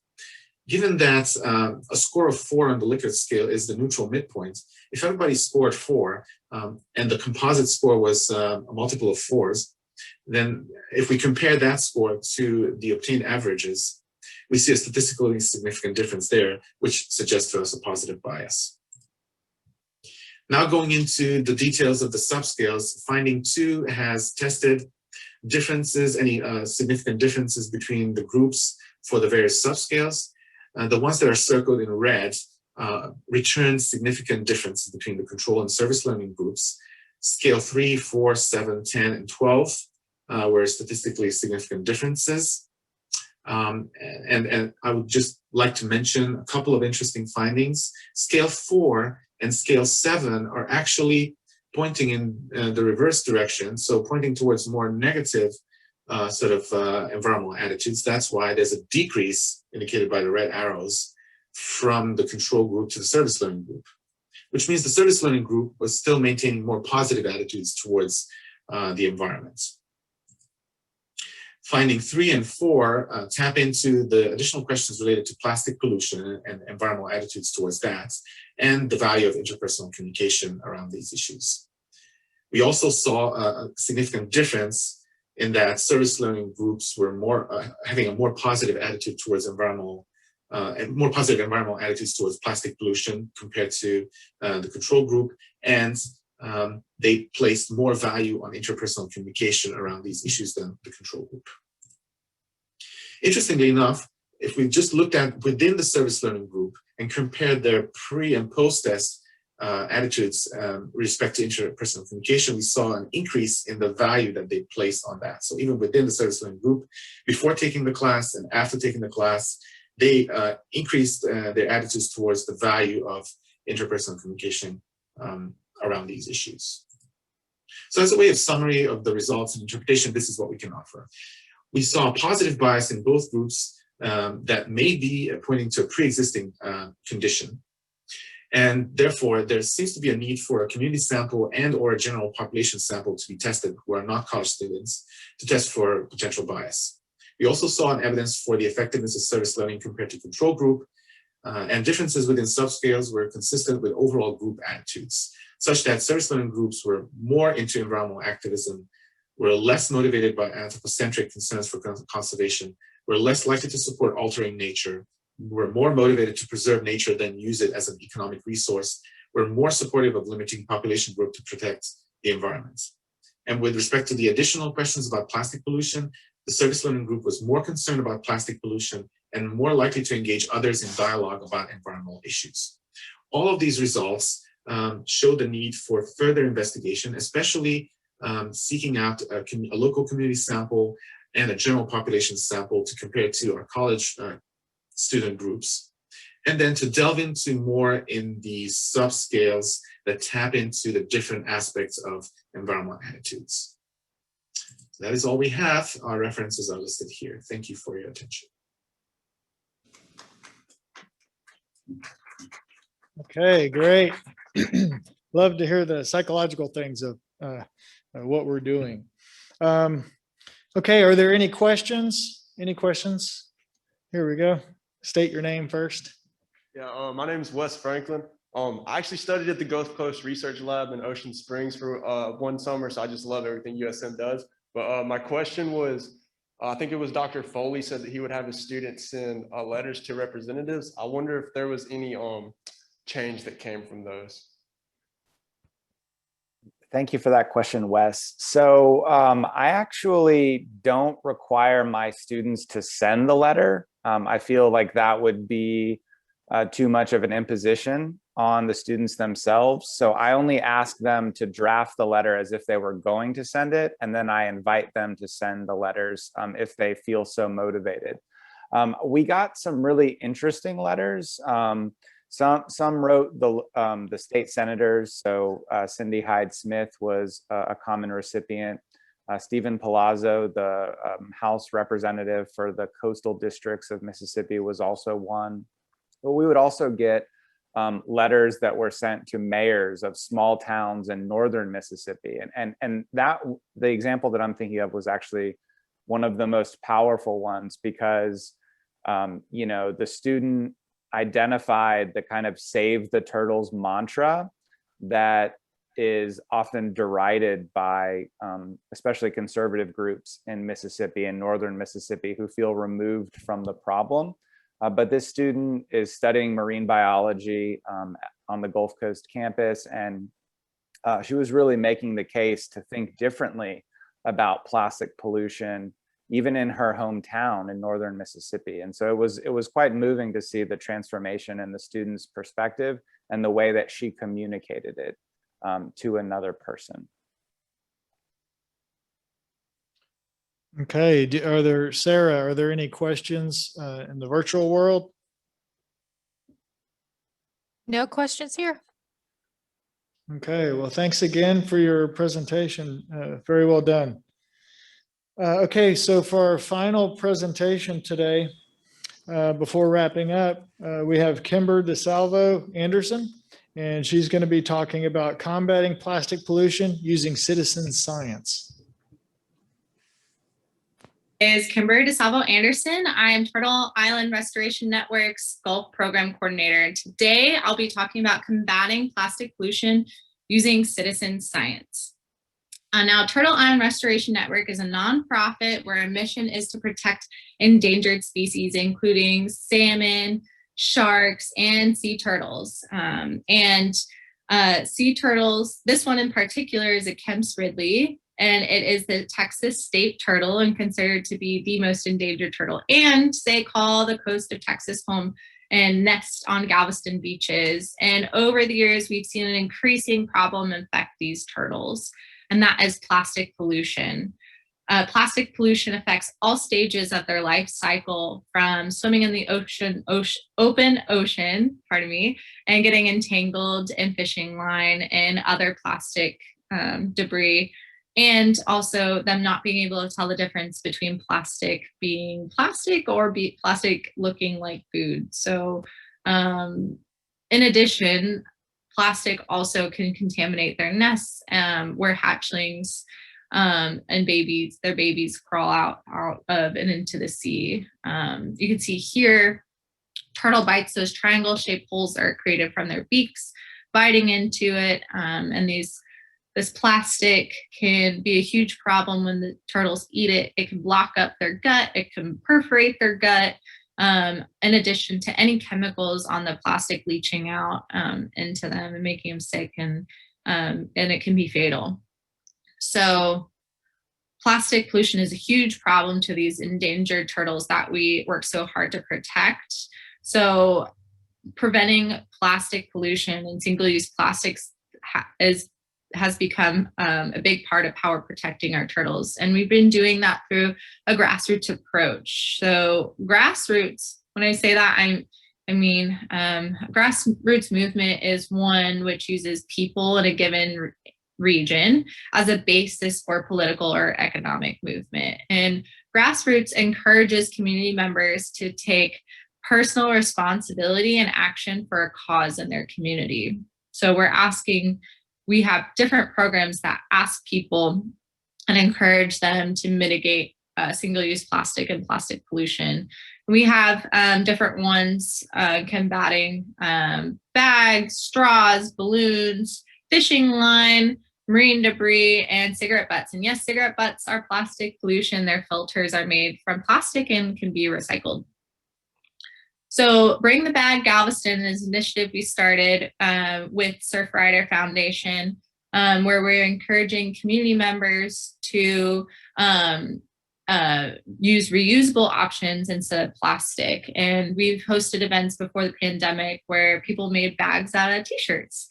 However, with the pandemic, we've had to put a pause on this, and I'll go into more of that in a bit. The Final Straw Galveston is another initiative where we asked community members to say no to straws, but also restaurants to only hand out straws by request, and then also give them resources to have other options like paper straws. And you can see on our website the different restaurants that have agreed to do that here in Galveston, and there's a map.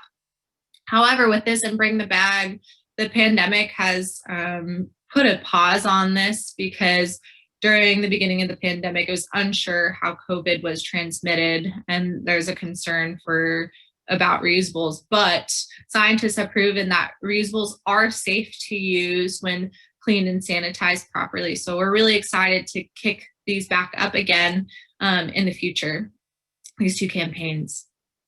So to understand plastic pollution in Galveston, we have used different programs with citizen scientists to mitigate and quantify marine debris and microplastics. So let's first talk about marine debris. So we partnered with the Galveston Professional Boatmen's Association and their balloon roundup rodeo to combat balloons ending up in the ocean. And different fishermen and anglers found boats in the environment, or sorry, balloons in the environment, and took them out to be properly disposed of. And these are a huge problem for turtles because not only can they get entangled in it, but they can accidentally ingest it too.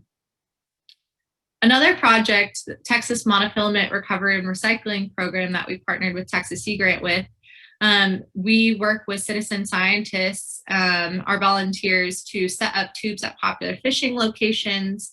Our citizen scientists then take the discarded monofilament, which you see on the right, and clean it, weigh it, ship it to a recycling facility, and then report the amount in pounds back to Texas Sea Grant. So fortunately, this project has remained active during the pandemic because we can easily social distance and stay safe during this one. Another one that we've been able to continue is our cigarette butler program, where we have these cans at different fishing piers for people to throw away their cigarette butts into. And we're actually really excited to expand this program. We've been working with the Galveston Surfrider Foundation with our Hold On to Your Butt program to install more cigarette butler cans throughout Galveston. So we'll be looking for volunteers to help with that. Another program that we've had to kind of shift gears with in the pandemic has been our monthly beach cleanups. So we've had to implement COVID safety procedures with this. So we can only take groups around 10 people. And then the people who we do take have to read through our COVID safety guidelines and wear proper PPE, so masks and gloves. And so we've been able to continue this. So it's been pretty great. And basically, to quantify the marine debris, they use the NOAA Marine Debris Tracker app, which you can download onto your cell phone to quantify where and how many the different items of trash were. And if you have a small group who'd like to join us, please email me. My email's at the bottom right hand of the screen. So I want to talk about next microplastics and our microplastics awareness program. We partner with a bunch of different awesome organizations on this project. And it was started by Dr. Maya McGuire and the Florida Microplastics Awareness Project, and has expanded across the Gulf region, where our partners are sampling sand samples and water samples using citizen scientists and volunteers to analyze how much microplastics are in those samples. Locally, we partnered with University of Houston Clear Lake and USGS to do the in-water sampling in the Bay. And then we work with citizen scientists from different schools, and from 4th grade on up through high school to sample on Galveston Island. And then we go analyze the samples and learn how to do so back at Moody Gardens. But again, the pandemic kind of put a wrench in this plan, and we haven't been able to go on any field trips or sample with the students like we had planned to, because the students aren't allowed to go on field trips. They're not allowed to have visitors or speakers come. So we've shifted to a more virtual program where we host virtual speakers come and talk to the students. And then we've also hosted a virtual lab where students have been able to look at a sand sample and see how much microplastics are in that sample. In the past, before the pandemic, the Flower Garden Bank's Natural Marine Sanctuary staff would do routine water sampling out in the sanctuary. So we're hoping that we can return to helping out with that soon. Now, I stated a lot of different ways that we're trying to combat plastic pollution, and I want to leave you with 7 ways that you can. So, 5 things you can do, and then plus 2 more. Say no to single-use plastics, say no to straws. And for balloons, don't let them go. You can actually pledge to not use balloons on our website at seaturtles.org. You can vote and support legislation behind eco-friendly initiatives. Use reef safe sunscreen. We recommend stream to sea products. Use the code Sea Turtle for a portion of the sales to be donated to our work protecting sea turtles. And also make sure you don't buy turtle shell products. Anything made from a sea turtle is illegal. Also, 2 additional things: properly dispose of PPE, make sure they don't end up in the ocean. And you can also volunteer with us, come hang out.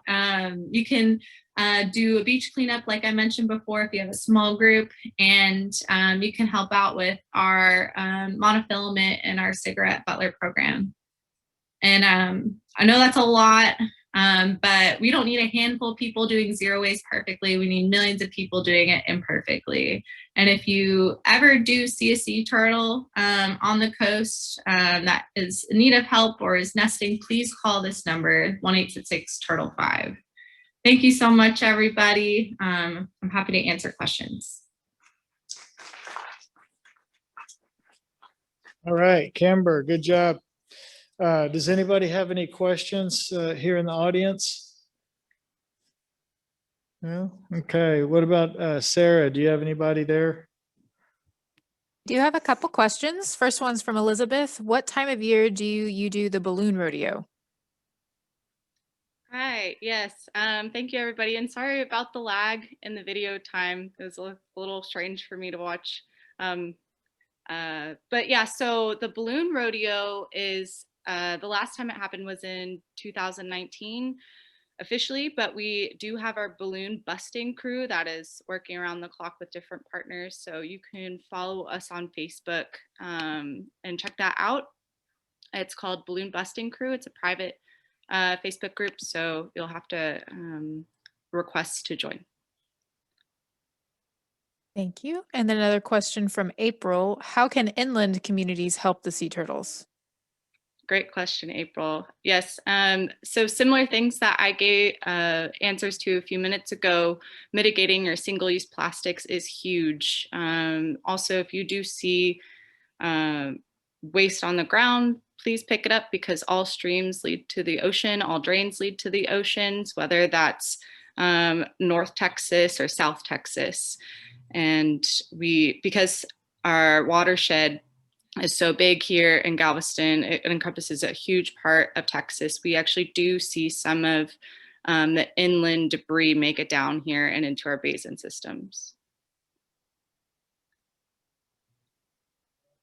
Great, thank you. All right, Jace, I'll send it back to you. Okay, well, thank you. Before we let everybody go, we got a number of different things to talk about. One is an important one is the poster session coming up. So this is going to be in person. And so there are 3 posters back here that the folks that made the posters will be there to talk to you about them. You can ask them questions, and I think it's real important and some good work. I've looked at them over there. So I encourage you to go over there and check those out. That'll be from when we wrap up here till everybody's got a chance to look at that over there.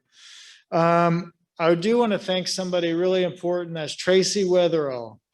So Tracy, a lot of the stuff behind the scenes, it was all Tracy. The bill comes out to pay for all this, it goes to Tracy. Yeah. She got the bill in her hand, she's waving it. But thanks for all your efforts with this, along with the whole planning team. It was really great, and we're only halfway done. So here in a second, I'm going to ask Aaron to come up and talk to you about what's going to be taking place tomorrow. But just thinking about everything that we talked about today, I hope the scientists realize, and the people that are coming up with solutions, the scientists are seeing there's a problem, or the community seeing there's a problem. The scientists are coming in and investigating it. And then the people coming up with solutions are using those, using science as the reason why they want to make changes. And so we had a real nice kind of spread of presentations today that kind of went through that process. So I encourage you to think about, what didn't we hear about today? What should we be talking about next year? What data gaps are out there? Who can you collaborate with to make that happen?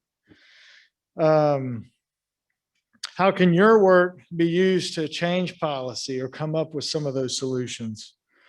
So, I want to thank y'all again. Y'all's, knowledge, passion, and the time that you give really does matter. And the last thing, I'm going to throw some more t-shirts out there, right? Okay, 2 more. Here. Oh, nobody's even sitting there. Sorry. Okay, here. Y'all been sitting there quiet. Okay, you got it. Okay, with that, we're going to close it out. Let me bring Erin up, and she's going to talk to you about tomorrow. Thanks, everybody, for attending, especially virtually, and we'll see y'all next year.